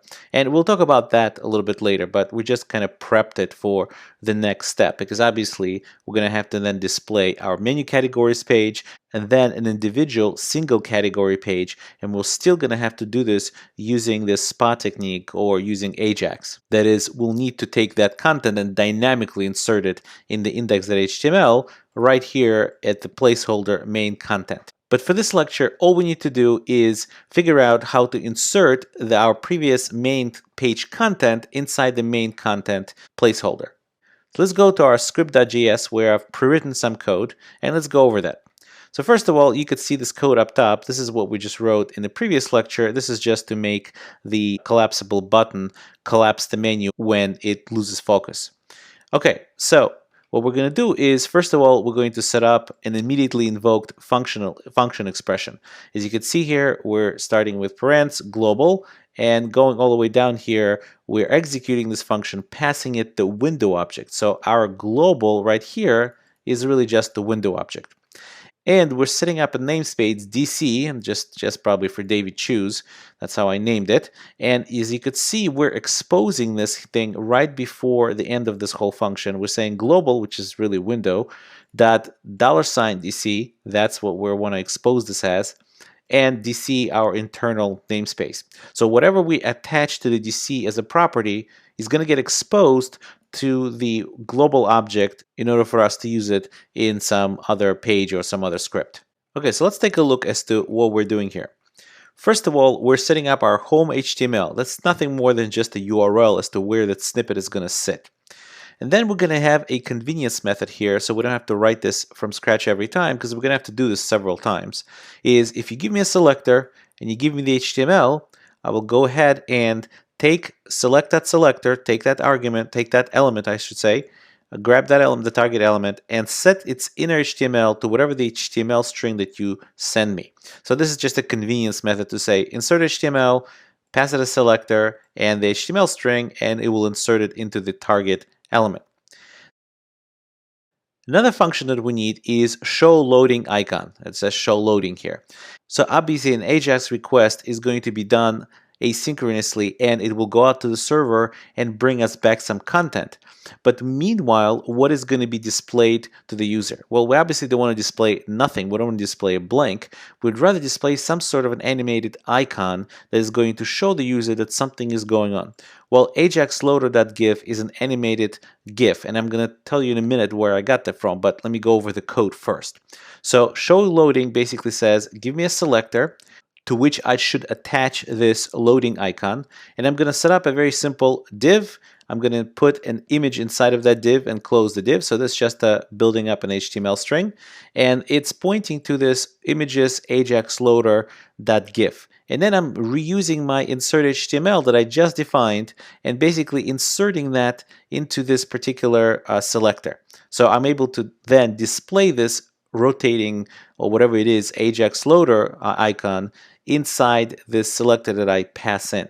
Now, where did I get this index or Ajax loader.gif?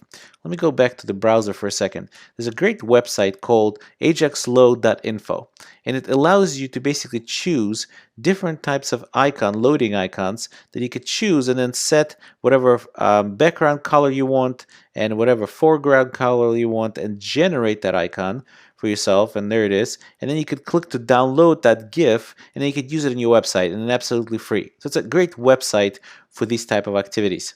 But it's not the only one. There are others out there, and definitely Google for it, and you'll see some others that are, perhaps a little bit more creative, but not as straightforward.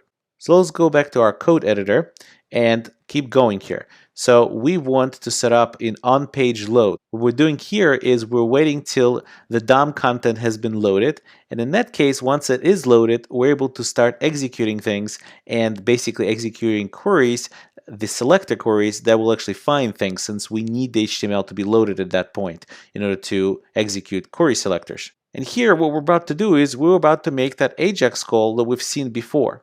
Well, before we make the Ajax call, we want to go ahead and turn on that show loading. And the show loading is going to insert in the main content ID, that element, is going to insert our rotating Ajax loader. So it's going to place it right here as the inner HTML of this element. Once it's done, it's going to issue our Ajax request. The Ajax request is going to be a fairly simple one. It's going to give us the home URL or the home HTML URL. And that's something we've defined right here previously. That's just the URL as to where that snippet is sitting. And since we're passing false as the last argument, as you remember, false means I don't want you to pre-process this as JSON, and we don't want this as JSON because all it is just an HTML snippet. What is going to come back in our handler function is just some text, actually just a response HTML. And once it does come back, we're going to select our element with ID main content and set its inner HTML to whatever the response text came back to be. And that's about it. So once we're done with this, we could save this, go to our browser, and switch to David Chu's China Bistro through our browser sync. And if we actually reload this right now, it should very quickly get loaded, so the entire content is here. So let's actually take a look at the Chrome Developer Tools to make sure that what we think is going on is in fact going on. Let's go ahead and open it up and leave it on XHR, which stands for XML HTTP request. That's the Ajax request. So we don't want to see all the requests, we just want to see the Ajax request only. So let's go ahead and refresh the browser. It's going to give us a whole bunch of requests here because we have Google Maps embedded in as well. So there's definitely lots of things going on here. But one of the things, as you see, is there's an Ajax request for home snippet.html. And that's exactly what we get. We get that little snippet over here. And that happens once the page loads and kicks off this whole Ajax process, which then goes ahead and fills in the content, the main content of our page. So if we take a look right now and try to click on this menu button right here, nothing's really going to happen. It's just going to sit right here. But if we open the Chrome Developer Tools and look at our console, we're going to see there's an error. The DC load menu categories is not a function. Well, that's true. It's not a function because we haven't defined it yet. That function is supposed to swap the content of our HTML page, the main content, to the menu categories content. And that's what we're going to do in the next lecture.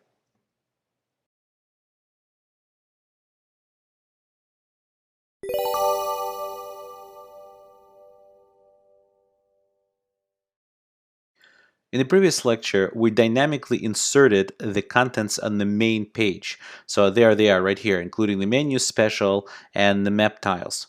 In this lecture, we would like to dynamically insert the menu categories when the user clicks on the menu tile. And actually, I already have this implemented, so let's take a look as to what happens. When I click on this button, I see that the menu categories come up with all the pictures And these things are also clickable. So very similar to before, except now we actually have all the pictures for the right categories as opposed to just placeholders. So these are dynamically being filled in. Obviously, at this point, we need the data to fill up these menu categories and also to point to these pictures that are specific to each category. So how do we do that? First of all, how do we get the data? Well, there's an app that we've deployed on herokuapp.com, and the app is called davids-restaurant.herokuapp.com/whatever. And basically what that is a REST API that provides us JSON data that we need for our application. And even though the actual website is going to be hosted on GitHub pages, so it's going to be GitHub pages.io or something like that, the data is actually going to sit as this app, as this restaurant, David's Restaurant app on Heroku. Now, this app is actually a Ruby on Rails app. And if you want to learn more about Ruby on Rails and how to create these apps all by yourself, I highly suggest you go to Coursera.org and find the Become a Rails Developer or Ruby on Rails Full Stack Web Application Specialization. And this is really this course right here that you're taking is actually part of that. So if you scroll down, you could see that you could get Ruby on Rails an introduction. You could go to the second course and then we'll dive a little bit deeper into Ruby and Action Pack.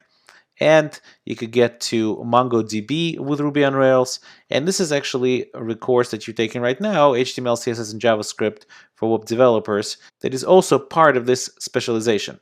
Even though you're not required to know any Ruby on Rails knowledge for this course, we're certainly going to use Ruby on Rails as our backend to get the data. So I would highly encourage you to enroll in this specialization. Now, the fact that this data is hosted on herokuapp.com and our application is hosted, well, locally right now for development purposes, it's being hosted on our browser sync, so it's kind of a local host, or eventually will get hosted on GitHub, the fact that they're hosted on two different domain names is actually a problem. And the reason that is a problem is because every browser comes with this security mechanism that's called same source or same origin rule. And basically what that means is if you load JavaScript that tries to reach out through Ajax to any other domain name other than the one that this particular HTML page was served from, the browser will stop that activity and will not allow it. And the reason it will stop that is because of the following. The browser and the JavaScript that runs in it runs as you, has the same privileges on your computer as you do. And if some remote script was allowed to reach out to other domain names other than the one you actually want to, what it could do, since you're operating behind a firewall and the JavaScript that's executing in the page is also executing behind a firewall because it is your computer after all, if the JavaScript was allowed to reach out to other domain names other than the one it was served from or the HTML page that you went to was served from, it could potentially reach out to internal websites and internal computers that it really shouldn't be able to even see. So therefore, what the browsers do is they enforce the same origin and same source rule. They don't allow that to happen. Now, in that case, how can we ever get this data? The browser is going to stop us. Well, comes this new technology called CORS, otherwise known as Cross-Origin Resource Sharing. And if you actually go, you could Google for it, CORS, Wikipedia page, and you could see this explained to you in some detail how this works. Basically, the idea of CORS is there's going to be some HTTP headers that the browser will know about and will tell the browser that it is actually safe to reach out to this particular domain name. And this is exactly what's going on in the case of this David's Restaurant app.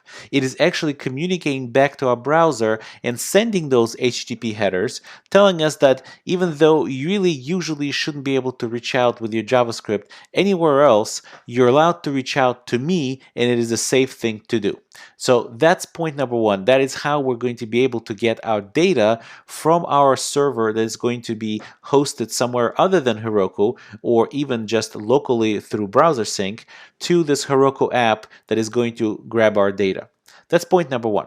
Point number two is this is kind of hard to read what exactly this JSON is. So one quick trick you could do is you can open the Chrome Developer Tools, and if you go to the Network tab, you can even click All, and if you refresh this page right here, you will see that you will get this categories.json. That's the URL we're interested in. So if you click on that, you could go to the preview tab, and Chrome Developer Tools will be very happy to actually give you the preview of JSON in a very nicely formatted way, such that you could open up each data item and look inside. So you could see this categories.json is serving us JSON that is really an array of objects. So JSON is an array, this particular JSON string is an array of objects, and you can see here each object has an ID, has a name, short name, special instructions for this particular category. Okay, so now that we know where to get the data and how we're going to get the data, or how at least that's going to be possible, in part 2 of this lecture, we're going to go ahead and execute the code, the Ajax code, to pull this data, parse the data properly, and generate the dynamic HTML in order to insert it as our main content of our page.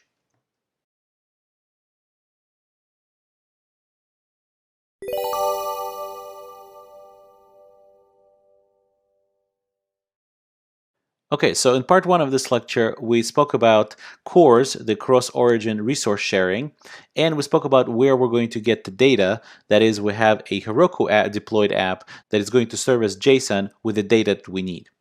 In this lecture, we're going to go over the code that actually makes the Ajax request to that app, brings in the data as JSON, parses it, and populates an HTML snippet that is then able to be inserted inside of our index.html as the complete set of HTML tags that we need in order to display the menu categories page. The first thing we're going to do is look at a couple of snippets. So remember, we took out the menu categories.html and we actually substituted them with a couple of snippets.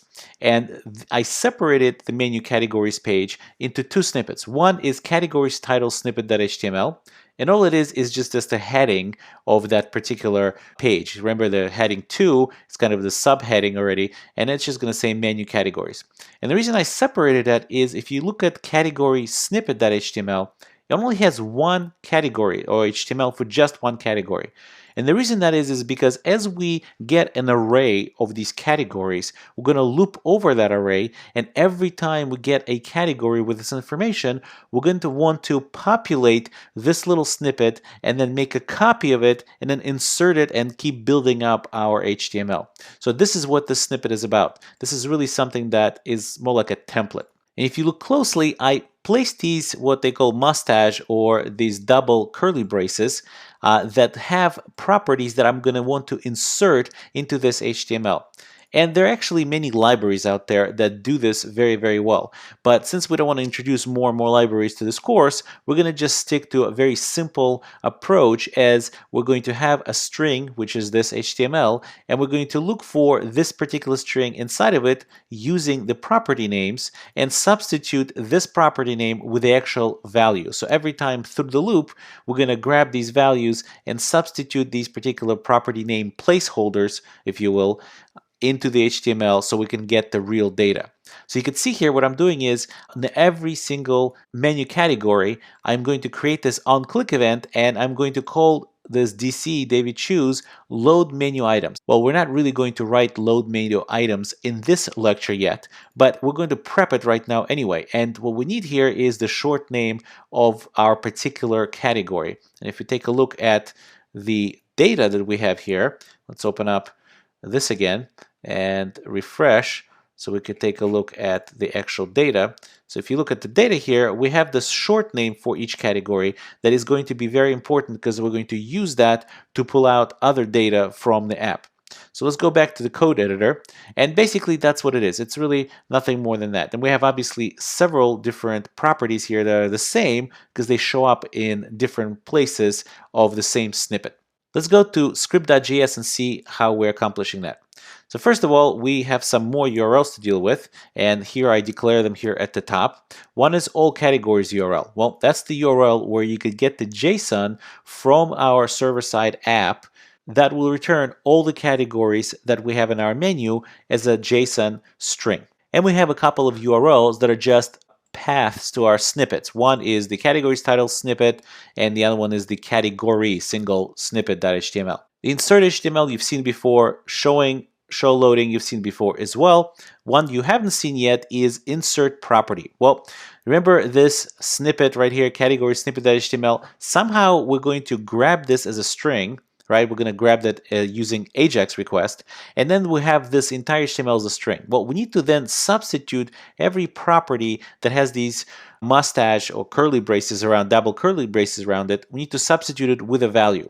Well, this is the function that's going to do it. It's called insert property, and I'm asking it for a string, the property name, and the property value. So this is the string where we're going to insert things into, the property name, property value, and is going to return, as a return value, is going to return the string already with those property values inserted instead of the property names there. So the way we're going to do this is we're going to set up, first of all, the property name. Remember those curly braces. And what we're going to do is we're going to use a replace function of the string class and use a regular expression object, except we're not really going to use any kind of a fancy regular expression. It's just going to be the property to replace that property that we've set up. So just the verbatim string that we've set up, we want that replaced. And the only reason we're using this regular expression is because we want to specify this flag G, which just tells us go ahead and replace it everywhere you find in this string right here. So not just the first place you find, but everywhere you find. So since we have, for example, in this category snippet, we have this name property showing up quite a few places here, we don't want it to replace just the first one it finds. We want to replace all of them.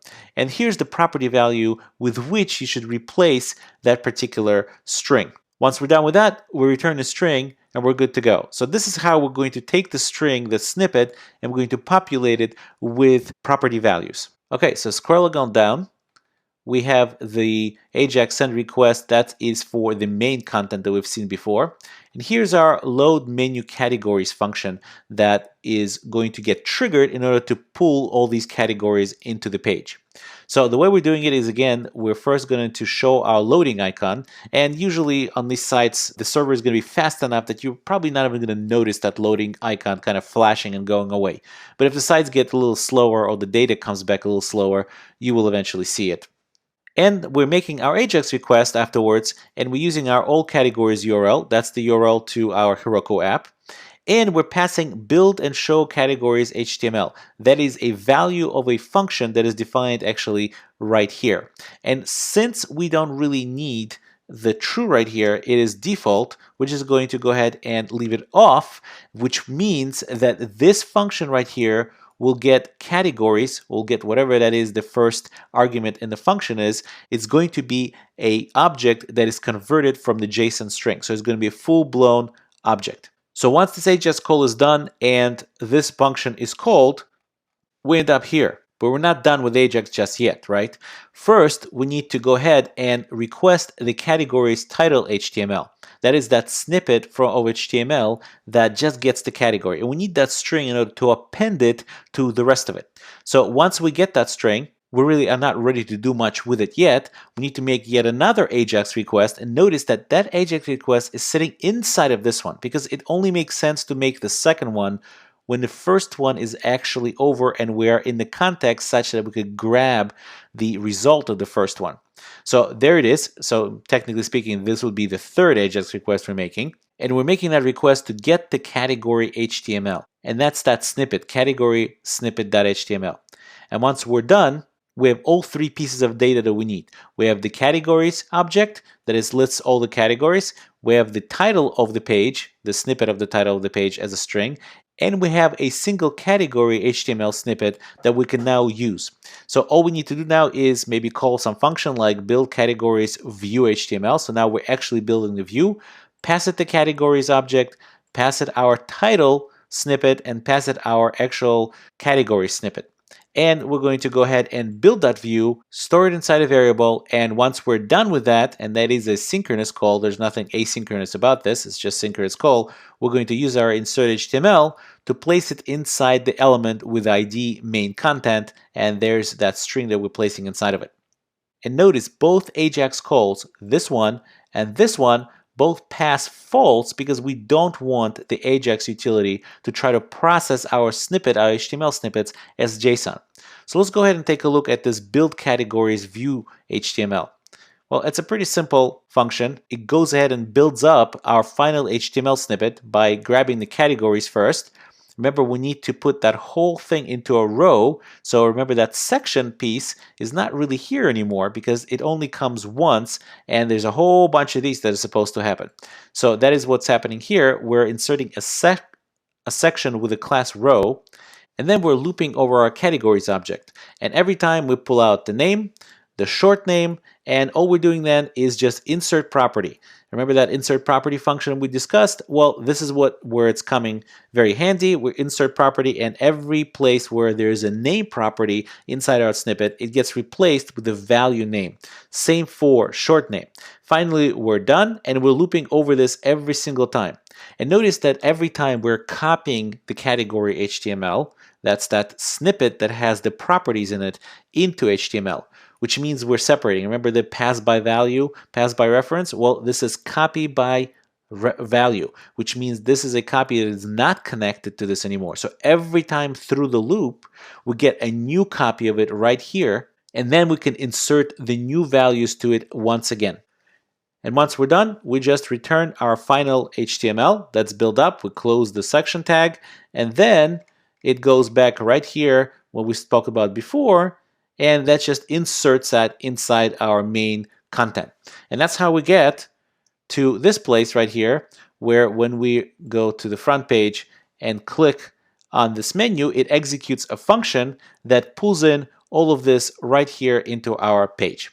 So now we're done with the many categories page, and it's time to move on to a single category page. So when the user clicks on a soup category or appetizers category, they should be able to see all the menu items for that particular category. And that's what we're going to code up next.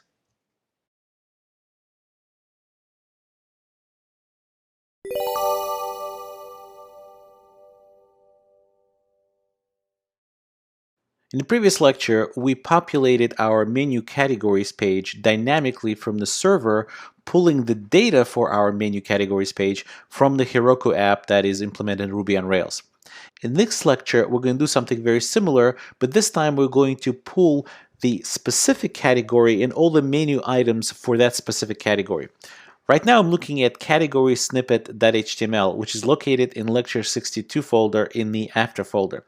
And the reason I'm looking at the category snippet.html, which is something we implemented in the previous lecture, is because I want to take a closer look at the hook that we used in order to get, or at least set up, in order to get to the point where we could click on a single category and get the single category menu items.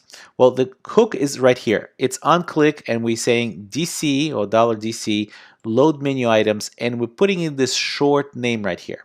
Well, load menu items is something we're going to look at in a minute, but the short name is very important is because that seems to be, at least, the property which we use to get at the data for a particular category. Let's go back to our browser and go to our David's Restaurant app and see that there's another REST API endpoint, as they're called, that says menu items JSON. That's what we want, and we're passing it a request parameter called category, and depending on what this letters are, this letter or letters, we're going to get different results. So for example, if we do VG and actually refresh that and click on that, and let's take a look. So here, VG, it gives us an object, or gives us a string, a JSON string that will be converted to an object that has two properties in it, category and menu items. Category is yet another object, and menu items is an array of objects. So if we open that up, we could see all these objects that are inside that menu items array. They're really just menu items for the category that was returned, and the category is returned as a property called category. Now, depending on what we place here, let's place here L, for example, for lunch, and if we scroll back up here, we'll see that now we're in the lunch category, and here are all the items for the lunch category. So the point is that short name is pretty important for us because that is what we're going to use to append to this base URL right here. This is going to be our base URL, and we're going to append this, whatever that they click on, we're going to append that letter or number of letters like VG to be able to get at the particular data for that particular category. Let's close up this extra window right here.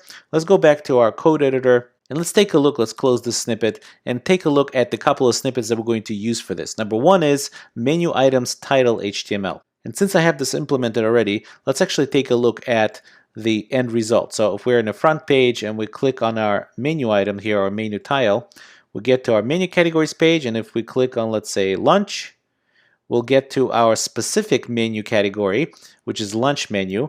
And you can see that we have a whole bunch of menus here, a whole bunch of menu items with pictures, and we have two components here, which is what I divided over there into snippets. One is the component of the actual heading of it, so which says lunch menu and gives some sort of specific instructions for that category, special instructions. And then we have a separate one that just lists every menu item in that category. So let's go ahead and take a look.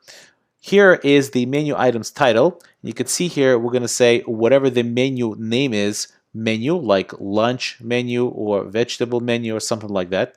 And we're going to list the special instructions right under that. And both are basically bound to this particular thing with these curly braces, double curly braces, mustache, whatever you want to call them. But from the previous lecture, we already know how easy it is for us to insert our property values instead of these property names, so that's enough said about that. Let's go to our script.js and take a look as to how we're accomplishing this. Okay, so we have a few more URLs to deal with. Number one is we have the menu item URL, menu items URL, and as you could see, is the URL is the same URL we use, except category equals doesn't have anything equal to. Well, that's because we're going to append the short name of the category on the fly. And then there's the two snippets, the menu items title HTML and the menu item HTML. So if we scroll down, these are all the functions we've seen before, and we get to this one that's called load menu items. And it looks very, very similar to the one before. It's basically almost the same, except that when we make the Ajax request, we are taking the menu items URL, we're appending the short name that was passed to us through the HTML snippet. Remember the HTML snippet, the category snippet, when it said dc.load menu items and it passed us the short name right here? Well, this is the one that we're looking at right now. That got closed for a second. Let me scroll back to that function. Load menu categories right here. Load menu items. So this is the category short. That's what got passed into us when the user clicked on that particular item. So our URL that we're making Ajax request is now complete when we put those two together. And we're also designating again a function that is going to process the results of that Ajax request. And again, it's going to be JSON, so we don't need to put false in here. We're actually going to default to JSON processing. So build and show menu items HTML. Let's go and take a look at that function, which is right here at the bottom of those two. And basically, we know that category menu items is going to be an object that's going to get returned because our JSON is going to get processed. And again, we have these double Ajax requests, very similar. First, we're getting the menu items title HTML, that's that snippet. Then we're going to get the menu item HTML, that's the single one. If we take a look at here, menu item HTML, it's quite involved, but this is exactly what we basically pulled out of our single category, that HTML page. And all it is just basically placing those properties in the proper places in order to construct, for example, a URL that we need for the JPEG that is going to be sitting inside the images folder. We have the prices here and price small portion name. Sometimes the price is small, but sometimes there's only one price. So we're going to have to deal with the fact that sometimes we're not going to have a small portion name, which is going to have one price and no other price here, and the name and the description of a particular item. So in terms of formatting, really there's nothing for us to do because we already done all the formatting through Bootstrap in the previous lectures. Okay, so if we go back to our script.html or script.js, all we're doing here is very similar construct as we're building up our menu items view HTML, and again we're passing that object category menu items, passing the HTML snippet for the title, and passing the HTML snippet for the one single menu item. Once that gets built up and saved into menu items view HTML, all we have to do is insert it into an element with an ID main content, and we're done. And again, false here because both of those Ajax requests don't need to process these snippets as JSON, they need to process them as just a regular string. Let's take a look at this build menu items view HTML. Unlike the previously similar function, we actually need to insert some values inside of our title as well. So in this case, it's going to be name and special instructions. And the name and special instructions come from category menu items. That's that object that was returned for us from the Heroku app as our JSON that was converted into an object. Dot category, that's our property. Dot name. And the same thing here, menu items, category special instructions. So once we insert that, our menu items title HTML is actually ready to be used for our final HTML. So that's why we are starting this final HTML with this particular variable that's already kind of pre-inserted with the values of our object. And we're again starting the section as a row. This is something we stripped out of that particular snippet because, again, this is only one of these lines, and that snippet is going to get repeated over and over and over again for every single item in the menu category. So once we're done with that, we are looping over the categories. We're looping over the menu items. Well, it says as your categories, really it's menu items. There we go, this first mistake right here. Okay, so we're looping all of the menu items, and we pull out the short name because we're going to need that for constructing our URLs in order to get to our images. Because if you look at our images, our menu items are inside the menu, and then every single one has a letter that's a folder for a particular menu category, and inside that folder we have this A1, A2, A3, and so on. That actually needs to be constructed using the short name of the category, not necessarily just of the menu item. Okay, so that's basically a bunch of inserts that is going on here. And the only difference here is that we have a separate function for insert item price and insert item portion name. And the reason we do that, let's take a look at insert item price, is because not every time do we have a price. For example, the price for a smaller portion might not even exist. So we first check whether that thing even exists. And if it doesn't exist, what we insert instead of that, obviously we can't just leave that curly brace, small portion price value or property inside our snippet. We don't want that showing up to the user. So what we're doing is we're inserting the property named price prop name, which in this case I think is something like either small price or large price, and we're substituting it with an empty string. So basically just wiping it out so nothing is in that particular snippet with that value if that value doesn't actually exist. And what we're doing next is we're actually, if it actually exists, we're going to go ahead and use toFixed2, which basically means we're going to not have $3 or something like that. We're going to have $3.00. And so we're formatting our price to be a proper dollar amount. And then we're using our insert property as before in order to put that in. So that's in the case that it actually exists, that price value actually exists. If not, we'll insert an empty string. And the rest of the HTML is very, very similar. We keep inserting the values. The portion name is the same thing. Sometimes portion doesn't exist in that particular value, so large portion may not exist, or small portion name might not exist. So that's why we need to send it through a special function, and all this code is available so you could take a look at your leisure a little bit slower, the way I'm kind of flying through this a little bit. But I want to give you the concepts of it, not necessarily go line by line. There's one more thing we need to do. Remember the clear fix, right? We can't control how large these menu descriptions are going to be. Some might be too large, some might be too short, and we don't want our grid to be messed up. So what we need to do is after every second menu item, after every second menu, or after every second grid cell, we need to place this clear fix HTML. And that's what we're doing here. We're using actually the remainder function or the remainder operator in JavaScript. So we're saying remainder of 2, division of 2, and we're saying that if that's not equal to 0, meaning there is a remainder, so we have item 0, we have item 1, item 2, item 3, and so on. Well, item 0 is our first item, right? Because it's a 0, arrays are 0 based. Item 0 is our first item. Item 1 is our second item. And it's after the second item that we need to place our clear fix HTML. Well, that means that every odd number, and this is basically what we're saying, that every odd number index is what we need to append this clear fix HTML to. And if it is, we do, and we move on and finally produce our final HTML. And that final HTML, just like before, gets inserted into our main content, gets saved into this menu items view HTML, and gets inserted into our main content. And that's how we get, when we get to our page and click on here and click one of these items, we get our single category items page.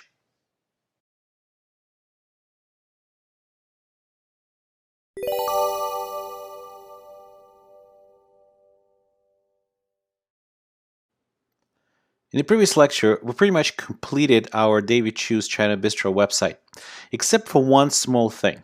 And let me demonstrate that by going to the command line. I'm actually going to go into the before folder of lecture 63, which is our current lecture, and I'm going to go ahead and start the browser sync just to let us see what was before we started and implemented a change. Let's go back to the code editor or the browser, and let's refresh the page here. Okay, so when we go to the menu categories page and click on it, there's something missing. This menu right here, this menu button, should be highlighted just like that, but it's not. And the reason it's not is because obviously it's not a separate page, so the active class that used to be on here that used to light this up like that is not there. So what we need to do is unchange when this happens, when the menu categories page gets loaded, and for that matter, when the particular single category view gets loaded, we need this button to be in the active state. Let's go back to our code editor and see how we implemented that. We created this function called switch menu to active. And what we're doing in it is the following. First of all, we want to remove the active class from our nav home button. Remember, if we go to our browser and actually squeeze it, what's going to happen is that even though you don't see it, but actually it's sitting on the home button. And if we go to, right now we actually are already on the particular menu category page, this really should be on the menu button, not on the home button. Okay, so let's go back to the code editor. So what we need to do first is we need to remove that active class from the home button. And the way we're doing it is we're selecting an element with an ID nav home button. And actually, if we select that and go to our index.html, and try to find that, it's right here. It's that menu item right here in the top right of our site, unless of course it's squeezed and now it's in the collapsed menu. But it's possible that the nav home button has the active at the moment, and actually that is the default when we load up the page, is that the nav home button, which is hidden on the desktop browser display, is the active one. So we need to remove this active class from the list of classes of here, and we need to insert it into the menu button instead. So let's go back to our script.js, and we need to scroll down a little bit again. And so switch menu to active. Okay, so the first thing is we're getting the class name, and the class name is not one class name, it's really just the class attribute. And the class attribute can have many classes. In our case, in HTML here, you could see that it has visible, XS, and active. So there's a couple of classes that could be in there separated by spaces. And the way we're doing this is we're using that same replace function of the string class to say we're going to create a new regular expression. And again, it's not going to be a very fancy regular expression. It's going to be just an expression that looks for a literal string active. And the only reason we're using it again is instead of just saying, right here in the first argument is active, the string active, is because we want to use this flag G, which lets us say that anywhere you find this, so if there's more than one for some reason in there, they will all get replaced with the empty string. So we removed the active class from our element that has an ID nav home button. And the result of that, we're going to save in this classes variable. And then we're going to turn around and override the class names or the class name attribute value for that nav home button to the classes, but these classes are now, or the string is now without the active class. And the second thing we're doing is we need to add the active class to the menu button if it's not already there. So the first thing we're going to go ahead and grab what are the class names that are inside this nav menu button. And check if the index of active, this word active, is -1, and this function index of returns -1 if it cannot find the string inside the string that you're applying this method on. And if that's the case, we're going to go ahead and add classes equals classes plus active. This is what this plus equals, as you remember, means. And obviously we want to make sure to give it a space because there might be a class there already. So we'll put a space in here. And then we're again selecting, using our query selector, the nav menu button, and having that class name or the class name attribute equal to the classes that we just constructed, which is whatever classes were there before, plus the active button. Okay, let's see if that actually works. Let's go back to our command line and switch our browser sync to being from before to after. And let's go ahead and fire up our browser sync. Let's go to the browser. And we could just close this and just simply refresh this. And here's our browser sync. And now if I go to, let's say, menu, right here on home is selected. If I go to menu, and I see here that now menu stays highlighted. So if I actually open this up, I could see that the menu button is highlighted. And if I go to a particular menu item or particular menu category with all the items in it, menu is still highlighted. So if I go back to home and go back to menu and go to a particular menu category, I could see that the menu button stays highlighted. Okay, other than maybe putting up some information in the About section and the Award section, our website is 100% done and ready to be deployed.